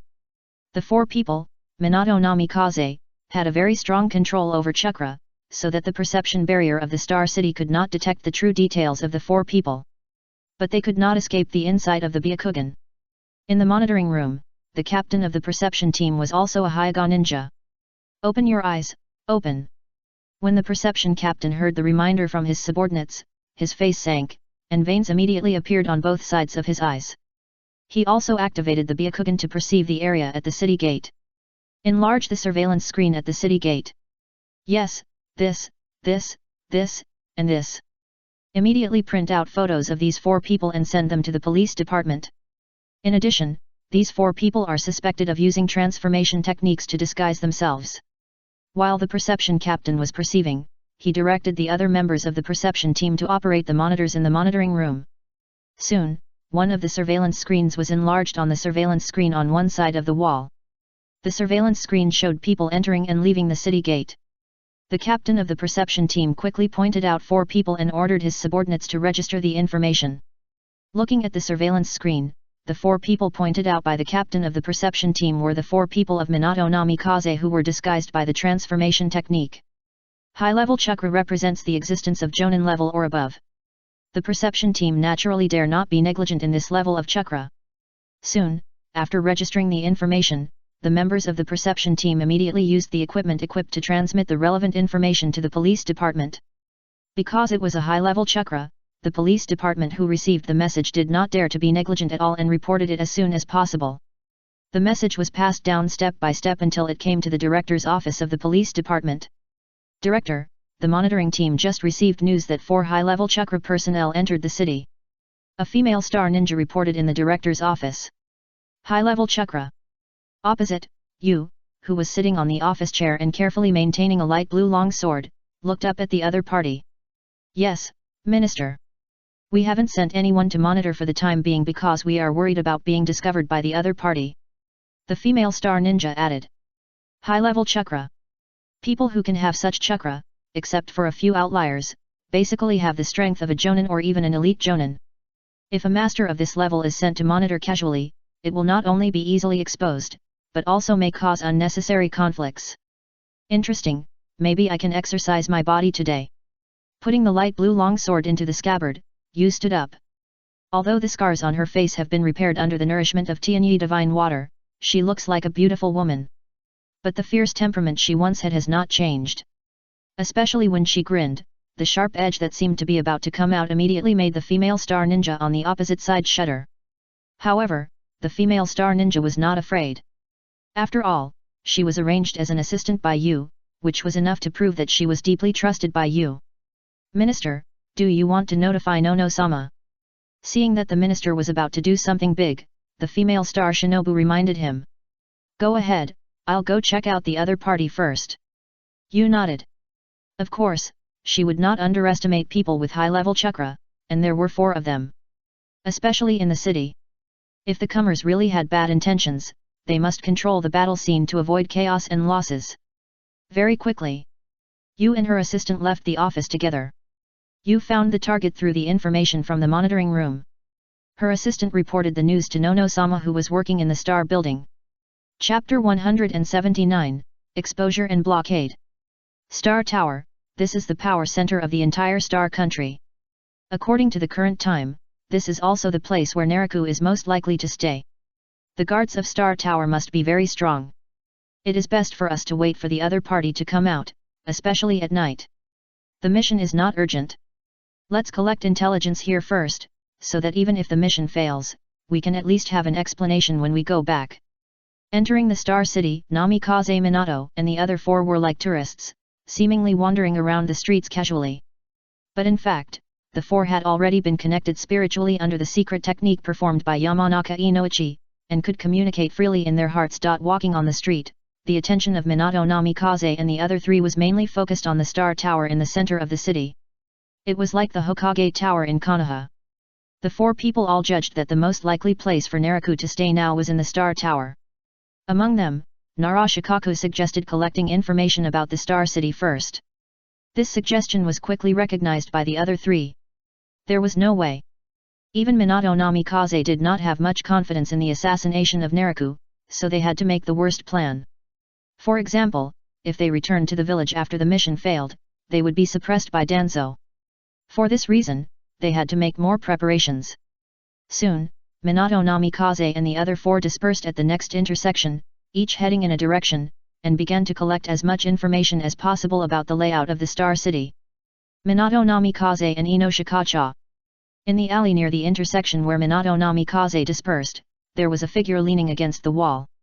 This person was Yu, and there was a golden vertical pupil between her eyebrows. Sky Eye. Because Naraku deliberately reduced the difficulty of training when developing it, when he passed on the Sky Eye, both Nono and Yu mastered it quickly. Of course, as of now, Yu's mastery of the Sky Eye is only at the first stage. But don't forget that in addition to the Sky Eye, Yu also has the 3 Megatama Sharingan and Bun given to her by Naraku. At this time, under the projection of the 3 Megatama Sharingan and Bun in her body, the Sky Eye between Yu's eyebrows can easily perceive the 4 people scattered at the intersection even in the deep alley. More importantly, the combination of the 3-eye techniques allowed her to see through the transformation techniques of the 4 people of Namikaze Minato and sense their true appearance. Of course, Yu is not unfamiliar with the 4 people of Namikaze Minato. When she found that the suspicious target was actually the 4 people of Namikaze Minato, Yu was surprised and decisively left the alley and headed for the Xingchen building. In terms of strength, she is actually not afraid of the 4 people of Namikaze Minato. But she knew that Minato Namikaze mastered the Flying Thunder God technique. Therefore, if you want to capture Minato Namikaze and his 4 companions, you must make sufficient preparations. Pretend to visit to collect information about the Star City.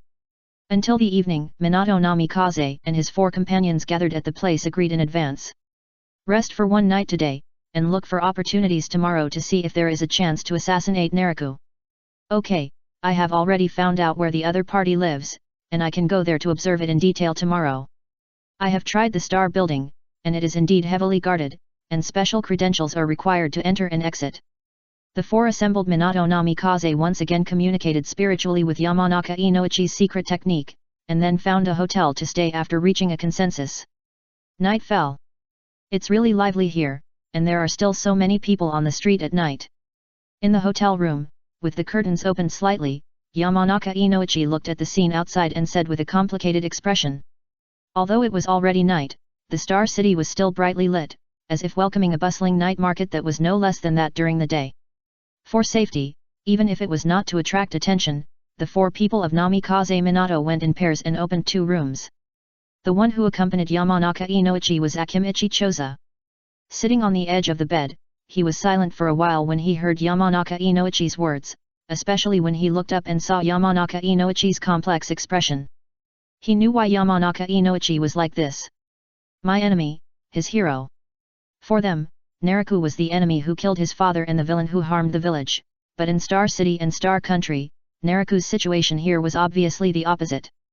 With the prosperity of Star City, Akimichi Choza knew without thinking that Naraku was definitely enjoying the treatment of a hero here. Don't worry too much about these, we just need to do our own things. Akimichi Choza said after a moment of silence. Hearing this, Yamanaka Inoichi turned around and looked at the other party. Well, just do our own thing. After loosening the curtains, Yamanaka Inoichi quickly adjusted his mentality and walked towards the bed calmly. They are from Konoha, and the prosperity of the Star Country has nothing to do with them. Buzz. Just when Yamanaka Inoichi approached the bed and was about to sit down, suddenly, both he and Akimichi Choza were very sensitive and sensed the chakra fluctuations coming from outside the window at the first time. Swish! Yamanaka Inoichi and Akimichi Choza's faces changed slightly, and they immediately rushed to the window and opened the curtains. Suddenly, the scene outside the window that caught their sight was a white light curtain. Especially Yamanaka Inoichi. When he saw the light curtain outside the window, he was good at sensing ninjutsu and hurriedly activated the sensing ninjutsu. The next second, his face changed drastically. Not good, someone has blocked the entire hotel with a barrier. As soon as this was said, Akimichi Choza's face next to him also changed drastically. Barrier? Why would someone use a barrier to seal off the hotel? Could it be that? Boom! Just as Yamanaka Inoichi and Akimichi Choza were in doubt, suddenly, invisible gravity came down from above, and immediately crushed the 2 of them to the ground without warning. No. Not only Yamanaka Inoichi and Akimichi Choza, but the entire hotel was oppressed by gravity. Boom! The invisible gravity was like a mountain falling, instantly crushing the entire hotel into a flat ruin. In the ruins, Yamanaka Inoichi, Akimichi Choza, and Namikaze Minato and Narashikaku, who originally lived in the room next to the 2, were deeply trapped in it and firmly suppressed by gravity. Compared to this, the other guests and staff in the hotel were all wrapped in invisible gravity. Not only did these people not suffer casualties in the crushing of the hotel, but as the hotel turned into ruins, they were all controlled by gravity and flew to the nearest barrier light curtain. The light curtain opened a hole, and the people controlled by gravity were quickly sent out of the barrier one by one. When the last person was sent out, the whole of the light curtain was immediately closed, forming a dead-angle blockade again. At the same time, the gravity that originally pressed on Namikaze Minato and the other 4 also dissipated. After regaining their ability to move, Namikaze Minato and the other 4 immediately jumped out of the pits they had pressed out and gathered together. Although the gravity has dissipated, the gravity pressure just now also caused a certain impact on Minato Namikaze and the other 4.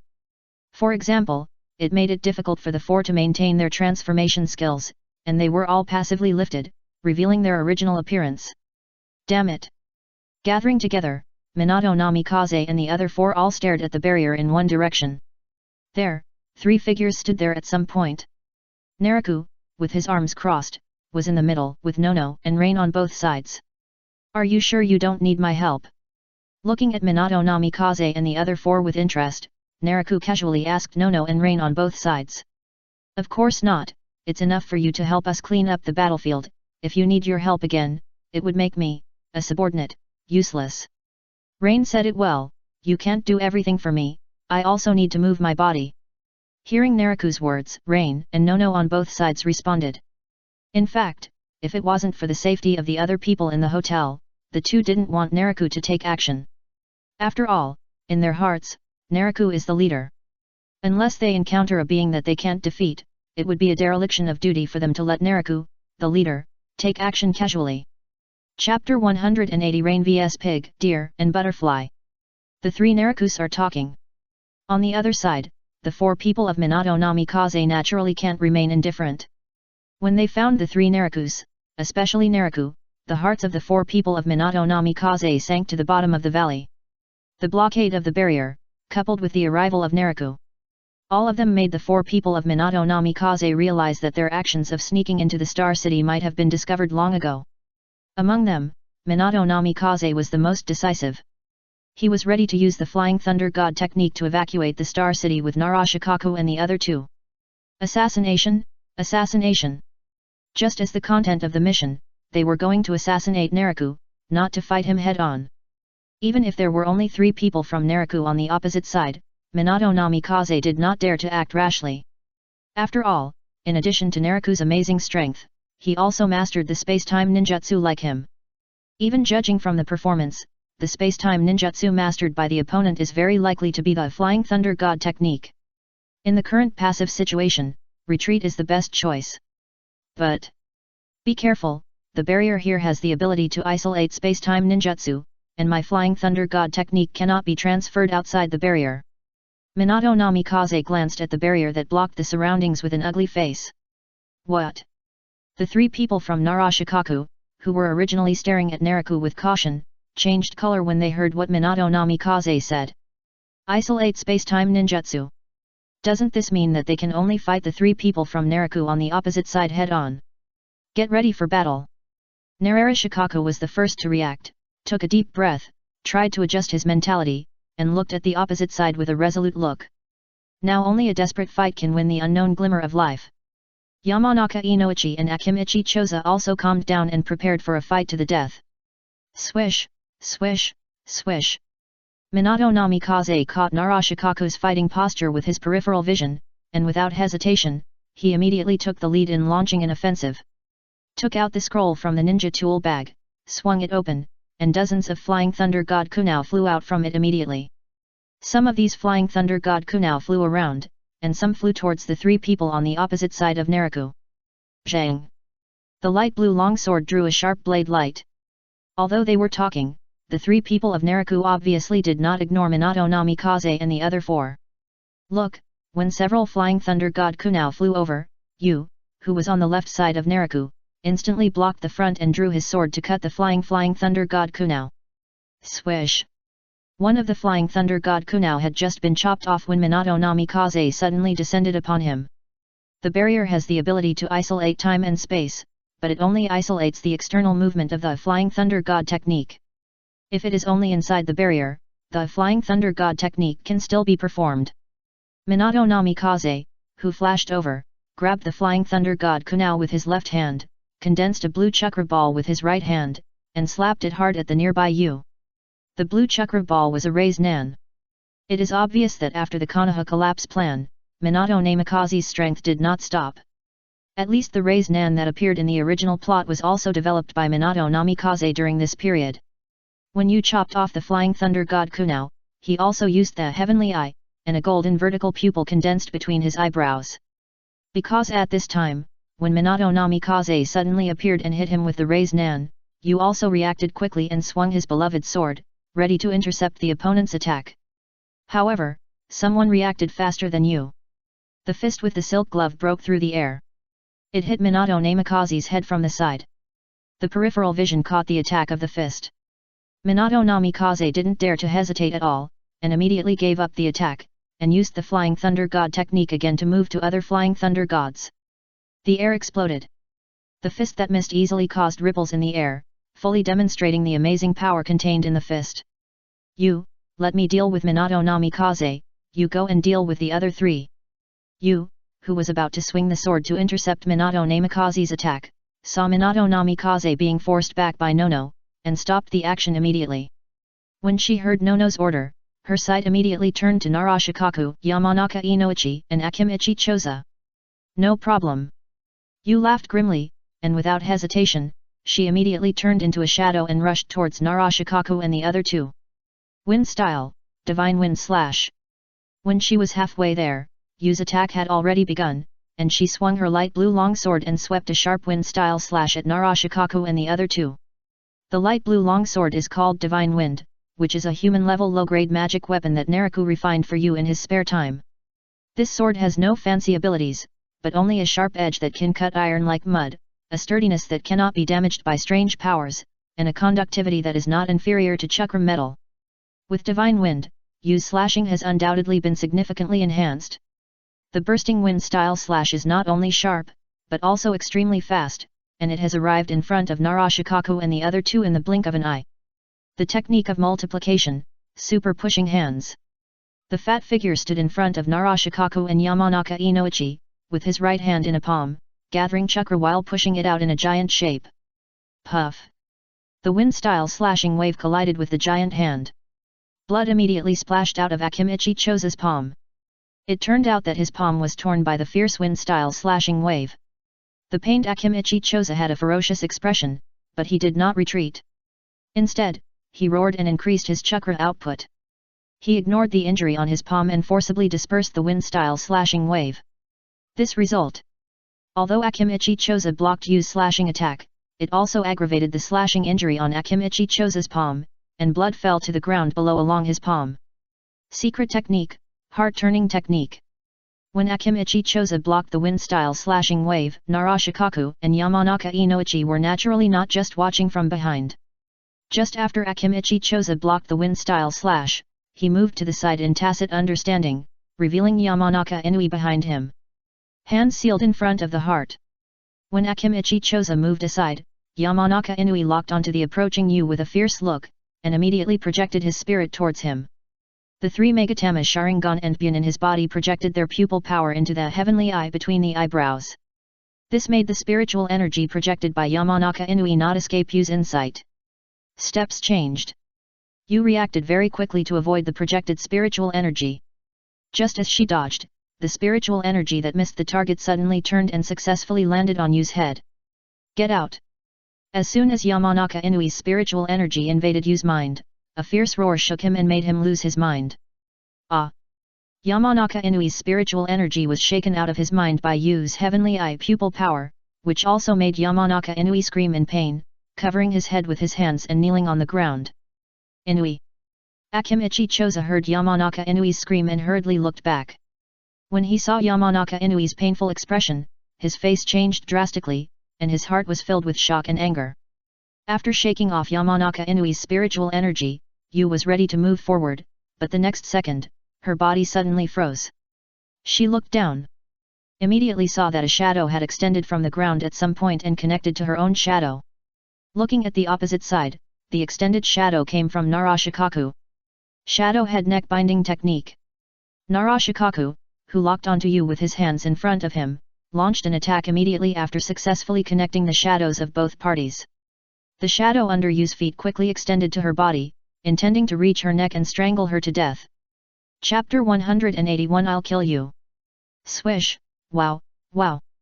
Several large iron nails suddenly appeared around Narashikaku and pierced into his body fiercely. This incident not only made Narashikaku freeze in place, but also made the shadow he controlled stagnate. Damn it, it's an illusion. The insertion of the large iron nails made Narashikaku unable to move and he also felt quite real pain. But he also immediately realized that all this was just an illusion. In order to break the illusion, he bit his lower lip hard. The iron-smelling blood flowed from the broken lip into his mouth. The next second, the large iron nails inserted into his body disappeared immediately. This situation made Narashikaku happy, and he quickly prepared to continue to control the shadow to attack. Bang! Suddenly, the rain controlled by the shadow on the opposite side turned into smoke and dissipated. Shadow clone. The disappearance of the rain made Narashikaku's face change. At the same time, he was very keen to find a shadow on the ground, as if there was a person standing behind him. Subconsciously, Narashikaku put down the seal and hurriedly dodged to the side. Puff! Narashikaku dodged quickly. But halfway, blood spurted out of his chest. The severe pain swept through his body, and the surrounding scene was like a broken mirror, which made Narashikaku lose consciousness for a while. What shadow clone, what person behind him? Everything was just an illusion. The disappearance of the large iron nail just now was not because he cracked the illusion, but a change made by the illusion. He mistakenly thought it was true, and because of dodging, he took the initiative to unlock the shadow secret technique, which caused the freed rain to rush forward instantly and pierce his heart with a knife. Puff!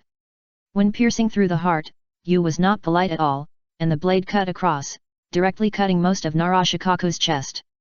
Blood splattered. Narashikaku fell to the ground helplessly. Shikaku! An anxious roar finally reached Narashikaku's ears, and then he fell into eternal darkness. Boom! The giant fist collided with the palm of a hand that was far different in size. The violent impact swept around. At the same time, the giant fist was also firmly blocked by the small palm. Under the golden vertical pupil was a blooming enchanting red lotus. With the blessing of fairy chakra, you blocked the angry fist of Akimichi Choza steadily with just her left hand. Even more, when she resolved the impact of the giant fist, her figure flashed and immediately appeared next to the arm behind the giant fist. Zhang! Also using fairy chakra to perform divine wind slash. The sharp sword light seemed to split the space in two. Ah! A scream came from Akimichi Choza's mouth. His right arm was broken at the wrist, and the bare arm quickly withdrew from the giantization as blood spurted from the broken part. He staggered backwards. Akimichi Choza looked at you opposite with a pale face. Pig deer butterfly? Nothing more than that. The blade fell to the side of his body, and you looked at Akimichi Choza whose right palm was cut off by his sword with contempt in his eyes. Zhang! The knife light suddenly burst out from the ground. To be precise, it appeared from under Yamanaka Inoichi who fell down due to mental trauma. Puff! The knife light went from bottom to top, splitting Yamanaka Inoichi in two without any hindrance, spraying a burst of blood rain. During this process, Akimichi Choza had no time to react. The pain of the broken hand, coupled with Yu's deliberate contempt, attracted Akimichi Choza's attention to her. When Akimichi Choza noticed and looked over, all he saw was two bodies of Yamanaka Inoichi that fell to the ground after being cut in half. Then he looked at the sword light that killed Yamanaka Inoichi. As the killing was successful, a figure also emerged from the ground with the sword light. It was the shadow clone that you had separated at some point. Swish! After killing Yamanaka Inoichi, the shadow clone did not stop there, but quickly attacked the last remaining Akimichi Choza. The same thing happened to you. She also withdrew her contempt after successfully deceiving Akimichi Choza, and decisively attacked the opponent with the shadow clone. Meet Bullet Needle Chariot. The long hair was injected with chakra and hardened like a needle. The successive deaths of Narashikaku and Yamanaka Inoichi surprisingly made Akimichi Choza angry but also extremely calm. The body expanded and rotated, and with the hardened hair, Akimichi Choza turned into a hedgehog-like sphere, avoiding you and crashing into the direction of Yu's shadow clone. Yu's shadow clone should actually be a fairy shadow clone. Although it is a shadow clone, its strength is not bad. When he saw Akimichi Choza rushing towards him, he swung his sword without hesitation and slashed with a sharp wind-style slash. Puff! Under the blessing of fairy chakra, the wind-style slash tore the hardened hair, leaving deep scars on Akimichi Choza's body. But for such damage, Akimichi Choza did not stop at all, but took the damage and hit Yu's shadow clone. Bang! Yu's shadow clone was damaged and immediately removed. But Akimichi Choza did not get any good results. When he smashed the shadow clone, Yu also slashed with a wind-style slash at him. Compared to the shadow clone, Yu's wind-style slash was more fierce, easily tearing the hardened hair, leaving deeper scars on Akimichi Choza's body. Gulu! Yu's slash made Akimichi Choza's injury worse, but he endured the pain and, with the cover of the rotation, put the 3 color pills into his mouth, bit them and swallowed them together. Boom! Following the inertia, he moved forward for a distance. Just as Yu was about to burst out with another slash, suddenly, amazing materialized chakra erupted from Akimichi Choza's body. The rotation stopped, and when Akimichi Choza stood up, the surging materialized chakra condensed into butterfly-shaped wings behind him. Even his originally fat body became thinner. Very conscious, he actually took the 3 color pill. Looking at the butterfly wings behind Akimichi Choza and his thin appearance, Yu narrowed her eyes slightly. Of course, she knew about the 3 color pills of the Akimichi clan. Similarly, she also knew the side effects of the 3 color pills. Use. Based on the current state of Akimichi Choza, it is obvious that he has taken the red pepper pill with the greatest side effects. Based on the side effects of this pill, the opponent will basically die even if she does not attack next. So, I will kill you. Wind escape chakra wrapped around her body.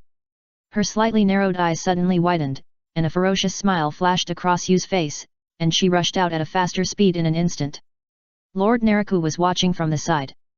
This time, she must not only win the battle, but also win beautifully. Only in this way can she live up to Lord Naraku's respect for her, and prove that she is worthy of Lord Naraku's cultivation of her. Senjutsu Wind Escape Kamikaze Chaos. When rushing out, you had taken the lead in launching an offensive, and the sword light rolled wildly, forming a dense crisscrossing slashing wave, tearing towards Akimichi Choza on the opposite side like a torrent. Whistling and sweeping. The butterfly wings condensed behind her turned from both sides to the front. Boom boom boom. The sharp slashing waves madly hit the butterfly wings. The butterfly wings are condensed from high-density chakra, and the defense is quite amazing. But Yu's slashing waves are also sharp. In the continuous impact, the butterfly wings were torn into cracks by the slashing waves, and at the same time forced Akimichi Choza to slide backwards, plowing 2 gullies under his feet. Kill! A roar came from Akimichi Choza's mouth. His body swelled rapidly, and in a blink of an eye he turned into a giant comparable to the tailed beast, and his head almost touched the barrier above. The butterfly wings also grew larger as Akimichi Choza became larger. When the wings flapped, the remaining slashing waves were blown away, and the torn parts were quickly repaired in the emerging chakra. Chapter 182 The Ultimate Kill. Divine Fist. Raised his foot. The gigantic Akimichi Choza immediately trampled on the opposite side of Yu. Zhang. The huge slashing waves flew up.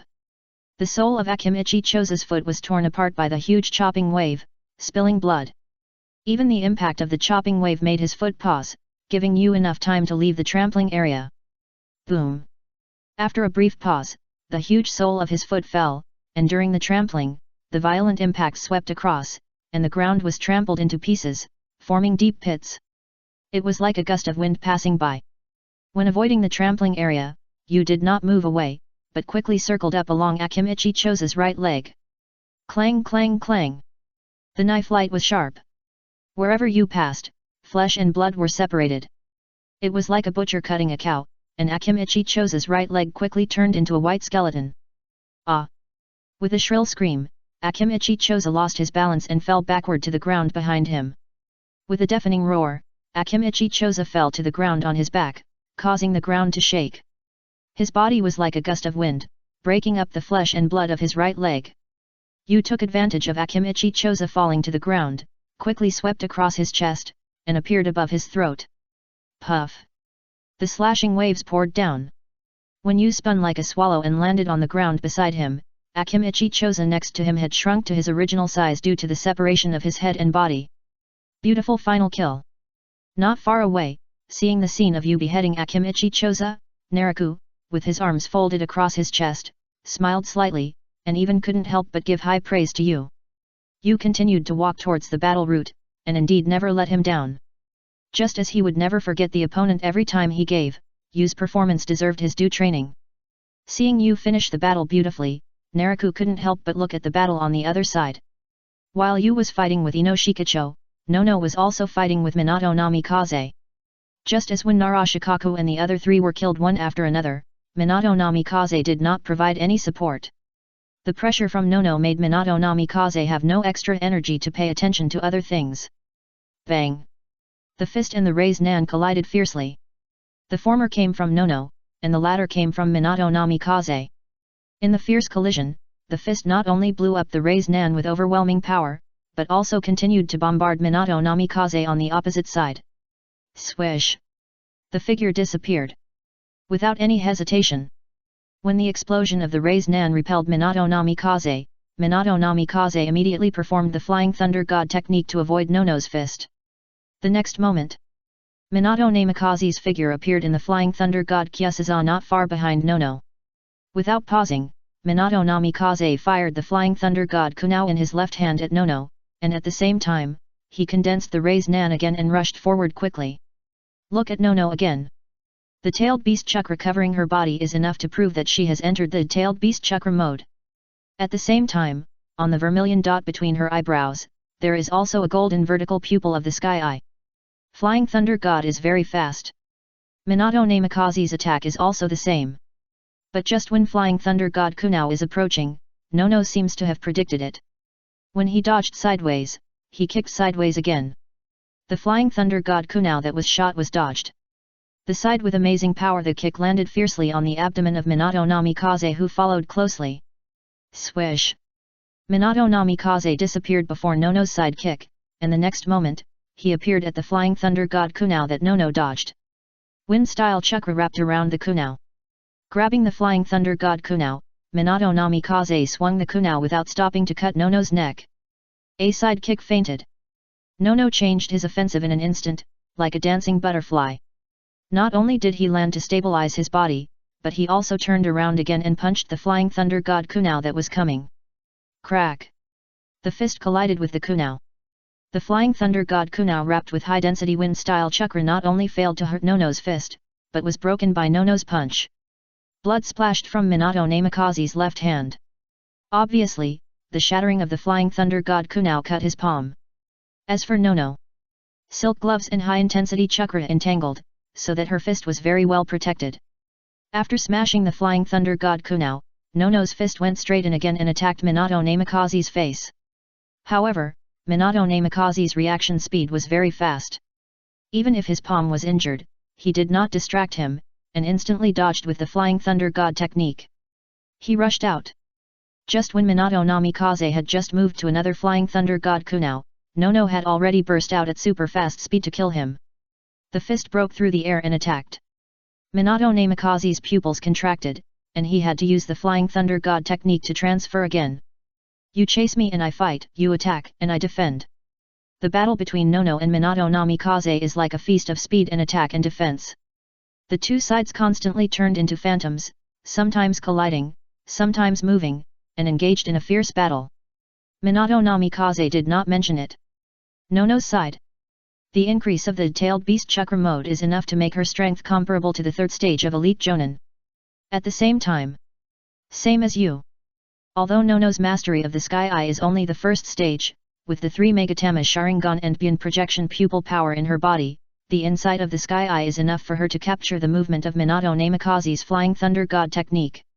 No matter how Minato Namikaze moves and counterattacks, Nono can see it at the first time, whether it is defense or counterattack.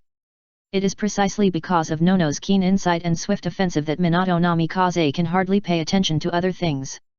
Troublesome guy. During the battle, Nono's offensive was dodged by Minato Namikaze using the flying thunder god technique more than once.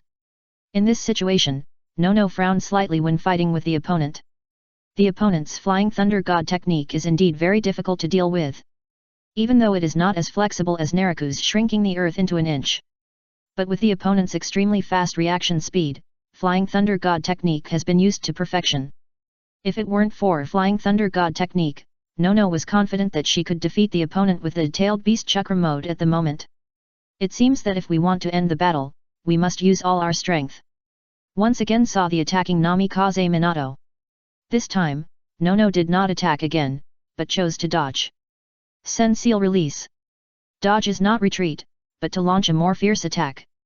Avoiding the raise nan shot by Namikaze Minato, Nono retreated to the side and locked the opponent with a sharp look. In an instant, the scarlet point under the golden vertical pupil between her eyebrows bloomed into a strange red lotus. Boom! Senjutsu chakra exploded. Following the tailed beast chakra mode, Nono further entered the sage mode. The combination of the two modes directly improved her in all aspects to an astonishing degree. Super strength technique, divine fist. The extreme speed made Nono's figure blurred. When she raised her hand and clenched her fist, a chakra fist print as high as a person blasted out.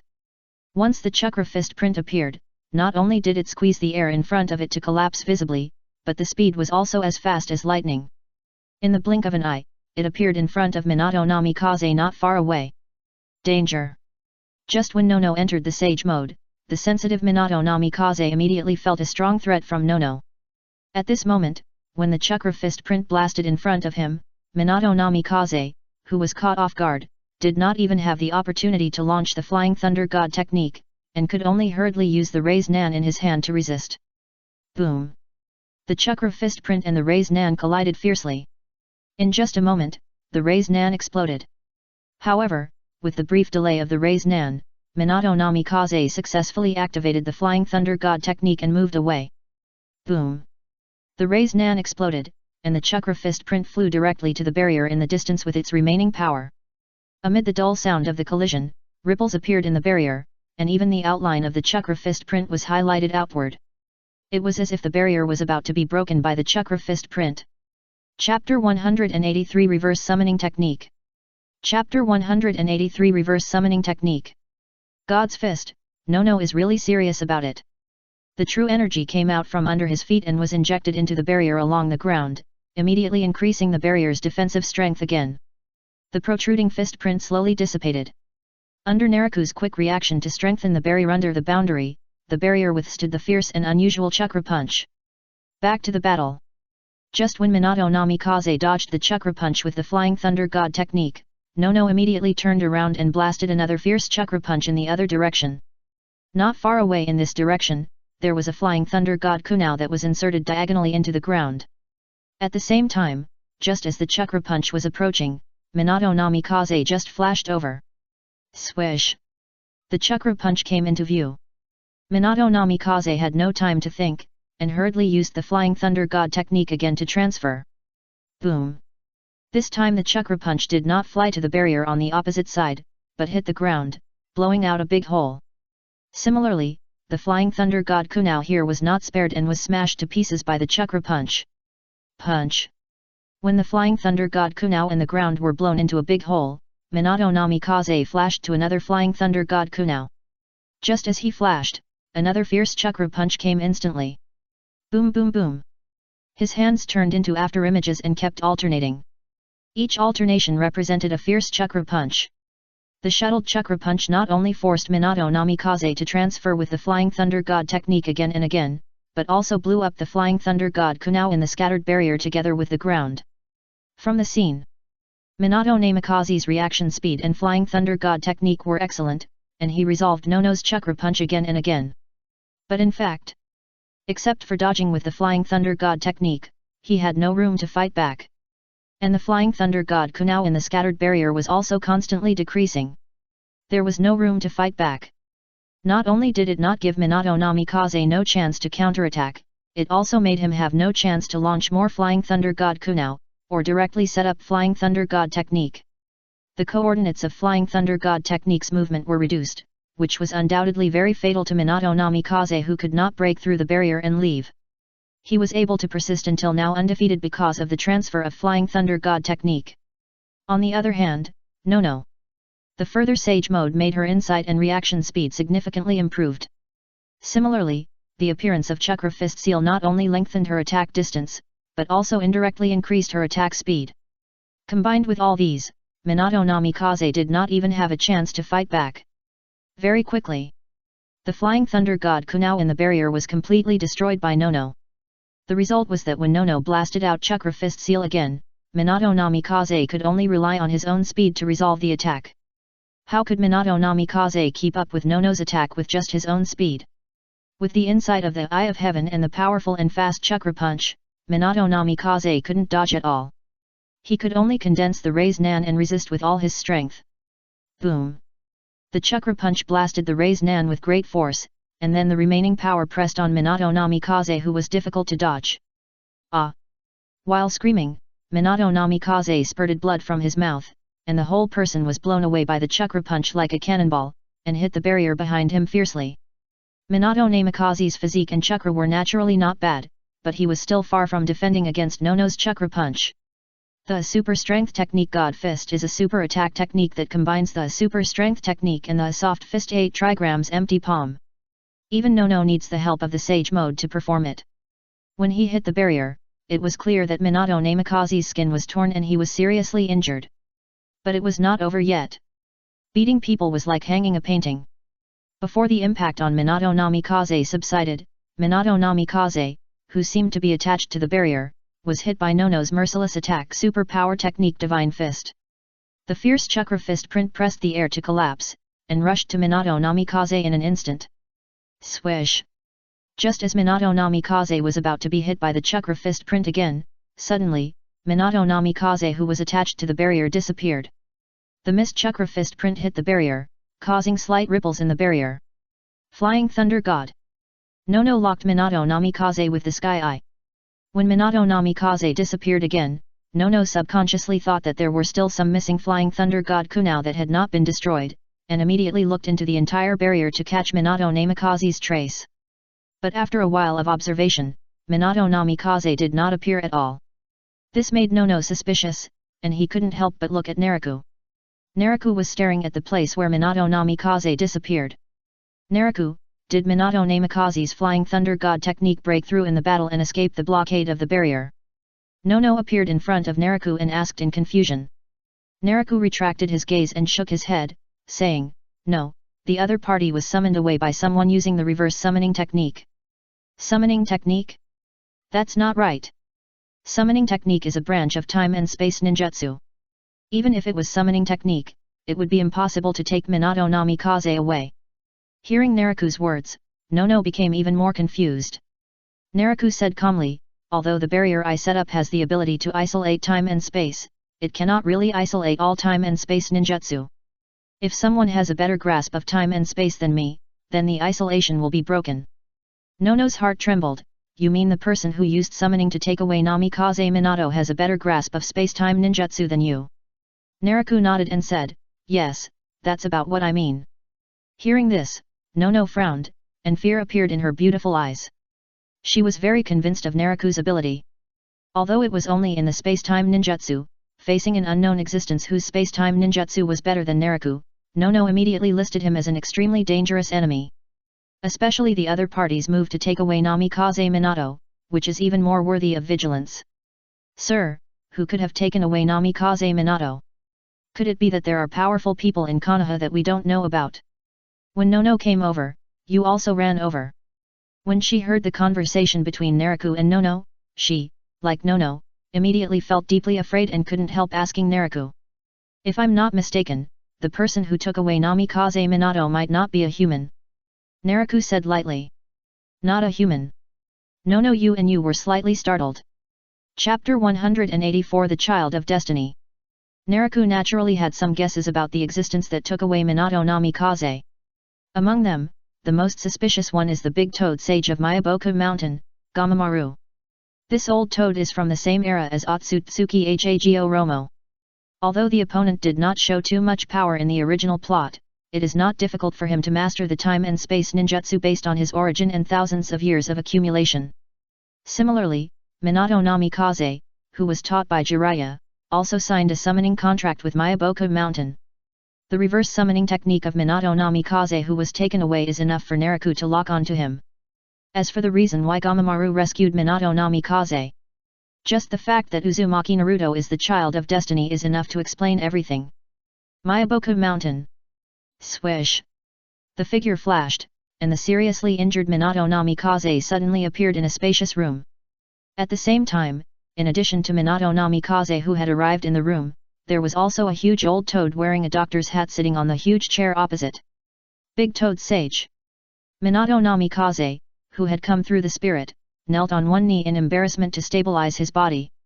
He was shocked at the changes in the surrounding environment, and then when he saw the huge old toad opposite, he couldn't help but show astonishment on his face. Although he was not as close to Myaboku Mountain as Jiraiya, as a contractor, Minato Namikaze was also very familiar with the situation in Myaboku Mountain. This included the big toad sage, Gamamaru. "Minato Namikaze, I will help you heal your injuries first." Gamamaru looked down at Minato Namikaze who was looking at him in astonishment. He did not have the dementia he had in the past, but instead spit out a green airflow very calmly.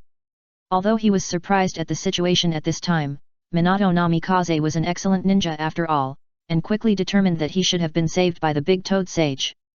Looking at the green airflow, Minato Namikaze did not avoid it, but let it fall on him. The green airflow wrapped around Minato Namikaze's body, and his injuries healed immediately at a speed visible to the naked eye.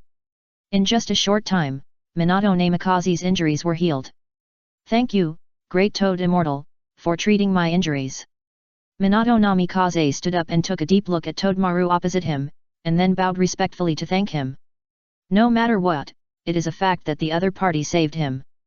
You must be curious about why I saved you here," Toadmaru said slowly.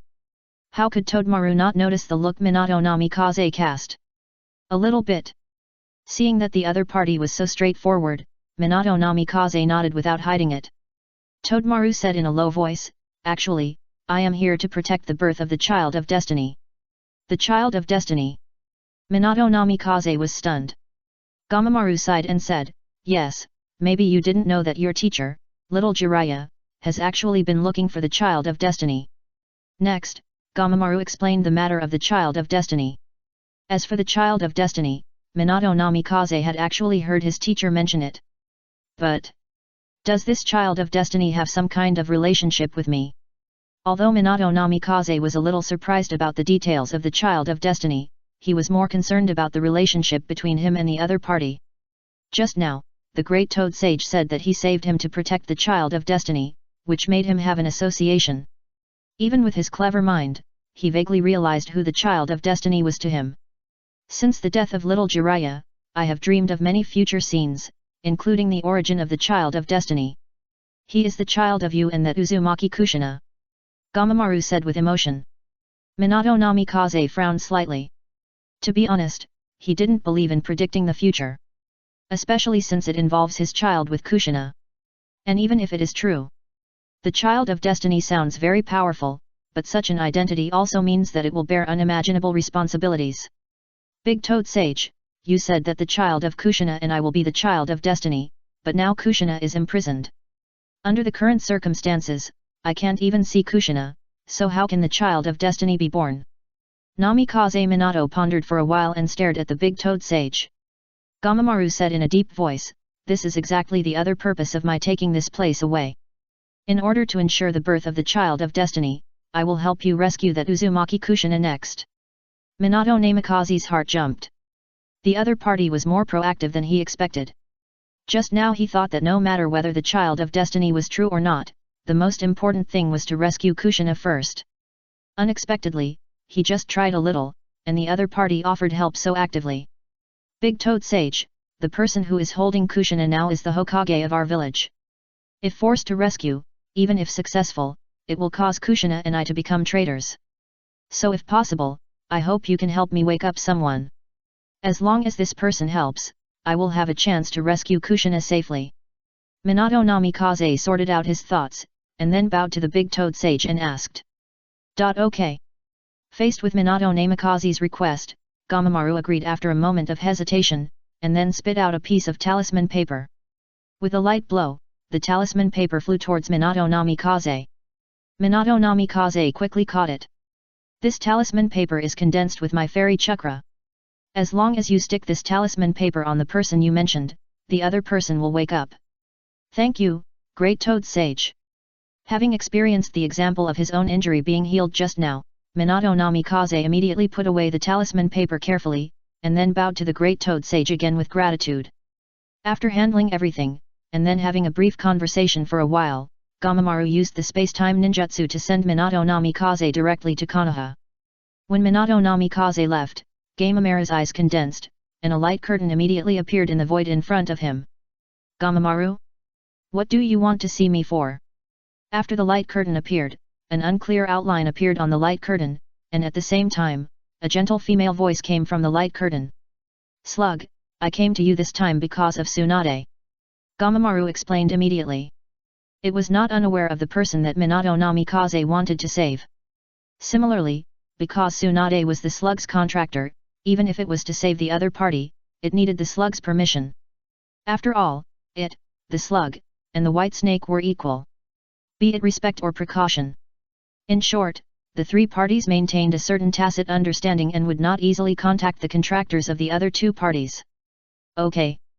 After hearing that Gamamaru contacted him because of Tsunade and to save her, the slug was silent for a while and then spoke softly again. Hearing this, Gamamaru was relieved. It was really afraid that the other party would refuse.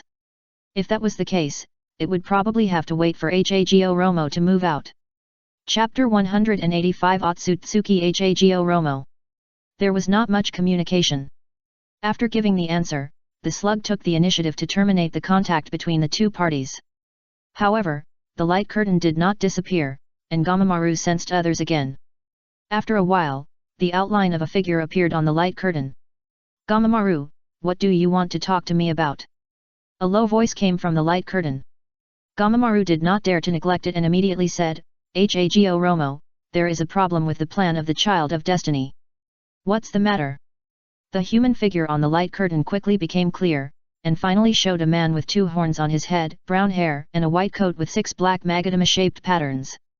Just as Gamamara's name, the man shown in the light curtain was Otsutsuki Hago Romo, who was honored as the 6th-path sage by the ninja world. It's like this.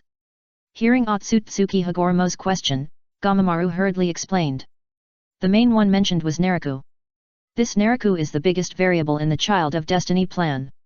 In addition to his surprisingly strong strength, he has also brought many changes to Konoha, so that the Child of Destiny I selected has experienced great twists and turns. At the end, Gamamaru was slightly apprehensive. The planner of the Child of Destiny was Otsutsuki Hago Romo, but the real implementer was Gamamaru. In order for the Child of Destiny to succeed, Gamamaru not only guided Jiraiya to become the promoter of the plan, but also paid close attention to the developments in the ninja world. Therefore, when some of Naraku's actions caused the Child of Destiny to deviate, Gamamaru paid more attention to him. This attention directly led to Gamamara's discovery that Naraku was an alien.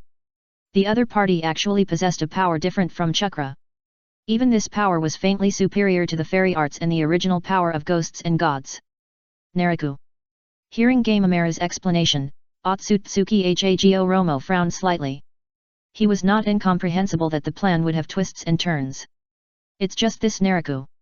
According to Gamamara's description, he couldn't help but think more. Do you suspect that this Naraku is from the Otsutsuki clan? Otsutsuki Hago Romo asked. Why did he fake his death and escape, hiding in the special space of Pure Land for a long time? Wasn't it to guard against his mother's people? Although they have the same surname, Otsutsuki Hago Romo doesn't think that his mother's people will accept him kindly. After all, both his mother and he have embezzled the power of the sacred tree. If his mother's people come, they will definitely not ignore this behavior. The biggest possibility is that he, his mother and his brother will be wiped out from this world. For this reason, he has been on guard against the mother tribe will come to find them. Even the Destiny Child plan was formulated to cultivate excellent combat power, so that there will be more chances of winning in the future when resisting the mother tribe. Even if the opponent is not from the Otsutsuki clan, he must have a relationship with the Otsutsuki clan, otherwise it is impossible to explain the opponent's special power. Perhaps without our awareness, there are already people from the Otsutsuki clan lurking in the ninja world, and even cultivated Naraku, an alien, to test us. Gamamaru said in a deep voice. Otsutsuki Yuro pondered. Gamamara's speculation is indeed very likely. If this is true, he must be more careful. Don't touch this Naraku rashly. In addition, Indra's chakra should be reincarnated soon, and the body of the world will be reborn. Otsutsuki Yuro warned. He must be prepared for the worst. If his mother's people are really lurking in the ninja world, and even cultivate chess pieces to test him, then he must hide himself better next. Similarly, he must also cultivate the fighting power that can help him fight against his mother's people as soon as possible. Understood, I will arrange it. Gamamaru said immediately after receiving the instructions from Otsutsuki Hago Romo. It is actually more afraid of the people of the Otsutsuki clan than Otsutsuki Hago Romo. Just like Otsutsuki Kagaya at the beginning, if it had not come forward to guide it in time, otherwise the sacred tree would have been allowed to grow, and the entire ninja world would have been sucked dry by the sacred tree. Similarly, if there are really more people from the Otsutsuki clan coming, how can a native like it survive? Danzo, this old guy is really brave. He dared to use me to eliminate dissidents. If I didn't think he was still useful, I would have killed him at the beginning. In the office on the 8th floor of Xingchen building. While handling official business, Naraku couldn't help but think of the memory he read from Narashikaku and the other two yesterday. Although it was a pity that Minato Namikaze escaped, he temporarily suppressed it and did not investigate it because it might involve Gamamaru, an old monster who was closely connected with Otsutsuki Hago Romo. However, the memories extracted from Narashikaku and the other two made Naraku a little unhappy. From the memories of Narashikaku and the other two, Naraku knew that during this period of time in Konoha, Danzo had suppressed the Uchiha clan as planned. At the same time, it was also in the further struggle for power that Konoha fell into more conflicts. Naraku was satisfied with Danzo's operations. But he was unhappy that Danzo sent Minato Namikaze and Ino Shikacha to assassinate him. How could he not see Danzo's real purpose? That is, Danzo worked hard to weaken Konoha, otherwise he would have let the other party experience the treatment of Sarutobi Hiruzen. They are just idle. What on earth are the other people in Konoha doing? They are still enduring the oppression of Danzo. Are they really going to be Danzo's dogs? Naraku was suspicious. Danzo's performance was outstanding. Compared with him, the other people in Konoha were very disappointing. Naraku originally thought that under Danzo's high-pressure rule, the other people in Konoha would soon rise up in rebellion, and then the two sides would fight each other and further weaken Konoha's foundation. But unexpectedly, the other people in Konoha were like dogs. Facing Danzo's step-by-step oppression, there has been no decent movement until now. Such performance made Naraku a little angry. My lord, the heads of Ino, Shikaku, and Chako are already hanging at the city gate. Just when Naraku was thinking about whether he should go to Konoha to add fuel to the fire and stimulate the other people in Konoha to resist Danzo, Jiaoyuo, swaying his increasingly plump figure, walked into the office. Looking at Jiaoyuo standing across from the desk, Naraku adjusted his mood and asked, "What are the reactions of the people in the city?" Jiaoyuo thought for a while and said, "Most of our people are amazed, while outsiders are more nervous. The purpose of hanging the heads of Nara Shikaku and the other two at the gate of the city is to deter, and naturally the identities of the three people will be revealed." Nervous? It's good to be nervous, because you will be sensible when you are nervous. Naraku smiled slightly. This is the effect he wants. The reputation of Ino Shikacho is still not small in the ninja world. Even if Nara Shikaku and the other two have not been in office for long, as the patriarchs of the Ino Shikacho clan, using the heads of these three people as a deterrent is obviously a good effect. Chapter 186 Contrast. Accountability. By the way, how is your recent practice? After briefly chatting about the effect of deterrence, Naraku asked Jiaoyuo casually. Although the other party's main job is a secretary, he also often instructs the other party in practice. It went very smoothly. With your guidance, the chakra condensation brought by Star, and the resources of Tiger Wolf Pill and Tianyi Divine Water, I have made great progress in magnetic escape and other aspects.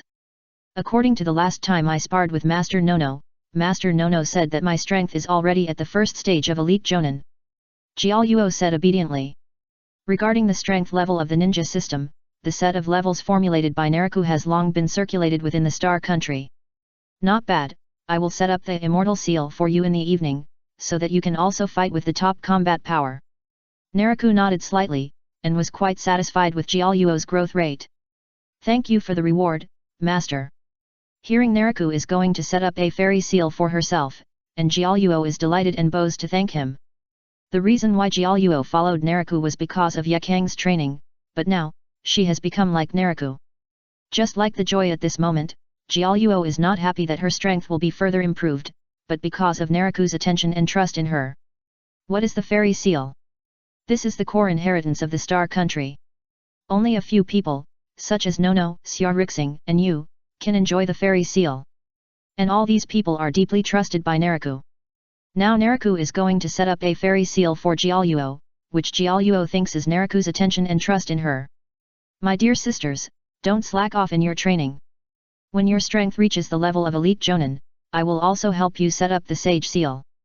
After responding to Jiaoyuo's thanks with a smile, Naraku suddenly thought of something, turned his office chair, and looked at Hyagarinka and Hyagayuka behind him. Hyagarinka and Hyagayuka have already served as guards, and they usually follow Naraku. It was the same at this time. When Naraku was handling official business, the two sisters stood behind Naraku on the left and right. It's just that I don't know if it's a personal preference or to distinguish each other.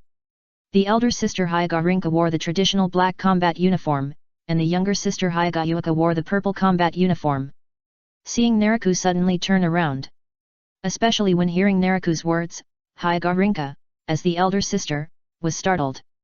Because she was a close guard, even though she had not been in office for a long time, Hyagarinka knew what the Sage Seal was. It was just that she had never expected that the man opposite her would actually intend to pass on the core inheritance of Immortal Seal to her. Don't worry, my sister and I will work hard to practice and become Elite Jonin as soon as possible. Compared with the timidity of Hinata Rinka, Hinata Yuka, as a younger sister, was much more proactive. Hearing Naraku's words, Hinata Yuka's eyes suddenly lit up, and she quickly bowed to thank him. Even after getting up, she looked at Naraku with her eyes rolling, and said charmingly, My lord, you must be tired from handling official business just now, so let me relax your body and mind for you. As she said that, Hinata Yuka leaned over and squatted in front of Naraku, and began to work hard. Slut! Across the desk, Jiaoyuo, who saw Hinata Yuka's actions, immediately cursed inwardly. She looked at Hinata Yuka, who was working hard, with a very unfriendly look. The other party was obviously just a guard, and now he dared to steal her secretary's job, which was simply a naked provocation. If she wasn't afraid of disturbing Lord Naraku's interest, she would have wanted to teach this slut of the Hyga clan a lesson. Thank you, Lord. Seeing her sister serving so actively, Hyga Rinka also came back to her senses. She immediately put her hands on her abdomen and bowed to Naraku respectfully and politely. Touching Hyga Yuka's head, Naraku's eyes fell on Hyga Rinka's face with interest. The personalities of these two sisters are really contrasting. I don't know if it's because the elder sister Hyga Rinka has been engaged to Hyga Hayashi since she was a child and has been trained by the wife of the clan leader, or because of her personality. In addition to paying great attention to etiquette in her behavior, her personality is also very reserved. Compared with her, the younger sister Hyga Yuka is the opposite. She is very proactive in everything and very outgoing in personality. How to say it, this sense of contrast allows Naraku to get interesting experiences from the two sisters every time. Feed Hinata Yuka a snack. Relaxed physically and mentally, Naraku once again took care of official business. Although he would mostly hand over the official business to his shadow clones, he would occasionally take the initiative to do it himself. The display of the heads of Ino, Shika, and Joe had a higher effect than Naraku expected. In addition to boosting morale internally, it also shocked outsiders entering and leaving Star City. Just from the death of Ino, Shika, and Joe, outsiders clearly felt the strength of Star Country. This strength not only made outsiders feel in awe, but also strengthened the prestige of Star Country. This was proved by the spread of the news that Ino, Shika, and Joe died in Star City in the following days, attracting more businessmen to come to Star Country to develop business. Businessmen pursue profit. The stronger Star Country behaves, the more benefits the businessmen will feel from it. As more and more businessmen flock to Star Country, this brings more economic income to Star Country. Konoha. It is the exact opposite of the Star Country. When the news of the death of Narashikaku and the other two reached Konoha, it immediately caused a great deal of turmoil within Konoha. Namikaze Minato, do you have any explanation for the sacrifice of Narashikaku, Yamanaka Inoichi, and Akimichi Choza? Why did they sacrifice themselves, but you came back safe and sound? In the meeting room, Danzo pretended to be angry and slammed the table, questioning Namikaze Minato in the room without disguising. That's right, Namikaze Minato, you need to give us an explanation. Don't you master the Flying Thunder God technique? Even if you can't defeat Naraku and want to evacuate, why don't you take our clan leader with you? Yes, I suspect that our clan leader died because of you are afraid of death and ran away alone. Namikaze Minato, our clan leader trusted you to take on this mission, you are really disappointing. Everyone, I think Namikaze Minato is suspected of betraying his companions, and he should be detained and investigated immediately. With Danzo's start, most of the people in the conference room soon joined in questioning Namikaze Minato. Some of them are even members of the Ino, Shikaku, and Joe clans. Please recommend and vote. Chapter 187 Tsunade Awakens. Hokage, I have submitted a report on this mission to you. The sacrifice of Shikaku, Hai, and Choza was because we were discovered by the other party in advance when we sneaked into the Star City. And at that time, Naraku also cast a barrier that could isolate time and space ninjutsu, so that my Flying Thunder God technique could not take Shikaku and the other two away. Faced with the questioning and accusations of the crowd, Minato Namikaze did not panic, but after a deep glance at these people, he spoke calmly. We are all very sad about the sacrifice of the three clan leaders of Shikaku, but we can't just accuse them randomly because of this. Yes, Minato has explained it very clearly. The sacrifice of the three clan leaders of Shikaku was entirely due to Naraku. How can we blame Minato for this? Yes, things need to be distinguished between right and wrong. Biting people randomly like a mad dog will only make you look guilty. As soon as Minato Namikaze's words came out, many of the other high-level people in the meeting room immediately supported him, and even turned around to accuse those who questioned him. Then how did you get away? A senior ninja of the Yamanaka clan who was set with the tongue trouble root seal and had already surrendered to Danzo ignored everything else and continued to question Minato Namikaze. Minato Namikaze said in a deep voice, I got away by chance because I got the help of Myaboku Mountain. The three sacred places for summoning beasts, Myaboku Mountain, Ryokai Cave, and Wetbone Forest, have been no secret among the Konoha high-level officials since the rise of the Konoha Sunin. Similarly, it is also known that Minato Namikaze, Jiraiya's apprentice, has signed a summoning contract with Myaboku Mountain. But Myaboku Mountain? Where is the evidence? You can't just say it is, we want to see actual evidence. Yes, we want to see actual evidence. After all, Myaboku Mountain is just a group of summoning beasts, and the fact that they are related to the is not enough to prove anything. Minato Namikaze, don't quibble anymore. You are treacherous and survived by betraying your companions. Don't waste your time talking to him.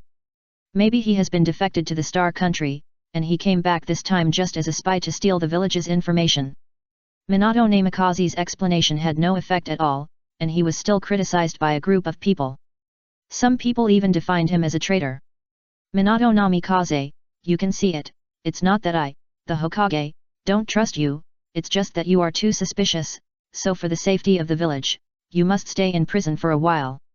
Of course, you can rest assured that as long as the matter is investigated and confirmed to be innocent, you can regain your freedom.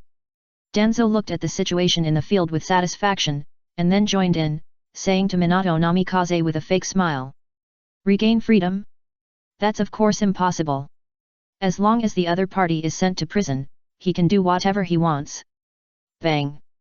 Just when Denzo was about to call someone to arrest Minato Namikaze, suddenly, the door of the conference room was kicked open. No need to check, I can prove that Minato is innocent. A figure walked into the meeting room, and then, with Minato Namikaze's tacit bow, he slammed his hands heavily on the meeting table. This person looked around, including Denzo, at all the people who had just accused Minato Namikaze. Lady Tsunade.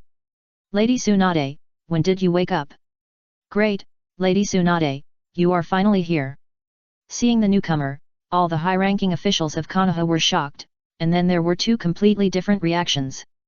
Led by Denzo, his supporters were all in doubt. On the other hand, the others were all happy after being shocked. The person who broke into the meeting room was Tsunade, who was supposed to be in a coma. Tsunade's sudden appearance was unexpected by everyone except Minato Namikaze. Similarly, with Tsunade's intrusion, Denzo's plan to put Minato Namikaze in prison was immediately thwarted. It is true that Denzo used the seal of the tongue to eliminate the trouble to control many high-ranking members of the Ino, Deer, and Jo clans, but Tsunade is different from ordinary people. Her connections and prestige, even Sarutobi Hiruzen admires her. Not to mention the background and strength of the granddaughter of the first Hokage and the three ninjas of Konoha. Just the title of medical saint is enough to make people dare not offend Tsunade easily. No one dares to guarantee that they and their family and friends will not be injured or sick. Especially those life-threatening injuries and diseases. Even if they have not received treatment from Tsunade before, who can guarantee it in the future? So even the high-level members who are controlled have to be weaker than Tsunade for the sake of their family and friends. When Tsunade used herself as evidence to support Minato Namikaze, Minato Namikaze's so-called suspicion was easily resolved. Even Tsunade, Orochimaru, you two bastards. After the high-level meeting, Denzo returned to the office and slapped the desk with gritted teeth. No wonder he was so angry. It was because in the previous high-level meeting, Tsunade who suddenly broke in not only resolved the crisis of Minato Namikaze, but also proposed to send Minato Namikaze to the battlefield of Iwagakure village on the grounds that the war situation was unfavorable, and served as the deputy commander of the battlefield here. If it were just that, it would not be a big deal. Even if Tsunade relied on her connections and prestige to obtain more than half of the votes of the Konoha high level, as the Hokage, Denzo also had a veto. But Denzo obviously underestimated Tsunade. Tsunade was obviously not just awake, but had been awakened by Gamamera's talisman as soon as Minato Namikaze came back. But after waking up, as she learned about what happened in the village when she was unconscious, Tsunade did not show it immediately, but was secretly carrying out activities. For example, get in touch with Orochimaru. It is unknown how Tsunade communicated with Orochimaru. In short, just when Denzo wanted to veto Tsunade's proposal, his subordinates found him and sent him a message from Orochimaru. Orochimaru's message was very simple, that is, to use the wood release experiment as a bargaining chip to let Danzo agree that Minato Namikaze will serve as the deputy commander of the battlefield of Uegakuer. This situation caught Danzo off guard and made him unable to refuse at all. Wait, as long as I get the power of wood release, Tsunade, Minato Namikaze, Orochimaru, none of you can escape. Danzo roared with murderous intent in his eyes. In order to obtain the power of wood release, he had to retreat, but Orochimaru's backstab and Tsunade and Minato Namikaze's seizure of power were also unacceptable to him. He is just forbearing now. Once he gets the power of wood release, he will not let any of Tsunade and the other two go. Please recommend and vote for me. Chapter 188 Internal Strife. Expansion. Danzo, this bastard, actually caused so many things while I was unconscious. The situation of the external war was so bad, but he didn't care and only thought about fighting for power. In the Senju clan territory, Tsunade returned home after finishing the high-level meeting. As soon as she sat on the sofa, she slapped the armrest of the sofa in anger. She really didn't expect Danzo to be so crazy. Instead of thinking about resolving the terrible situation of the siege of the 4 major ninja villages, he was obsessed with fighting for power. Even in order to seize power, he even used the seal of the tongue to eliminate trouble. This is not what the shadow of a village should do. It is completely actively splitting the village. Tsunade-sama, Danzo's style of behavior is really confusing. If we let him go, the village will inevitably fall into a greater crisis. And he has also imprisoned Kushina. Until now, I don't know how Kushina is doing. I am very worried that Danzo will hurt Kushina. Minato Namikaze came with Tsunade. He sat opposite and said with a worried look on his face. Tsunade looked at him and comforted him, "Don't worry, I will find a way to rescue Kushina next. The most important thing for you now is to go to the battlefield to stabilize the situation and strive to make more merits." She sent Minato Namikaze to the battlefield in the hope that Minato Namikaze could become her sharp blade. On the one hand, it was indeed to stabilize the situation on the battlefield of Uegakuer village, so as to improve the overall morale of the village. On the other hand, it was also to prepare to overthrow Danzo. As for overthrowing Danzo, she was actually ready. However, with the death of the elder clan leaders and their coma, most of the power was taken away by Danzo. This made her have to start all over again if she wanted to overthrow Danzo. The arrangement of Minato Namikaze was the first step she made. As long as Minato Namikaze performed well on the battlefield, she would have the opportunity to further push Minato Namikaze to the position of chief coach, thereby regaining some power. In addition, she could also use Minato Namikaze to improve her prestige and win more support from senior officials. Even Tsunade was thinking about how to crack the tongue trouble root seal next. Uzumaki Mito is the princess of the Uzumaki clan.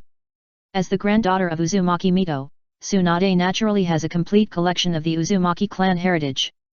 She didn't have much time to study before, but now. Tsunade believes that as long as she can crack the tongue trouble root seal, those senior officials controlled by this curse will definitely be able to win over to her side. Tsunade-sama, many ninja clan leaders and village leaders are outside and want to visit you. Just as Tsunade was talking to Minato Namikaze, a servant came to report in a hurry. "Oh? Let them in." Hearing the servant's words, Tsunade's eyes flashed, and she immediately gave the order. "Tsunade-sama, it seems that most people in the village still trust you." After Tsunade promised to rescue Kushina, Minato Namikaze's mood also improved a lot. He couldn't help but smile at Tsunade. This is also Danzo's own fault. He thought he could rule the village with the curse seal, but he didn't know that this would only push more people to get close to me. Tsunade sneered. Soon, the servant led several ninja clan leaders and Konoha leaders including Uchiha Fugaku to the living room. The next step was naturally a close meeting with Danzo. Hyuga clan. Clan leader, I heard that many clan leaders including the Uchiha clan have visited Tsunade-sama. Should I also? No need. The most important thing for us now is to recuperate. The struggle for power has nothing to do with us. In the training room similar to a dojo, a member of the Hyuga branch family hurried over and reported to Hyuga Hayashi, who was sweating profusely while practicing soft fists in front of a special wooden stake. Hearing the report from the Hyuga branch family member, Hyuga Hayashi kept moving, continuing to practice while giving a simple response. Seeing this, the members of the Hyuga Chang family did not dare to say anything more and respectfully left the training room. Look at Hyuga Hayashi again. Just like he is practicing now. Like Uchiha Fugaku, Hyuga Hayashi survived the battle with the real shadow clone and had a new pair of white eyes transplanted from somewhere. Bang bang bang! The palms kept hitting the special wooden stake, until finally, the Hyuga clan broke the wooden stake with a fierce blow. Not enough, not enough. He supported his knees with both hands, panting as he looked at the special wooden stake that he had broken. Hyuga Hayashi not only had no joy, but was full of unwillingness. His unwillingness came from his own weakness. It was true that he survived, but the Hyuga clan fell into the weakest state in 1,000 years in the original battle. Even though some of the Hyuga clan at that time were not wiped out by Xiaorixing and others because of the battlefield, they also lost most of their personnel.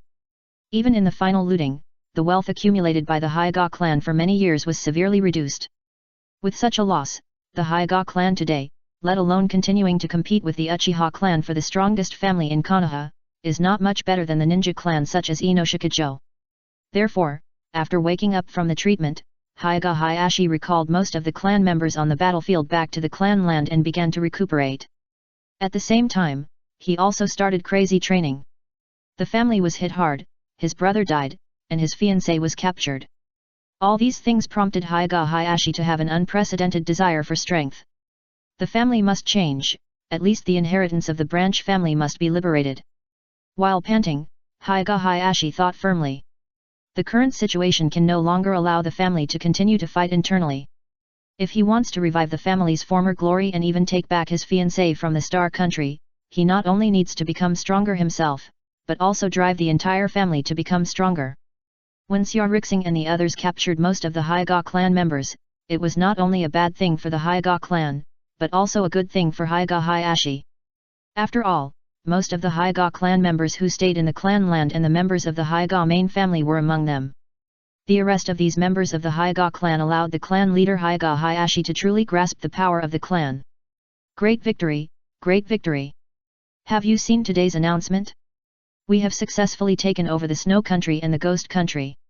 So fast, although we had expected that the Snow Country and the Ghost Country would not be the opponents of the Star Country, we did not expect that these two countries would be annexed by the Star Country so quickly.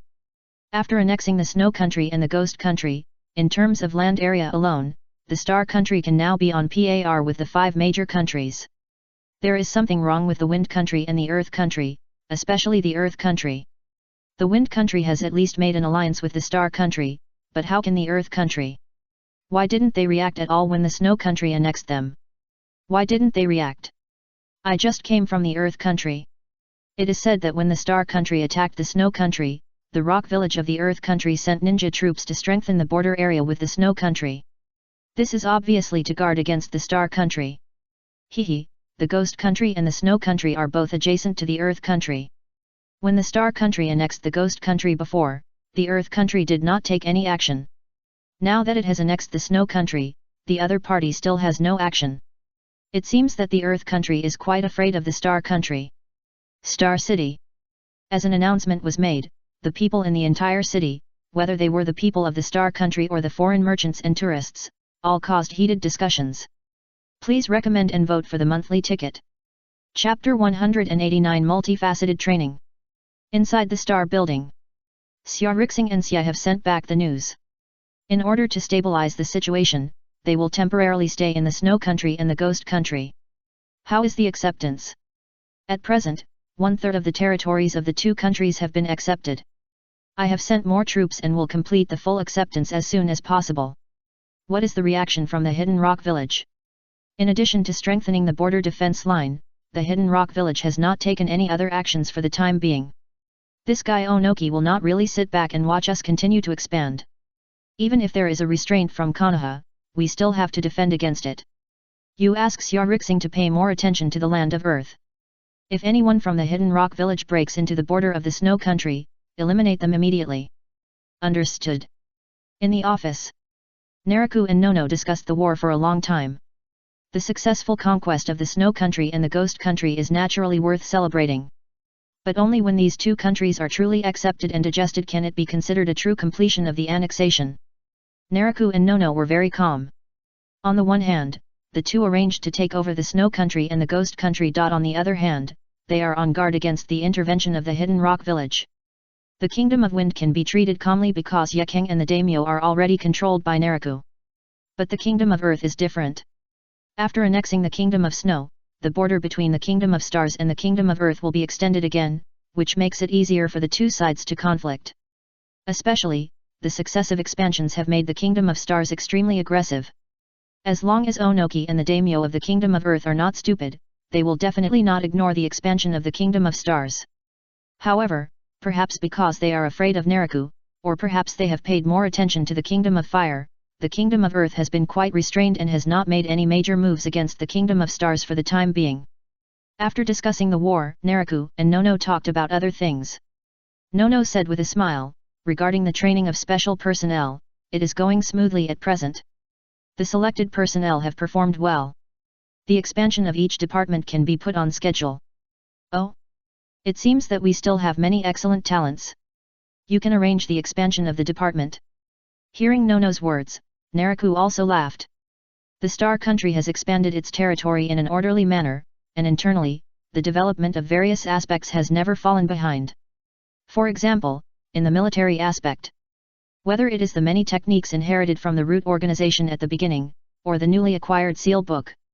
These make the military inheritance of the Star Country diverse and very comprehensive. During the ninja school period, students lay the foundation for the peacock magic as the basic law. After graduation, whether it is the old generation of Star Ninja or the new generation of Star Ninja, they can freely learn ninjutsu below level B. As for higher level ninjutsu and secret techniques, Naraku set it up to be exchanged for merits through tasks. This arrangement certainly increased the difficulty for the Star Ninjas to learn advanced inheritance, but it also increased the motivation and enthusiasm of the subordinates. This is also a perfect system that a force should have, otherwise it is easy to become stagnant.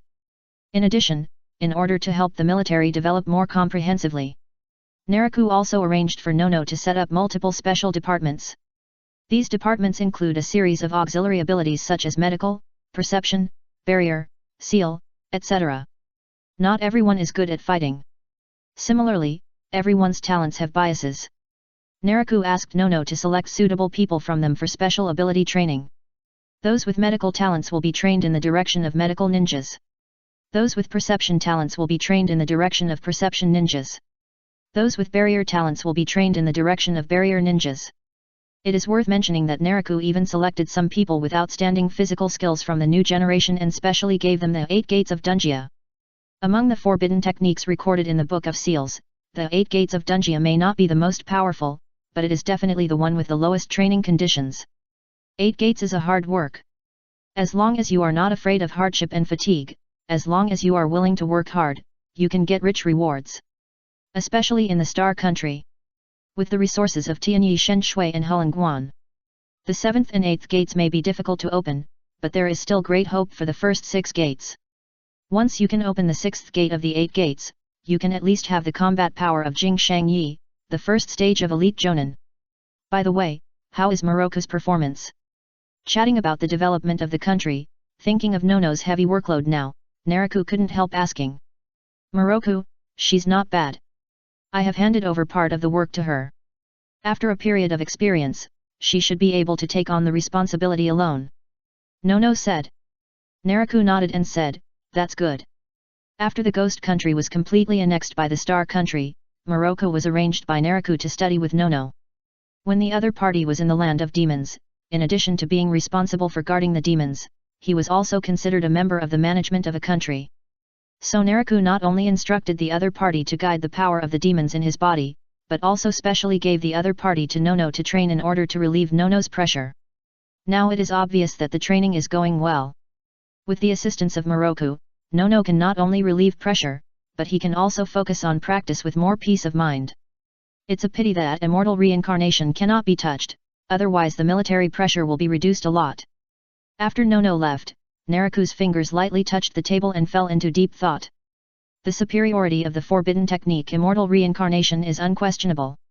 Since he got this forbidden technique, Naraku has not thought about learning it. It's just that considering that this forbidden technique is more taboo, plus the fear of Otsutsuki Hago Romo, he only studied it as a way to expand his knowledge, and did not really learn it. There is nothing to say about taboos. After all, this is resurrecting the dead, which is definitely unacceptable to ordinary people. As for Otsutsuki Hago Romo, according to the original plot description, the Pure Land world is rumored to have been created by Otsutsuki Hago Romo. Resurrecting the dead through immortal reincarnation is no less than snatching people from Otsutsuki Hagoromo's home, and the other party cannot fail to notice it. Naraku is not sure about dealing with Otsutsuki Hago Romo for the time being, so just like dealing with the tailed beasts, he will try to reduce contact with the other party as much as possible. Thinking of Otsutsuki Hago Romo, a potential strong enemy, from immortal reincarnation, Naraku sorted out his current situation. Cultivation system. In terms of cultivation, he refined the remaining ghost power of the god of death. Until now, he has also been on the 7th level of chi training. Good progress has been made. In terms of magical powers, shrinking the earth into an inch has achieved minor success, Suanjin sword chi is close to minor success, and although Tianyi divine water is not as good as Suanjin sword chi, it has also achieved considerable growth in the entry stage. Ninja system. Ninjutsu is still mainly based on lightning thunder fist. In terms of illusion, Sky Eye is the main one. Chapter 190 Sharingan Evolution. It is worth mentioning the growth of Sky Eye. With Senju Tobirama as the source, Konoha's research on Sharingan and Byakugan is really thorough, which provides Naraku with considerable convenience for the subsequent development of Sky Eye. Through these research materials, such as the Byakugan, which is relatively easy to conquer, he has initially integrated Sky Eye. This allows the improved Sky Eye to have a certain degree of perspective and farsightedness, and the insight is also improved. I sorted out my own situation. Naraku still defines his overall strength as below the 6 paths. Although his strength has been improving, he tends to be conservative before he really fights with Otsutsuki Hago Romo. As for how he compares with Hashirama Senju in his prime and Eternal Madara, he is still very confident. After all, the abilities of these two people are much clearer than Otsutsuki Hago Romo. Let alone anything else, just shrinking the earth into an inch, Naraku believes that he can at least be invincible. The next practice is still mainly to improve the cultivation. After determining his own strength level, Naraku is very clear about the direction of future practice. The first thing must be cultivation. Cultivation is the foundation, and supernatural powers and others are just branches and leaves derived from the trunk. Naraku is very clear about this. Just like during this period of time, in addition to sending people to inquire about the news of ghosts and gods, he has never stopped collecting and cultivating spiritual medicines. The former is not mentioned, but the latter. Although the Tianyi divine water is still in the entry stage, compared to when it was just mastered, the speed of cultivating spiritual medicine is becoming more and more significant with the steady improvement. Hey! Suddenly, Naraku felt something strange coming from his body. With a thought, he tapped the table with his right hand and turned his palm upward. The next second, a 3 Megatama Sharingan appeared from the palm of his hand. Looking at the 3 Megatama Sharingan that appeared in the palm of his hand, the 3 Megatama inside were spinning rapidly at the speed of forming an afterimage. With his spiritual sense, Naraku instantly understood the situation of the 3 Megatama Sharingan. With a flash of light in his eyes, he condensed his true energy without hesitation and poured it into it continuously. With the infusion of true energy, the 3 Megatama in the 3 Megatama Sharingan rotated faster, and then suddenly shrank into the central pupil. Buzz! After a slight tremor, the 3 Megatama shrank into the central pupil, and the central pupil actually extended a pattern like a clover. Mangekyo Sharingan! A sudden exclamation came from behind Naraku. The one who exclaimed was Hinata Rinka, who was guarding behind Naraku with her sister Hinata Yuka. After the exclamation, Hinata Rinka immediately reacted and bowed to Naraku in panic, saying, "I'm sorry, sir, I lost my composure. Please punish me. Do you know the Mangeki Sharingan?" Naraku turned his office chair and looked at Hinata Rinka with interest. Although the Sharingan has changed after being refined into a magic weapon, the general appearance is still similar. Especially the iconic Megatama, basically anyone who knows the Sharingan can tell it apart.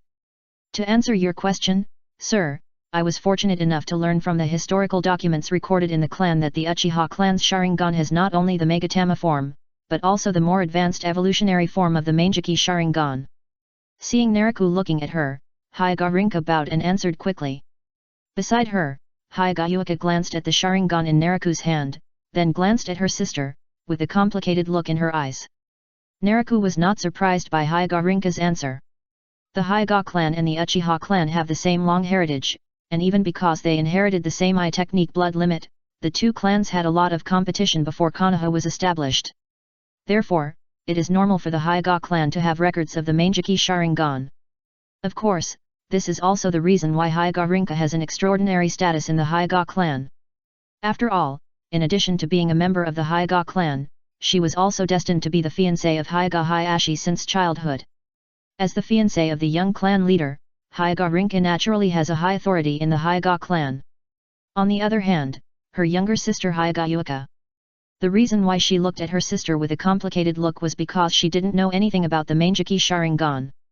They were sisters from the same father and mother, but because they were born a few seconds later, they received completely different treatments in the clan. "Sir, my sister was too reckless just now. You really should punish her." Hyuga Yuka suddenly interrupted and stepped forward to rub Naraku's shoulders. "Oh? Then how do you say to punish your sister?"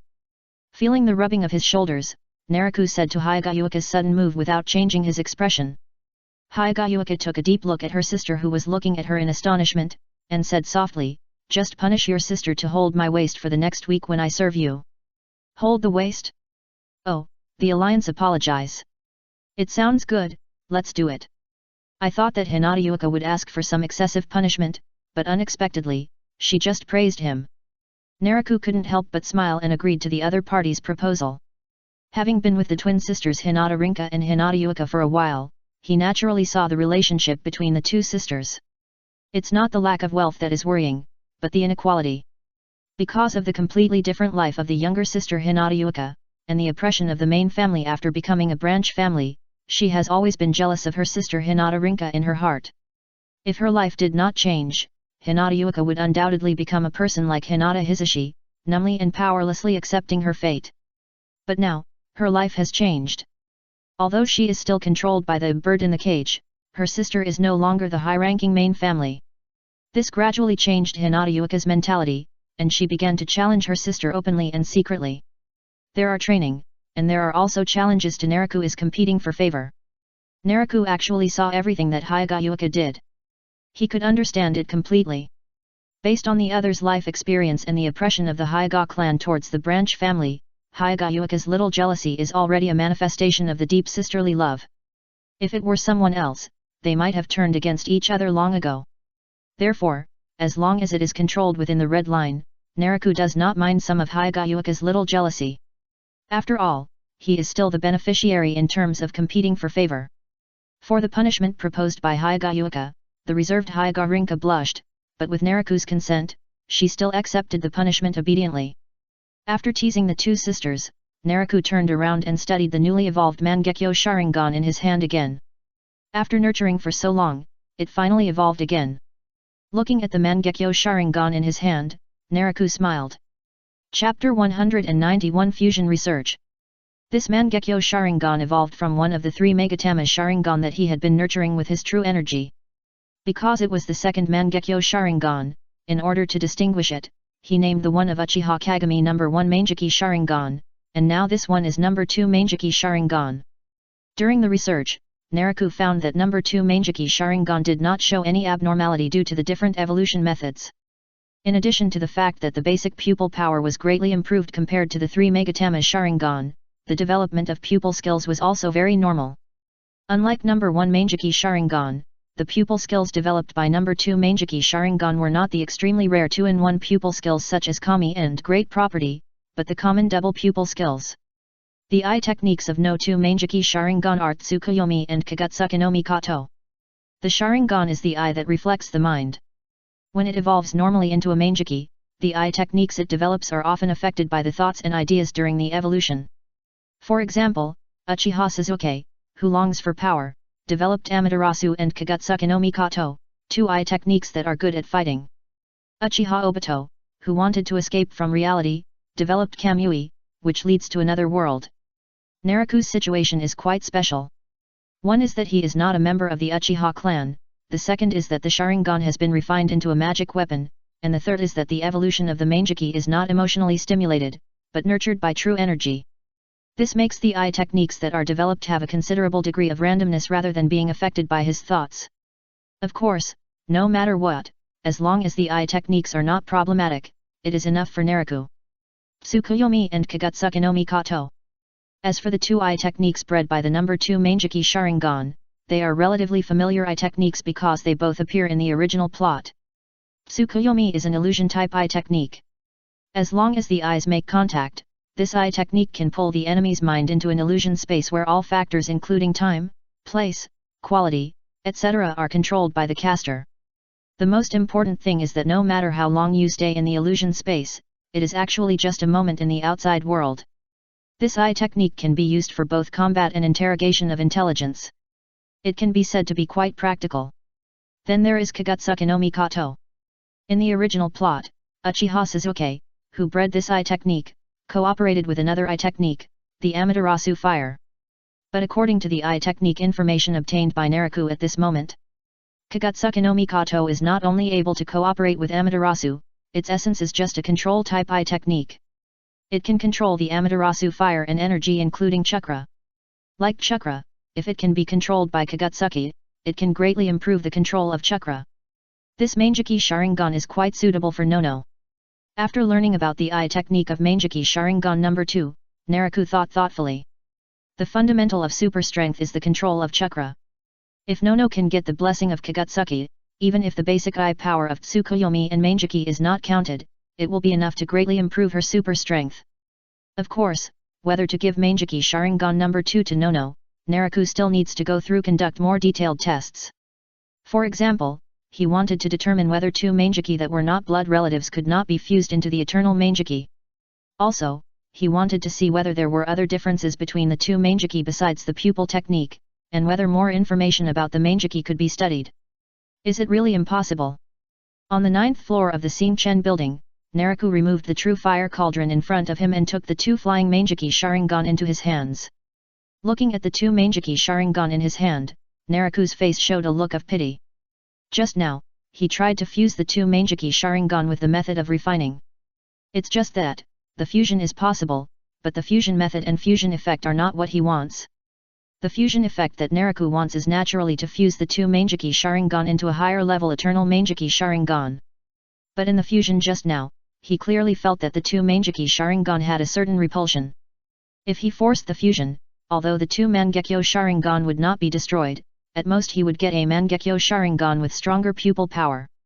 If the fusion effect of the eternal Manjiki Sharingan is 1 + 1 2, then the current fusion effect is 1 + 1 1.2 or 1.3. With such a fusion effect, it is better to keep the 2 Mangekyo Sharingan. If it cannot be fused into the eternal Manjiki Sharingan, then for Naraku it is a fusion failure. Thinking of the research on the 2 Mangekyo Sharingan these days, Naraku couldn't help but fall into deep thought. Although they are from the same clan, the awakened Sharingan of different people is obviously different just like blood type.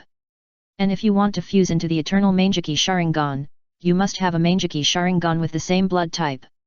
But if the fusion is carried out in the way of refining magic weapons, there is still hope that so many Mangekyo Sharingan can fuse into the eternal Manjiki. Naraku thought. Quantitative change leads to qualitative change.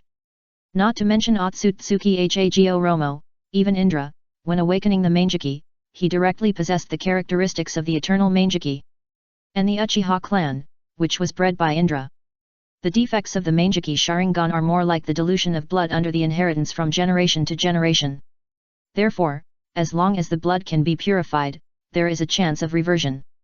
The fusion of the Manjiki Sharingan is one of the ways of reversion. The fusion of blood relatives has the best reversion effect. Although the fusion of non-blood relatives is not as good as the former, it is also on the road of reversion. So if there are enough Manjiki Sharingan fusion, there is still a chance to evolve into the eternal Manjiki. Of course, compared with the rough fusion of transplanted eyes, Naraku's refining method is much more sophisticated.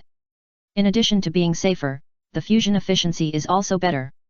According to Naraku's rough estimate, with the method of refining, up to 4 Mangekyo Sharingan have the opportunity to fuse into the eternal Manjiki. He now has 10 3 Megatama Sharingan in the process of nurturing. One of them is the same as the number 2 Manjiki Sharingan, which is at the 3 Magatama level in the early stage. It can be seen that he only needs to wait patiently, and more Mangekyo Sharingan will come soon. Since it is temporarily impossible to fuse the eternal Manjiki, then this number 2 Manjiki Sharingan will be given to Nono. After these days of research, Naraku has collected more information about the Manjiki. An extra Mangekyo Sharingan will not greatly enhance his strength. So instead of leaving it idle in his hands, it is better to give it to Nono to use it. Anyway, he can take it back at any time when he needs it. Chapter 192 Nono, the husband protecting girl. During the expansion of Star City, the training ground used by the special ninjas was not removed, but was also fully constructed. Similarly, Naraku also opened a special training ground for himself and Nono and others. At this time, in the special training ground that simulated the common forest environment, 2 figures were fighting fiercely. Super Strength Technique God Fist. The figure moved quickly and moved to the back of Naraku. A dozen steps away, Nono did not rush forward, but immediately raised his hand and punched out a fierce chakra fist. It can be seen that at this time, Nono, except for the golden vertical pupil on his forehead, did not use the Sage mode or the tailed beast chakra mode. But even in this state, Nono still played the super strength technique God Fist very well. The amazing impact contained in the chakra fist pressed the air in front to collapse, and at the same time quickly approached Naraku's back. Just when it was about to hit, Naraku suddenly turned around and used his backhand to knock the chakra fist to the side. Boom! Although the chakra fist seemed weak when facing Naraku, it showed terrible destructive power when it flew to the trees and rocks on the side. The trees and rocks as tall as a person that could be hugged by several people were smashed by the flying chakra fist. While rushing around, when the chakra fist was exhausted and dissipated, a long passage was opened up in the woods on the side, full of the debris of trees and rocks. Boom, boom, boom. Alternating fists. Nono did not stop attacking because the first chakra fist was dissolved, but instead attacked again. She moved around Naraku at high speed. While moving, she continued to blast out chakra punches. True method, return to heaven. Seeing Nono's attack, Naraku did not follow him in circles, but calmly burst out true energy from his body. The true energy instantly rotated like a sphere with Naraku as the center, turning into a half-hidden and half-visible protective shield. Boom boom boom. The deafening roar continued. Chakra punches madly bombarded the true energy shield from all directions, causing violent waves of air. But no matter how the chakra punches bombarded, the true energy shield was never broken. On the contrary, when the chakra punches fell on the true energy shield, they would quickly be torn apart by the rotation of the true energy shield. I don't know how many blows were blasted, until Nono finished panting. Naraku's true energy shield stood still in the field. You borrowed this move from the Gentle Fist's Kaden, right? When Nono stopped attacking, Naraku dispersed the chi shield and walked towards him. As soon as he approached, Nono, who was panting with his hands on his knees, couldn't help asking Naraku. Yes, how is it? Not bad. Naraku smiled and stretched out his hand. While Nono handed his right hand to Naraku, Naraku transmitted the chi to restore the consumed physical strength, and sighed, not only good, it's simply impeccable. I feel that even if I use the tailed beast chakra mode and sage mode, I can't break through your defense of this move. Naraku smiled slightly at Nono's sigh. It's normal that it can't break through. Not to mention that the Kaden just now was performed by chi, even the skills in it are actually different from the Kaden of the Gentle Fist. Although his Kaden borrowed from the Kaden of the Gentle Fist, it has long been further strengthened in his research. Whether it is basic defense or rotating tearing, it is far beyond the Kaden of the Soft Fist. After being nourished by Naraku's true chi, Nono's condition has improved. Looking at your divine fist just now, it seems that the Mangekyo Sharingan has been destroyed. Jump into the tent and feed back. Nono nodded and said happily, the Mangekyo Sharingan is indeed not comparable to the 3 Megatama Sharingan. Just the eye technique of Kagutsuka has greatly improved my super strength technique. Like super strength technique, divine fist. Originally, she needed to activate Sage mode to perform this move. But now, thanks to the chakra control brought by Kagutsuka no Mikoto, she can already perform it skillfully even in normal state. Of course, the use of pupil techniques will cause certain damage to the Mangekyo Sharingan. So once Nono's use of the Mangekyo Sharingan is overloaded, she needs to give it to Naraku to nourish it with his true energy. It's a bit troublesome. XXXX. But the effect is good. Based on Nono's performance in the battle just now, he can show the strength of the top 3 without using the tailed beast chakra mode and sage mode. If the tailed beast chakra mode and sage mode are added, It is enough to counter the reincarnation of Senjo Hashirama in the Konoha collapse plan. By the way, the intelligence team recently received news that Minato Namikaze appeared on the battlefield between Konoha and Uegakuer. This person not only directly served as the deputy commander of this battlefield, but also performed quite actively, killing many people from Uegakuer on the battlefield. Even in addition to stabilizing the situation of Konoha on this battlefield, he was also given the name of Golden Flash by the people of Uegakuer. After talking about the situation of Mangekyo Sharingan for a while, Nono mentioned other things. When she talked about the last part, a cold light flashed in her beautiful eyes. Golden Flash. If this name is listed separately, it is nothing. With the strength of Minato Namikaze, it is not surprising to create his own name. The key is that before Golden Flash, Naraku was also given Silver Flash by the Hidden Rock Village. Similar names are not a good thing, and it is easy to make associations. Nono is very unhappy with the name of Golden Flash. This dissatisfaction is not only directed at Minato Namikaze, but also at the Hidden Rock Village. It's just flattery. The Hidden Rock Village can only play such tricks. Naraku said indifferently. As soon as he heard Nono's description, he saw the problem. The Uegakuer village gave Minato Namikaze the title of Golden Flash, which was naturally not to help him become famous, but to flatter him. The focus of this flattery is still on his side. If he is more petty, he might attack Minato Namikaze just because of the collision of names. Nono snorted coldly, I understand, but this matter must not be let go. When the time is right, I will definitely let these two people know that names cannot be given randomly, and they cannot be carried randomly. She could see that this was a trick of the Hidden Rock Village, but she just couldn't tolerate someone plotting against her man. That is, she knew that her man had a plan, otherwise she would have led the charge to the land of grass herself. Chapter 193 Master and Slave. Minato Namikaze did not disappoint Tsunade. With the Flying Thunder God technique, he was like a fish in water as soon as he entered the battlefield. The title of Golden Flash is certainly a compliment from the Hidden Rock Village to Minato Namikaze, but it is also a recognition of Minato Namikaze's strength. With the killing of many Hidden Rock Village ninjas, and the stabilization of the war situation. When these achievements of Minato Namikaze were reported back to Konoha, in addition to allowing Minato Namikaze to emerge again and be sought after by the people of Konoha, Tsunade's prestige in the village also increased greatly.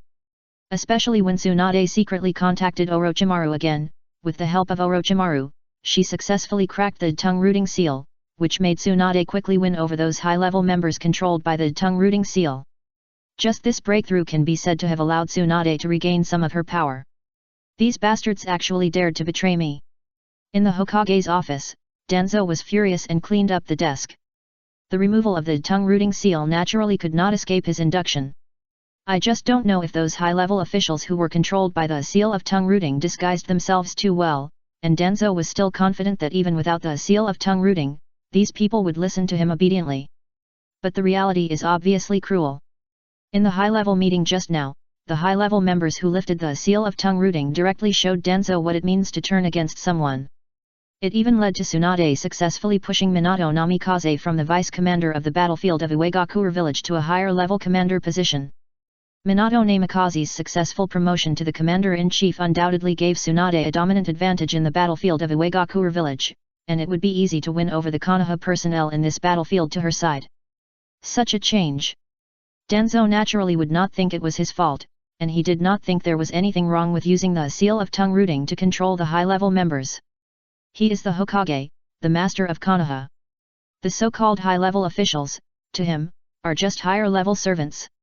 It was normal for him to treat his servants, but it was an intolerable crime for a servant to betray his master. After venting, Danzo sat on the office chair with his chest heaving violently. His face was changing. The meeting not only made him angry, but also made him feel uneasy. He thought that he had already taken control of the village when Tsunade was unconscious.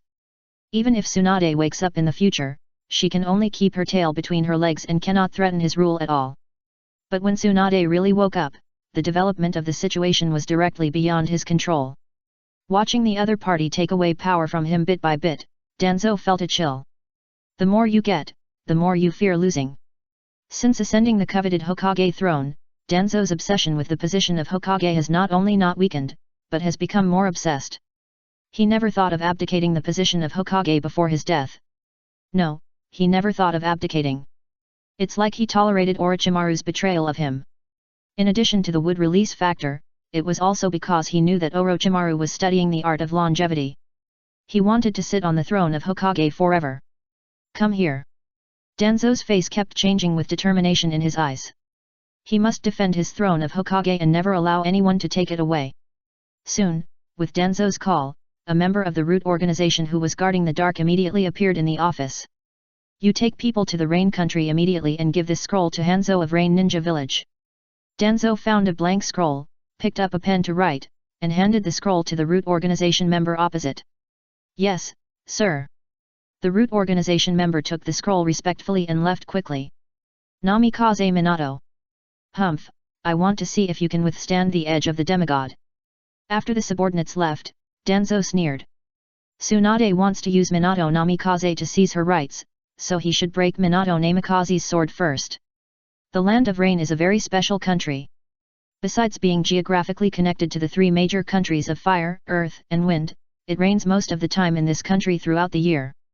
At this time, the usual drizzle falls on the eaves. In a mansion in the Rain Village. Sir, there is an envoy from Konoha outside the village to visit you.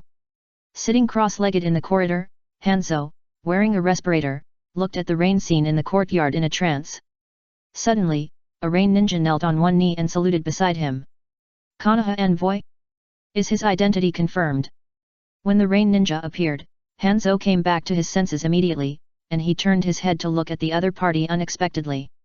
Yes, sir, the identity has been confirmed, and according to the other party is carrying a secret letter from the Hokage of Konoha, and will personally hand it over to you, sir. Rain Ninja said respectfully.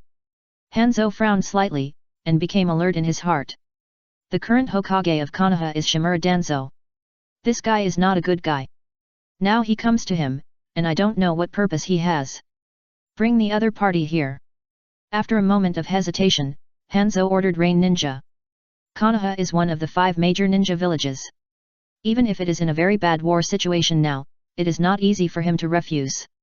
Soon, the departing Rain Ninja returned with a masked member of the root organization. Mr. Hanzo, I am here on the orders of Lord Danzo to hand over this secret letter to you. The root organization member looked at Hanzo opposite, bowed slightly, and then handed over the scroll in his arms. Hanzo glanced at the handed scroll and did not immediately. Instead of taking it, he gave a look to the Rain Ninja beside him. The Rain Ninja understood immediately, took it instead, and checked it. After making sure that there was no tampering with the scroll, he handed it to Hanzo respectfully. Hanzo took the scroll from the Rain Ninja and opened it on the spot to read it. Hey! Looking at the content recorded on the scroll, Hanzo's eyes condensed, and his face showed surprise. The scroll recorded a commission from Danzo. The commission wanted Hanzo to go to the grass country to assassinate Namikaze Minato. And as a reward, Danzo will support the Rain Village to become the 6th largest ninja village in the ninja world in the future. Power struggle. Looking at the commission on the scroll, Hanzo was thoughtful. He had also heard about Namikaze Minato. After all, the battlefield between Konoha and Uegakure village was in the grass country next to the Rain country. Now that Danzo has entrusted him to assassinate the famous Minato Namikaze, the most easily associated thing is the power struggle within Konoha. It is normal for a force to have power struggles within it. Just thinking of the siege situation that Konoha is facing now. Under such a bad situation, the power struggle within Konoha is so fierce that it has to hire outsiders to assassinate important combat forces in the village. Hanzo can't help but want to laugh.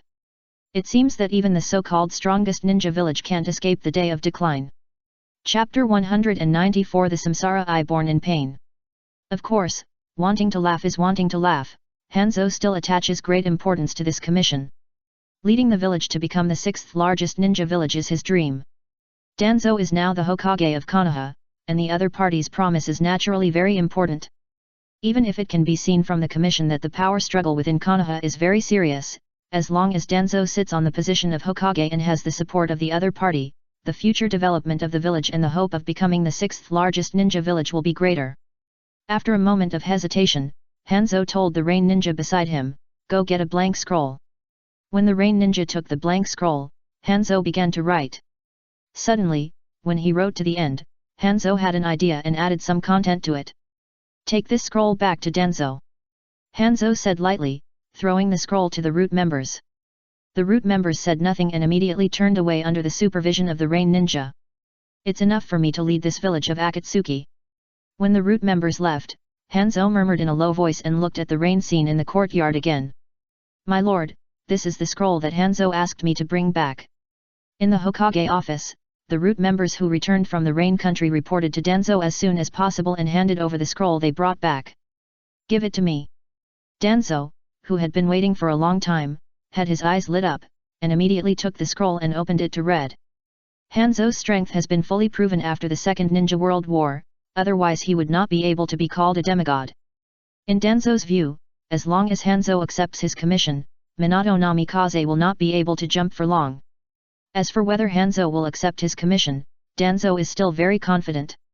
With the ambition shown by Hanzo during the Second Ninja World War, the other party simply cannot refuse the bait he gave. Sure enough. When the scroll was opened, the content above expressed that Hanzo was willing to accept Danzo's commission. When he saw this, Danzo felt satisfied. But when he saw the end, his eyes suddenly condensed. Akatsuki Organization. Danzo was a little surprised by the last content of the scroll. Hanzo did express his willingness to accept Danzo's commission, but in the end he also said that a dangerous organization appeared inside the Rain Village, hoping that Danzo would send someone to eliminate this organization before he went to assassinate Minato Namikaze. The name of this organization is Akatsuki Organization. Killing someone with a borrowed knife? Humph, Hanzo seems to be just that good. Danzo had never heard of Akatsuki, so he naturally didn't care. However, when Hanzo asked him to send someone to destroy Akatsuki, Danzo immediately showed a disdainful look. He didn't think that Hanzo's strength would really be unable to destroy an organization he had never heard of.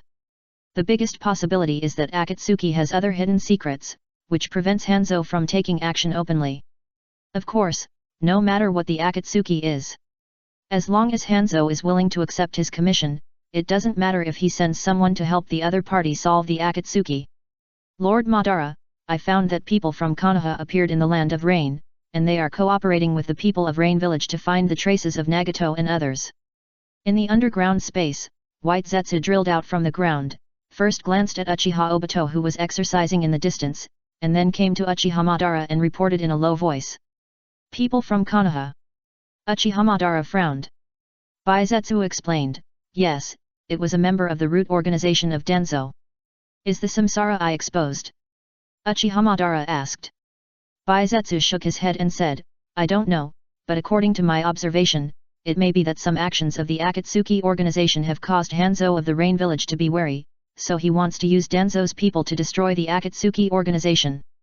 Uchiha Madara said playfully, interesting, it happens that Nagato is so innocent, you might as well ensure the safety of the Samsara Eye and Nagato next time. Help those people and find a way to get rid of the two people around Nagato. Maybe this way, Nagato can become more mature. Understood. Baizetsu nodded. After Baizetsu left, Uchiha Madara couldn't help but look at Uchiha Obito in the distance. Uchiha Obito, who was seriously injured and dying, has recovered after transplanting Baizetsu's body tissue to the missing part.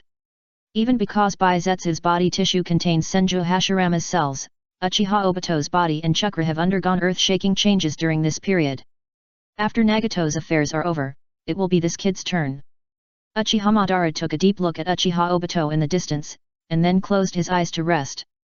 I don't know how long it has been. Suddenly, Uchiha Madara opened his eyes suddenly. The vibration spread throughout the underground space. What's going on? Is there an earthquake? Uchiha Obito, who had been working hard to exercise, was startled and looked around hurriedly. It's the Outer Path statue. Nagato has activated his Samsara Eye so quickly that he can summon the Outer Path statue. Compared to the panicked Uchiha Obito, Uchiha Madara felt the source of the vibration at the first time. It was the Outer Path statue connected to the pipe on his back. The vibration of the Outer Path statue was someone summoning. And the only person who could do this was Nagato, who inherited his Samsara Eye. In addition to being surprised, Uchiha Madara decisively formed a seal in front of him and burst out chakra to stabilize the Outer Path statue. With his current physical condition, he was able to hold on until now, relying on the life energy provided by the Outer Path statue. If the Outer Path statue was summoned, he would be close to death. Uchiha Obito has not been fully trained yet, and Uchihamadara, who still has a lot of things to do, is naturally ready to die. Although the most important samsara eye to control the outer path demon statue is no longer there. But Uchihamadara has obviously done a deep study of the outer path demon statue. Even without the samsara eye, he still relied on his own chakra to stabilize the outer path demon statue, so that it was not summoned away. The land of rain. It was pouring rain. Just as Uchihamadara stabilized the outer path demon statue, a fierce fight was taking place in the wilderness. Ah! In the roar, the surging chakra that erupted from his body lifted up the scattered red hair, making a pair of strange eyes appear. The owner of the red hair is Nagato, and the strange eyes are the samsara eye. The summons that were about to come out were inexplicably interrupted, which did not stop Nagato, but immediately raised his hands, and with a ferocious face, he burst out a visible repulsive shock wave towards the people nearby. Boom! In the deafening roar, the two repulsive shock waves not only knocked the people in the area into a bloody mist, but also blew a big hole in the ground. Chapter 195 Magical Weapon Promotion. Nagato. Beside her, Konan, who was kneeling on the ground in grief because of Yahiko's death, hurriedly turned her head to look at the mad Nagato. Although it is different from the original plot, but the final result is the same. Just as the people killed by Nagato at this moment are members of the root organization. When the root organization sent by Danzo entered the Rain Country, they easily found the traces of the Akatsuki organization with the help of Hanzo. The subsequent development is the same as the scene in front of us. The root organization first designed to capture Konan, and then used Konan as bait to lure out Yahiko and Nagato, until now killing Yahiko who protected Konan. Damn it, attack quickly. Let's go together and kill him. What kind of ninjutsu is this? And this pair of weird eyes, this kid is definitely not an ordinary person. Die. Seeing their companions being killed, the remaining root members all fought back in shock and anger. Some of them were attracted by Nagato's samsara eye and couldn't help but feel cold towards this pair of weird eyes. Lightning escape, water escape, wind escape, earth escape. The root members used various ninjutsu to fight back, but when these ninjutsu approached, Nagato reached out and grabbed them. An inexplicable suction came from Nagato's hands, which turned the various ninjutsu that swept in into primitive chakra, which poured into his hands and were swallowed up silently. Crack! While absorbing the ninjutsu, two mechanical arms emerged from Nagato's shoulders, and small missiles were immediately fired from the two mechanical arms. Boom boom boom! A fierce bombing occurred. As the earth shook, members of the root organization continued to die tragically in the bombing of small missiles. Retreat, retreat quickly! Nagato's strength obviously far exceeded the expectations of the root organization members. After most of the members died, the remaining root organization members decisively chose to evacuate and fled to the distance. Rapid breathing. Looking at the fleeing root organization members, Nagato did not chase them, but knelt on one knee tiredly. Although his feet were not disabled by Hanzo like in the original plot, the overload of the samsara eye still brought great pressure to Nagato. It made him feel as if his life was about to be drained by the samsara eye. Nagato, are you okay? Seeing Nagato's tired appearance, Konan hurried forward to support him. It's okay. Nagato shook his head, and then when he saw Yahiko who had lost his life next to him, he couldn't help but show grief in his eyes. The rain poured on his body, but the chill it brought was not as cold as the coldness in his heart. Yahiko, we are too naive. This world can't usher in peace by mutual understanding, but requires pain. At this moment, Nagato covered his twitching heart and roared in pain. Tears mixed with rain slid down his cheeks. Konan looked at Nagato who was roaring in pain and Yahiko who died protecting herself, and she was also crying in pain.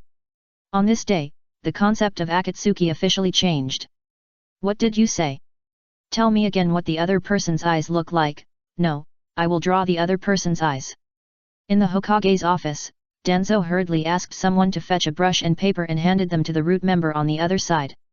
The root member on the other side was one of the people who returned from the Rain Country. The root members who retreated after being defeated by Nagato immediately returned to Konoha and reported the process to Danzo. Originally, Danzo was very dissatisfied with the failure of the root members. But now, as the person on the other side described Nagato's ability and mentioned Nagato's weird eyes, Danzo immediately changed his attitude. Soon, the root member on the other side drew Nagato's eyes.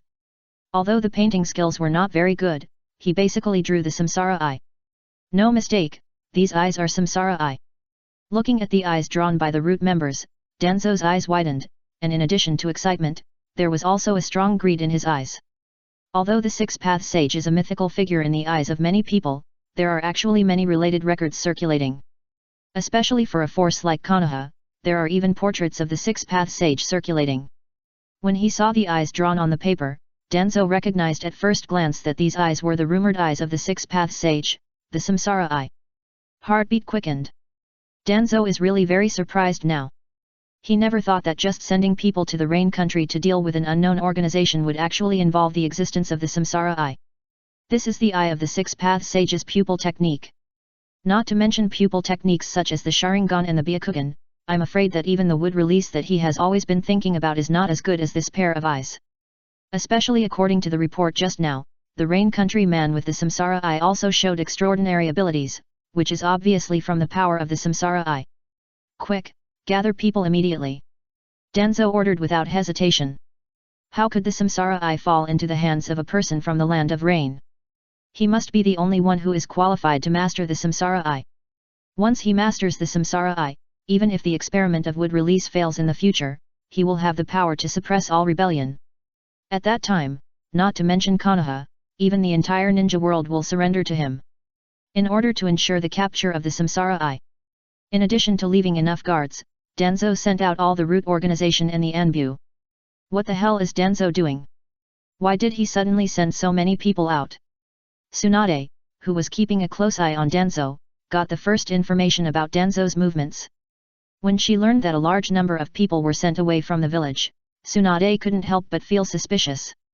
After thinking about it, she found a confidant and asked him to go to the battlefield of Iwagakure village to send a message to Minato Namikaze, asking him to be more careful next time.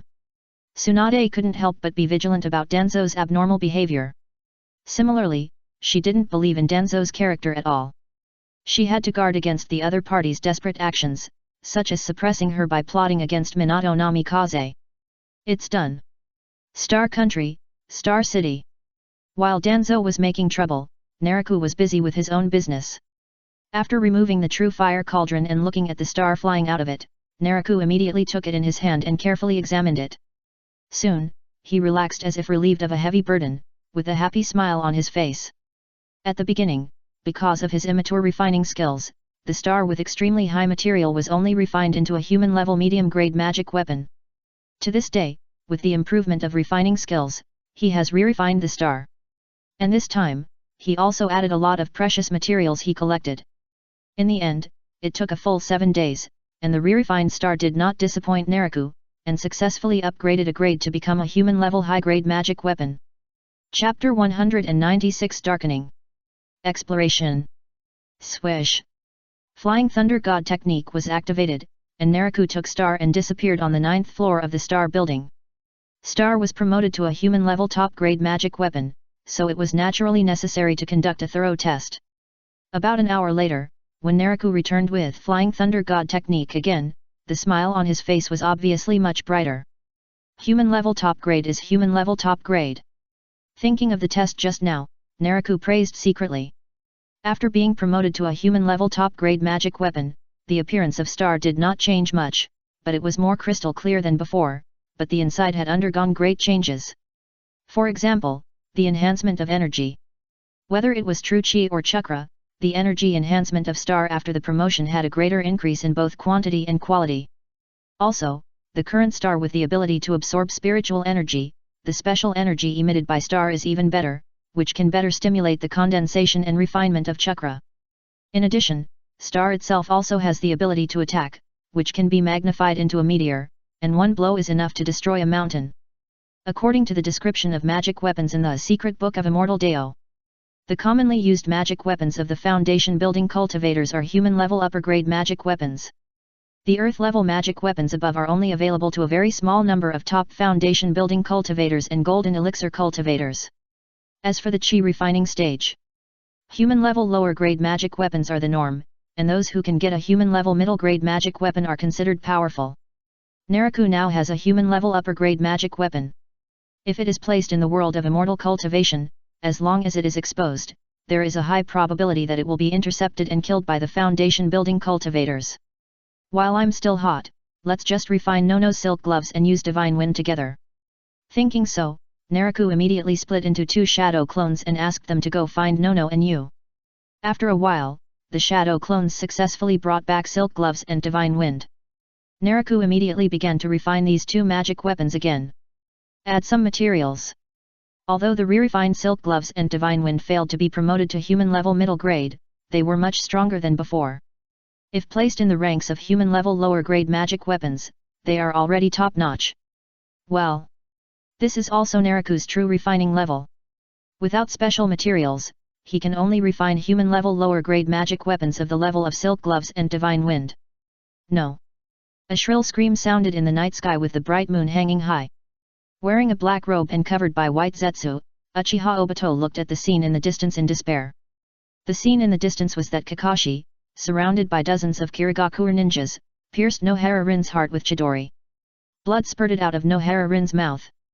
Such a scene made Uchiha Obito scream in despair, and the surging emotions also hit his mind, causing him to not only show the 2 Megatama Sharingan, but also spin wildly until the pupils shrank and extended the shuriken pattern. The world turned grey at some point. The pain in his heart turned into blood and flowed to the whole world, making the grey world quickly turn dark red. Ah! The desperate scream turned into a crazy roar. The amazing power burst out from his legs, and Uchiha Obito rushed forward as the ground exploded. Who is that? Kill him! What? How is that possible? Whether it was the surrounding Kirigakure ninjas or Kakashi who lost his mind because of killing Nohara Rin, they were all attracted by Uchiha Obito's roar. Among them, the Kirigakure ninjas looked at Uchiha Obito who was rushing over and prepared to kill him without hesitation. But soon, no matter how they attacked, they actually passed through Uchiha Obito's body. It was as if the person in front of them was not a real person, but just an illusion. Blood splattered. Uchiha Obito, ignoring the Kirigakure ninjas' attacks, rushed to where Kakashi and Nohara Rin were. This made Kakashi subconsciously pull out his arm to guard against Uchiha Obito who was coming. Because of the coverage and voice change of White Zetsu, Kakashi did not recognize that the person in front of him was his former teammate. Get out of here! When he got closer, Uchiha Obito looked at Kakashi with hatred, roared and punched him. The previous fight with the Kirigakure ninja had already left Kakashi seriously injured. Now facing the greatly increased strength of Uchiha Obito, he was completely unable to resist. With a muffled groan, Kakashi was hit in the face by Uchiha Obito's punch, and the whole person flew far away and fell into a coma. Rin, I'm coming. After knocking Kakashi away, Uchiha Obito did not look at the other party again, but hurriedly supported Nohara Rin who was about to fall to the ground without support. It's a pity that Nohara Rin, whose heart was torn, had already lost her vitality. It's okay, Rin, even if this world doesn't have you, I will create another world with you. Touching Nohara Rin's face, Uchiha Obito gently wiped the blood from the corner of his mouth and whispered in a low voice. Kill.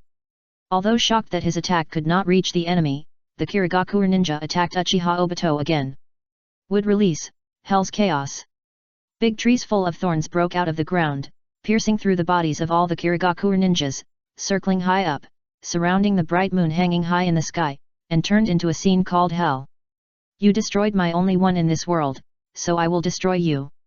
Uchiha Obito picked up Nohara Rin with both hands, and with tears in his eyes, he looked sideways at the mist ninja interspersed in the thorny tree. While staggering, Uchiha Obito held Nohara Rin and walked away until his figure disappeared under the night sky. According to the latest news from the intelligence team, the Hitaki Kakashi you asked to pay attention to was ambushed by the Mist Village not long ago. In the office of Sing Chen building, when Naraku heard the report from Jiaoyuo beside him, his fingers tapping on the table suddenly stagnated. In other words, although Konoha determined that Nohara Rin was dead, the body was not found. Naraku turned to look at Jiaoyuo. Jiaoyuo nodded and said, Yes, sir, according to the information collected by the intelligence team, Hitaki Kakashi was knocked unconscious by the enemy at that time. When he woke up, the surrounding there was only the body of the Kirigakure ninja, and no body of his teammate Nohara Rin was found. Although she didn't understand why Naraku asked the intelligence team to pay special attention to Hitaki Kakashi, she dared not miss any information reported by the intelligence team. His fingers continued to tap the table, and Naraku retracted his gaze, his eyes showing deepness. He asked the intelligence team to collect information about Kakashi, not really for Kakashi, but to determine whether Uchiha Obito had changed from the original plot. Chapter 197 Breakthrough of Suinjin Sword Chi. Kakashi is the son of the former White Fang of Konoha, and he is also a famous super genius of Konoha. It is much easier to find out information about him than ordinary people. For example, Naraku also learned about Uchiha Obito's burial in the sea from the intelligence team. Although the burial in the sea is different from the original plot, Naraku will not easily believe that Uchiha Obito is really dead without the clear discovery of Uchiha Obito's body. Now, Nohara Rin's experience is further evidence. The ambush of the mist-hidden ninja, Nohara Rin was judged dead but the body was not found. This seems to have returned to the root of the original plot. So Uchiha Obito is likely to be favored by Uchiha Madara. Naraku thought. Thinking about Uchiha Obito's personality, the other party really meets Uchiha Madara's needs. One is easy to deceive, and the other is emotionally rich. If it is the same as the original plot, then Uchiha Obito may have awakened the Manjiki Sharingan and is receiving further training from Uchiha Madara. Notify the intelligence team that the focus on Hotaki Kakashi can be ended. After thinking for a while, Naraku ordered Karura. Focus is focus. Uchiha Obito is actually just a medium for him to understand Uchiha Madara's situation. Now it is confirmed that Uchiha Madara is very likely to hide in the dark as in the original plot, and Uchiha Obito has been selected as the agent of the Moon Eye, which is enough for him. What he wants is just the advanced collection of intelligence, not really how much he is afraid of Uchiha Obito and Uchiha Madara. Next, Naraku continued to listen to Karura's report. The work of the intelligence team is naturally not only to pay attention to Hotaki Kakashi, but also to gather intelligence from all aspects of the entire ninja world. Except for the intelligence that Naraku specifically instructed and the intelligence group reported, after Nono's selection, the more important intelligence will be reported to Naraku by Kajuro as the secretary. Soon, Naraku learned about the recent situation of the ninja world from Kajuro's report. There is no big change. The biggest situation in the ninja world is the war between the four major ninja villages and Konoha. Naturally, Konoha is at a disadvantage in the war. Except for the battlefield of Iwagakure village, Konoha has stabilized the situation due to the joining of Minato Namikaze. In the battlefields of the other three ninja villages, Konoha can be said to be retreating step by step and has been suppressed to the territory of the Land of Fire. Of course, thanks to the fertility of the Land of Fire and the full support of the daimyo, although Konoha is at a disadvantage in the overall battle situation, it still resists tenaciously. With the current development, even if there are no other accidents, it will not be possible for the four major ninja villages to completely break through Konoha's defense line in a short time. The Land of Wind. Somewhere in the sand dunes. A figure flashed, and Naraku arrived with the Flying Thunder God technique. At the moment Naraku arrived, figures in the depths of the sand dunes under his feet immediately opened their eyes. However, soon after discovering that the person coming was the real body, the many chi shadow clones hiding under the sand dunes immediately closed their eyes and continued to absorb the power of gold in the area. Under the dune, there is a large gold mine that has not yet been discovered. At the same time, this gold mine is also a new place for Naraku to practice Suinjin Jiankai. Suinjin Jiankai has finally reached the upper limit of the entry stage. The divine sense sensed the many chi shadow clones absorbing the power of gold under the sand dunes, and Naraku's eyes showed expectations. Although the power of gold is not as easy to obtain through the earth and the ocean as the power of earth and water.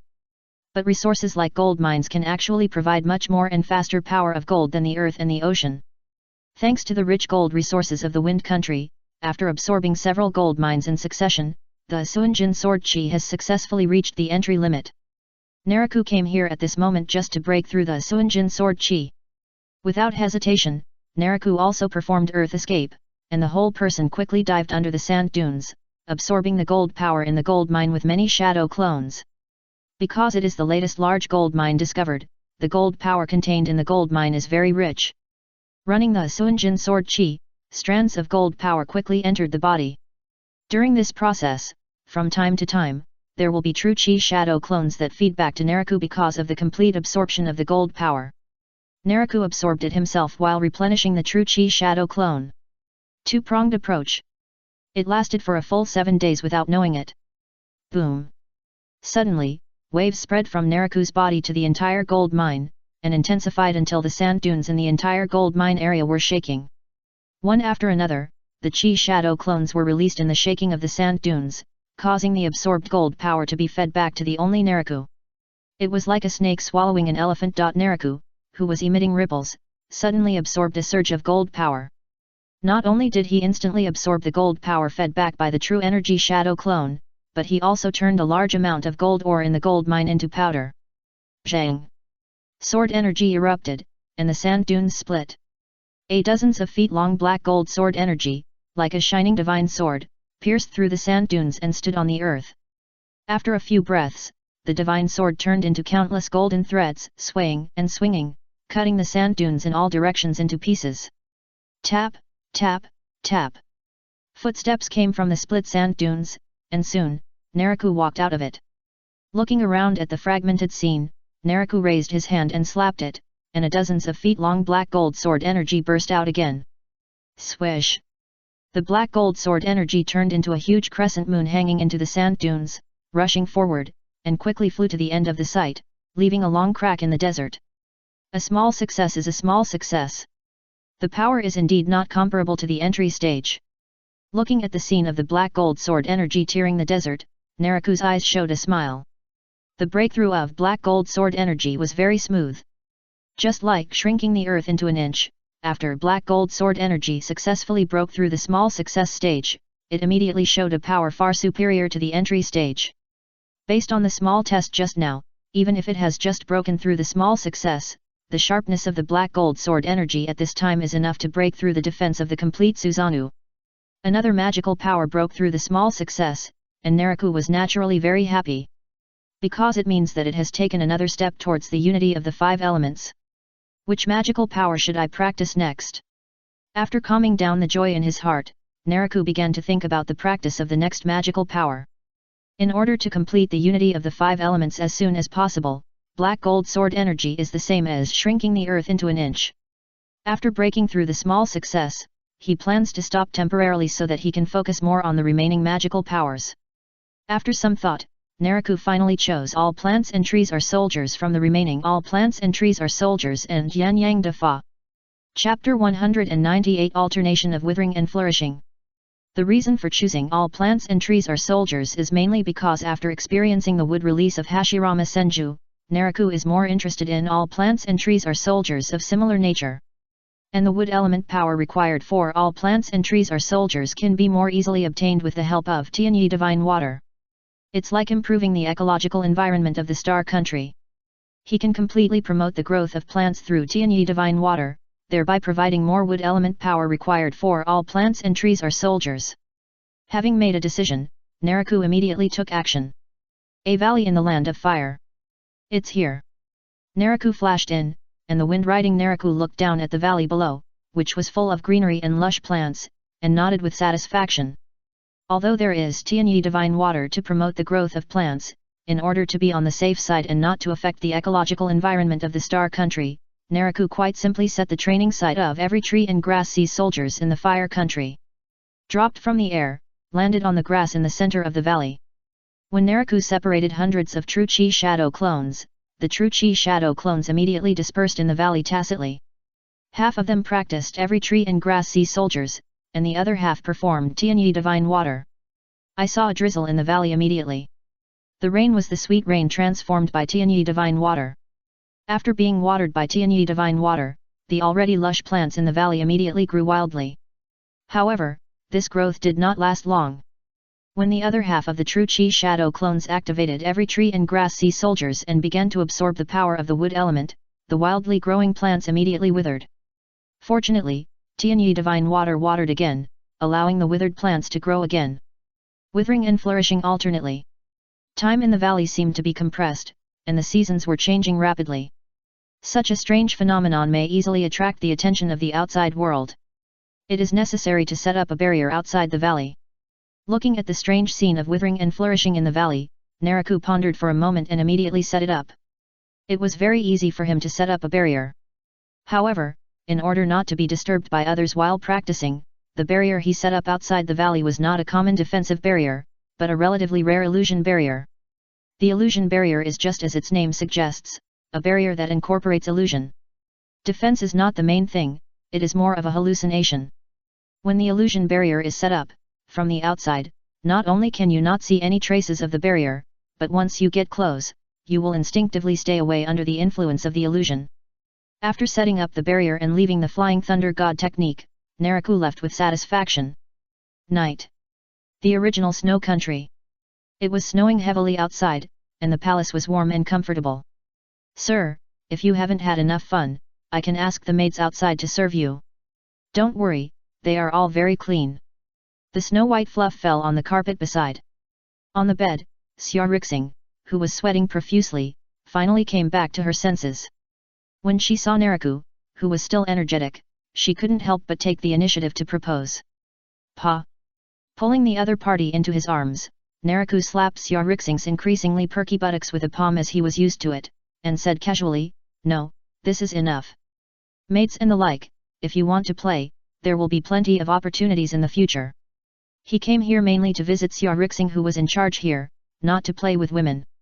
Okay then." Hearing Naraku's refusal, Xia Rixing immediately snuggled happily in Naraku's arms. Although it was her own initiative to ask the maid to serve, but Xia Rixing definitely wanted to accompany Naraku alone. "By the way, sir, have you seen the chakra armors I sent back?" After snuggling for a while, Xia Rixing suddenly thought of something and looked up at Naraku and asked. Naraku nodded slightly. "I saw it, those armors have been handed over to the Scientific Research Department for research. Although the ecological environment of the snow country is severe, some aspects are still good. For example, heavy industry. This country has developed quite good chakra technology based on chakra. The chakra armor mentioned by Xia Rixing is one of them. Although the chakra armor of the current period is still in the early stages of development, its functions in all aspects are not as perfect as those in the original plot period. But just as Xia Rixing discovered the existence of the chakra armor, he decisively sent people to transport it to the Star City. The value of the chakra armor is still very high. According to the original plot, the chakra armor not only has excellent defensive capabilities, but also can effectively enhance chakra even for a senior ninja. Therefore, if the chakra armor can be further improved and mass-produced, the military of the Star Country will be significantly enhanced. We talked about the chakra armor for a while. I don't know if it's recovered or if I miss her so much after not seeing her for so many days." When Naraku found that Xia Rixing's hand had unconsciously grasped his handle, he immediately pulled the conversation apart again. Naraku's visit to Xia Rixing was still very thoughtful. In addition to the day after day at night. During the day, he also accompanied Xia Rixing to watch the snow scenery, etc.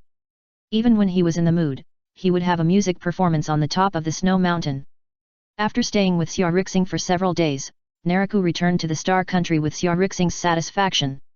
Star City. Office of the Star Building. Iwagakure rated to Kigakure. Naraku looked at Nono, who came to him in surprise. "Yes." Nono nodded and sighed. Iwagakure's target is the Seven Tails. This time, Iwagakure's action was very sudden. When the intelligence team got the news, the leader, Onoki, had successfully brought the captured Seven Tails Jinchuriki back to Iwagakure. If nothing unexpected happens, the Seven Tails Jinchuriki should have become a member of Iwagakure. A man is innocent, but guilty of possessing a treasure. The experience of Takigakure is a proof of this sentence. Nono and Naraku were surprised but not surprised that Iwagakure would raid Takigakure and capture the Seven Tails Jinchuriki. The tailed beasts are undisputed weapons of war. Iwagakure lost the Four Tails and the Five Tails to them. It is impossible to say that they will not find a way to make up for it. Therefore, there are only two choices for Iwagakure. Either they fight them again and take back the 4 and 5 tails, or they go and snatch the tailed beasts from others. Obviously, Iwagakure chose the latter. Naraku said lightly, "Old guy Onoki is quite smart. He knows that he can't get any advantage from us, so he picked a soft persimmon." Nono smiled and said, "That's right. Apart from us, Takigakure is the only ninja village that is not among the 5 major ninja villages but has tailed beasts. It is the best choice for Iwagakure to snatch the other party's tailed beasts." Speaking of this, Nono paused slightly, then shook his head and said, "But then again, Takigakure is now taken away from the 7 tails, which is also a manifestation of the incompetence of this ninja village.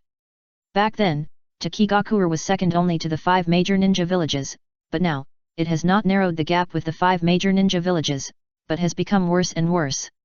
Chapter 199 Dragon Vein? Spiritual vein? The era when the ninja village was just established. The reason why Takigakure was able to become the only small ninja village outside the 5 major ninja villages that controlled the tailed beasts was not because of luck, but because of strength. At that time, Takigakure was the 6th ninja village under the 5 major ninja villages. It was even qualified to become the 6th major ninja village. Otherwise, the leaders of Takigakure would not have dared to send Kakuzu to assassinate Hashirama Senju. Similarly, it was this assassination that directly led to the collapse of Takigakure. It was not Hashirama Senju who retaliated against Takigakure afterwards, but the leaders of Takigakure did a trick. For Kakuzu who failed to assassinate, the leaders of Takigakure not only did not appease him, but instead charged him with the crime of mission failure and imposed heavy penalties. As a result of this operation, Kakuzu killed all the leaders of Takigakure in anger, so that Takigakure has not recovered until now. Iwagakure has obtained the 7 tails now, and there may be some actions in the future. You should have people pay more attention to the deployment of defense on the border. Naraku ordered. Understood. Nono nodded. Naraku actually didn't care much about Iwagakure taking the 7 tails. One was that with his current strength plus the military power of the Star Country, Iwagakure would not threaten him even if it added a tailed beast. Another was that when he needed the tailed beast, he would have the confidence to face Otsutsuki Hago Romo. At that time, it made no difference whether the tailed beast was in Iwagakure or Takigakure. If he wanted to capture it, no one could stop him. Rather than paying attention to the movements of the tailed beast, Naraku was more concerned about his own practice. In the territory of the Wind Country, using shrinking the earth into an inch to travel quickly. When Naraku stopped, he saw a rather desolate city in the desert in front of him. The ancient country of Lulan. I hope this trip will not be in vain. Looking at the desolate city ahead, Naraku's eyes flickered, and he activated shrinking the earth into an inch again and went there immediately. The ancient country of Lulan is a small country located in the Kingdom of Wind. Well, rather than being a country, it is actually more like an ancient city attached to the Kingdom of Wind. Since the death of the god of death, Naraku has sent people to continue looking for other ghosts and gods including the evil god. But no matter whether it is the evil god or other ghosts and gods, nothing has been found. This has led to his cultivation progress being very slow.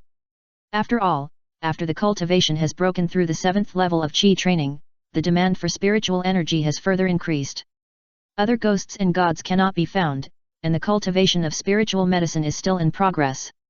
Now, in order to seek opportunities to speed up the practice, Naraku, who has carefully recalled the plot, thought of the dragon vein. This dragon vein is not the dragon vein in Feng Shui, but the dragon vein chakra hidden in the ancient country of Lulan. Ordinary chakra is not good for Naraku is useless, but if it is high-quality energy like the tailed beast chakra, it will be different. Naraku is now coming to the ancient country of Lulan to explore the situation of the dragon vein chakra. If it is the same as ordinary chakra, there is nothing to say. But if it is different, it does not require the same level as the tailed beast chakra, but as long as it has a certain effect of improving cultivation, then he will not have come in vain. Swish! The figure flashed. Using shrinking the earth into an inch, Naraku easily entered the ancient city of Lulan.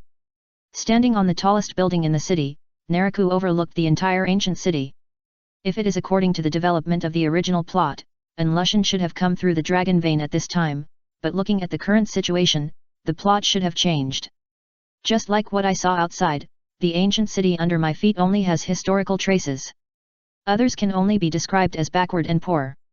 Houses and buildings are dilapidated, and most of the pedestrians walking on the street are pale and thin. Not to mention Lushan's ambition and means, in the original plot, the other party traveled to Lulan, which definitely caused a huge change in the city environment of Lulan. And with the current situation of Lulan, it seems more like Lushan has never appeared.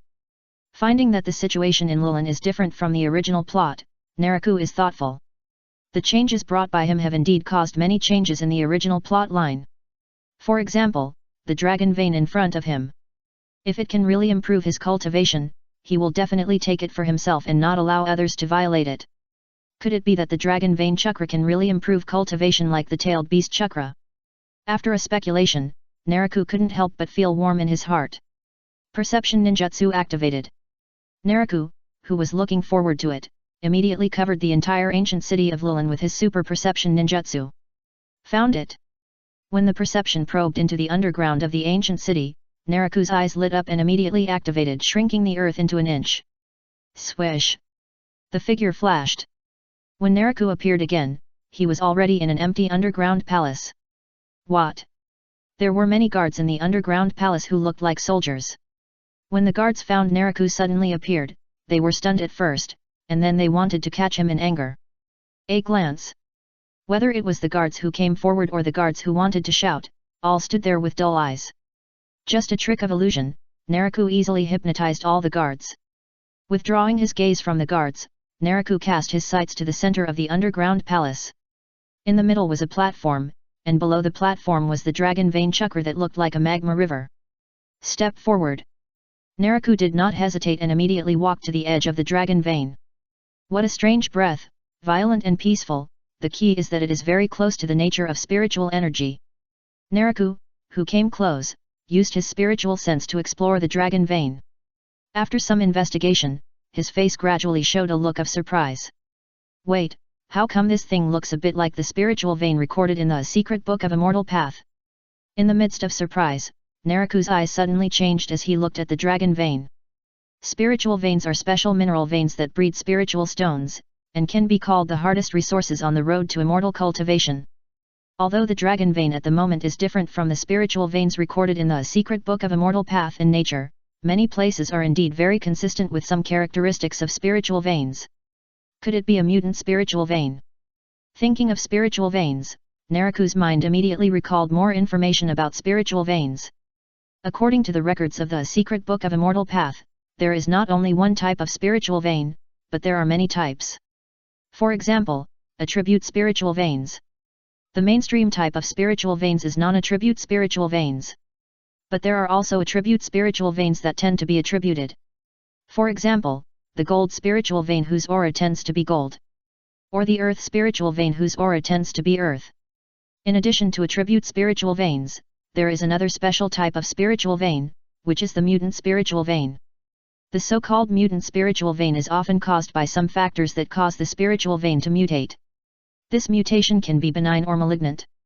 A benign mutation may allow the spiritual energy to not only improve cultivation, but also produce excellent effects such as strengthening the body. If it is malignant, the spiritual energy may contain highly toxic substances, making it difficult for people to absorb. Chapter 200 Bronze Tower Revived. Spiritual Root Transformation. Try it first to see if it can absorb it. After a moment of hesitation, Naraku raised his hand and absorbed a fist-sized amount of energy from the dragon vein. Whether the dragon vein is really a spiritual vein or not, it is valuable only if it has the effect of improving cultivation. The true fire cauldron condenses, and the dragon vein energy is thrown into it. Fiery fire refines real gold. The dragon vein energy refined by the true fire cauldron is slightly distorted, and it seems to be resisting refining with consciousness. This situation made Naraku frown slightly. When he explored with his spiritual sense just now, he found that the breath of the dragon vein was very strange, violent, and peaceful. At this time, the refining was carried out, and the violent side of it was fully manifested, making the refining particularly difficult. Could it be that the dragon vein really has self-awareness, and it is only allowed to borrow, not to refine? This thought flashed through Naraku's mind. In the original plot, Lushan borrowed the dragon vein to control the puppet. Now that refining is so difficult, he can't help but think about it. It seems to be in response to Naraku's thoughts. As the refining continued, the dragon vein energy in the true fire cauldron actually resonated with the dragon vein outside. Not good. The abnormality of the dragon vein was noticed by Naraku at the first time. When he saw that the dragon vein was rippling, just like a volcano awakening and about to erupt magma, Naraku's face changed and he was about to activate, shrinking the earth into an inch to leave. The dragon vein is very strange. In the original plot, it can even allow people to travel through time and space back to the past. No matter what will happen to the dragon vein next, Naraku will definitely not take risks easily. Buzz. Suddenly, just as Naraku was about to activate, shrinking the earth into an inch, the change occurred again. It was the Bronze Tower. Since the awakening of Sui, the Bronze Tower has been silent, and now it seems to have resonated with the dragon vein. With a slight tremor, the Bronze Tower penetrated Naraku and instantly formed an amazing suction force, covering the entire dragon vein. Boom! It was like thousands of rivers returning to the sea. The dragon vein that was about to run away suddenly became like a child seeing its parents, and followed the suction of the bronze tower and flowed into Naraku's body, until not a drop was left. What? Naraku's eyes widened. The abnormality of the bronze tower appeared too suddenly, and he couldn't catch up with it even with his reaction speed. When he reacted, the dragon vein had already passed through him and entered the bronze tower. And this was not over yet. The bronze tower that absorbed the dragon vein immediately burst out indescribable power, sweeping Naraku's limbs and bones. The body shook, and Naraku fell to the ground like a drunk. Fortunately, the infinite power burst out of the bronze tower only lasted for a few breaths and then dissipated. However, Naraku, who was sitting, did not get up immediately, but closed his eyes as if he had sensed something. After a long time, Naraku slowly opened his eyes. I didn't expect that I would have such luck. The dragon vein actually caused the bronze tower to revive. Naraku was amazed. The feeling just now was actually the bronze tower conveying some information to him. For example, the abnormality of the bronze tower was indeed caused by the dragon vein. The situation is similar to a person who has been hungry for a long time and suddenly found a table of food, and naturally couldn't help but go forward to have a full meal. Similarly, because of the supplement of food, the originally silent bronze tower was revived. Although the degree of this revival was only a drop in the bucket, it also awakened some of the power of the bronze tower. It was a good experience just now. The infinite power of the bronze tower swept through Naraku's limbs and bones. Naraku actually experienced it once. It was when he awakened his wisdom and the bronze tower shaped his spiritual roots. Now that the bronze tower has revived, it is to shape his spiritual roots again, not only allowing the original low-grade spiritual roots to be promoted to medium-grade spiritual roots, but also transforming into different spiritual roots. Yes, it is a different spiritual root. Just like the spiritual vein, there are also special types of spiritual roots. In addition to the normal breathing of spiritual energy, the spiritual roots also have special powers like a natural talent. The spiritual roots that the bronze tower created for him seem to have special powers from the dragon vein.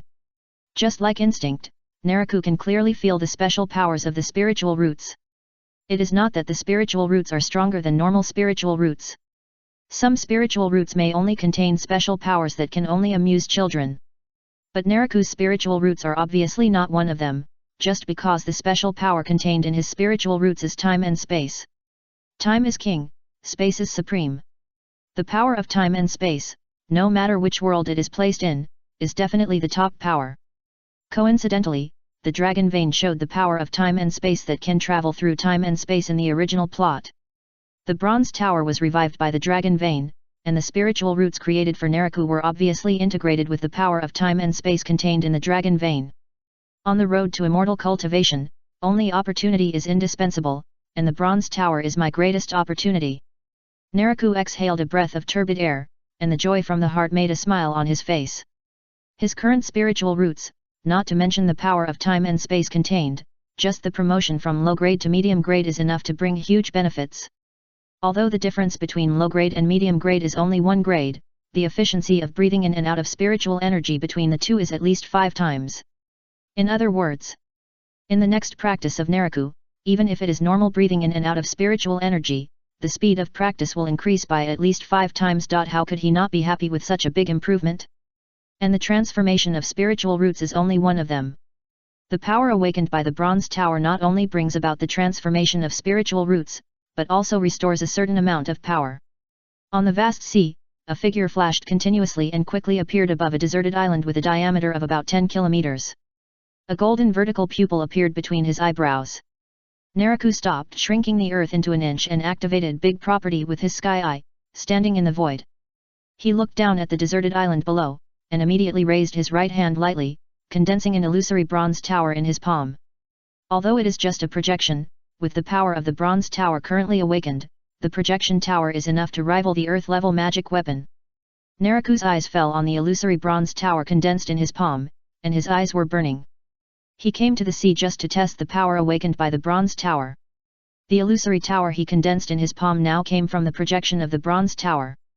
Naraku looked down at the deserted island below again, and without hesitation, he immediately circulated his true energy to activate the projection tower. Buzz! The projection tower, which was infused with true energy, trembled. The projection tower was like a bottomless pit. It took Naraku 90% of his true energy to activate it.